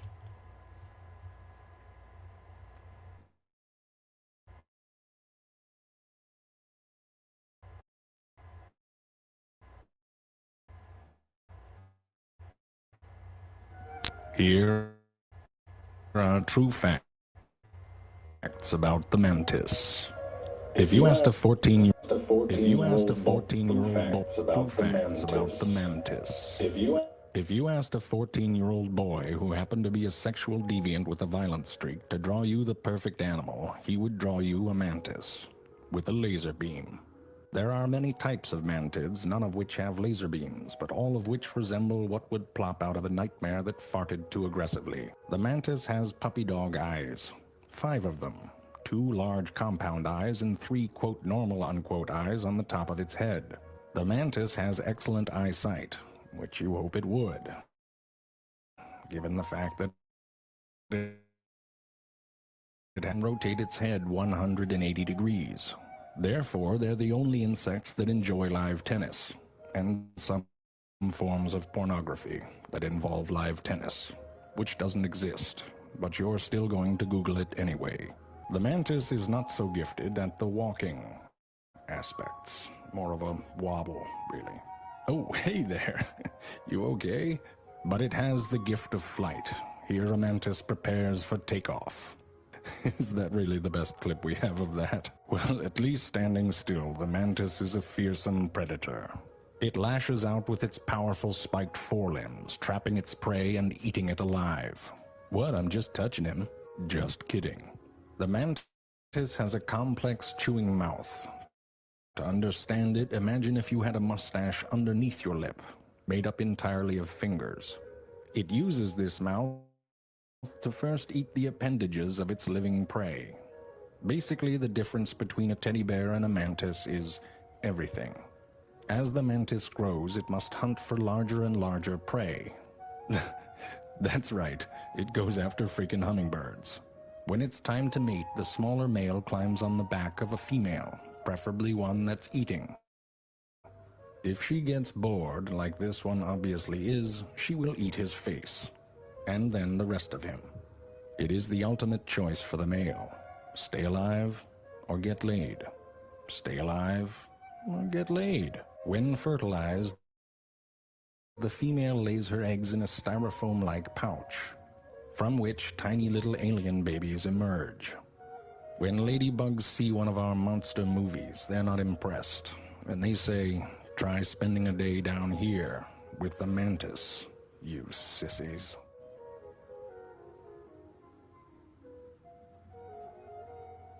Hey there. It's cool. What up? Hey. What's up? What you looking at? Check me out.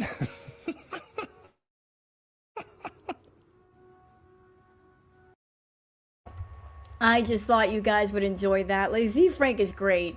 He's got a whole series of videos like this, so I'm going to pass along the link to this video in the chat if you guys want to check out the rest of his videos. Like this they're really, really funny. There you go. So if you want to subscribe to that channel or check out more of the animal stuff and have a good laugh. I just thought that'd be a good way to end the live. You know, something funny, something animal related. I thought y'all would love that. So that's it, y'all. That's all I got for tonight. Hope you guys have enjoyed. I'm going to go see what was going on in Goose Chuck's live because I didn't get to watch all of it. I'm sure she had some great things to say. So y'all take care and have a good one. Bye, everybody. Later.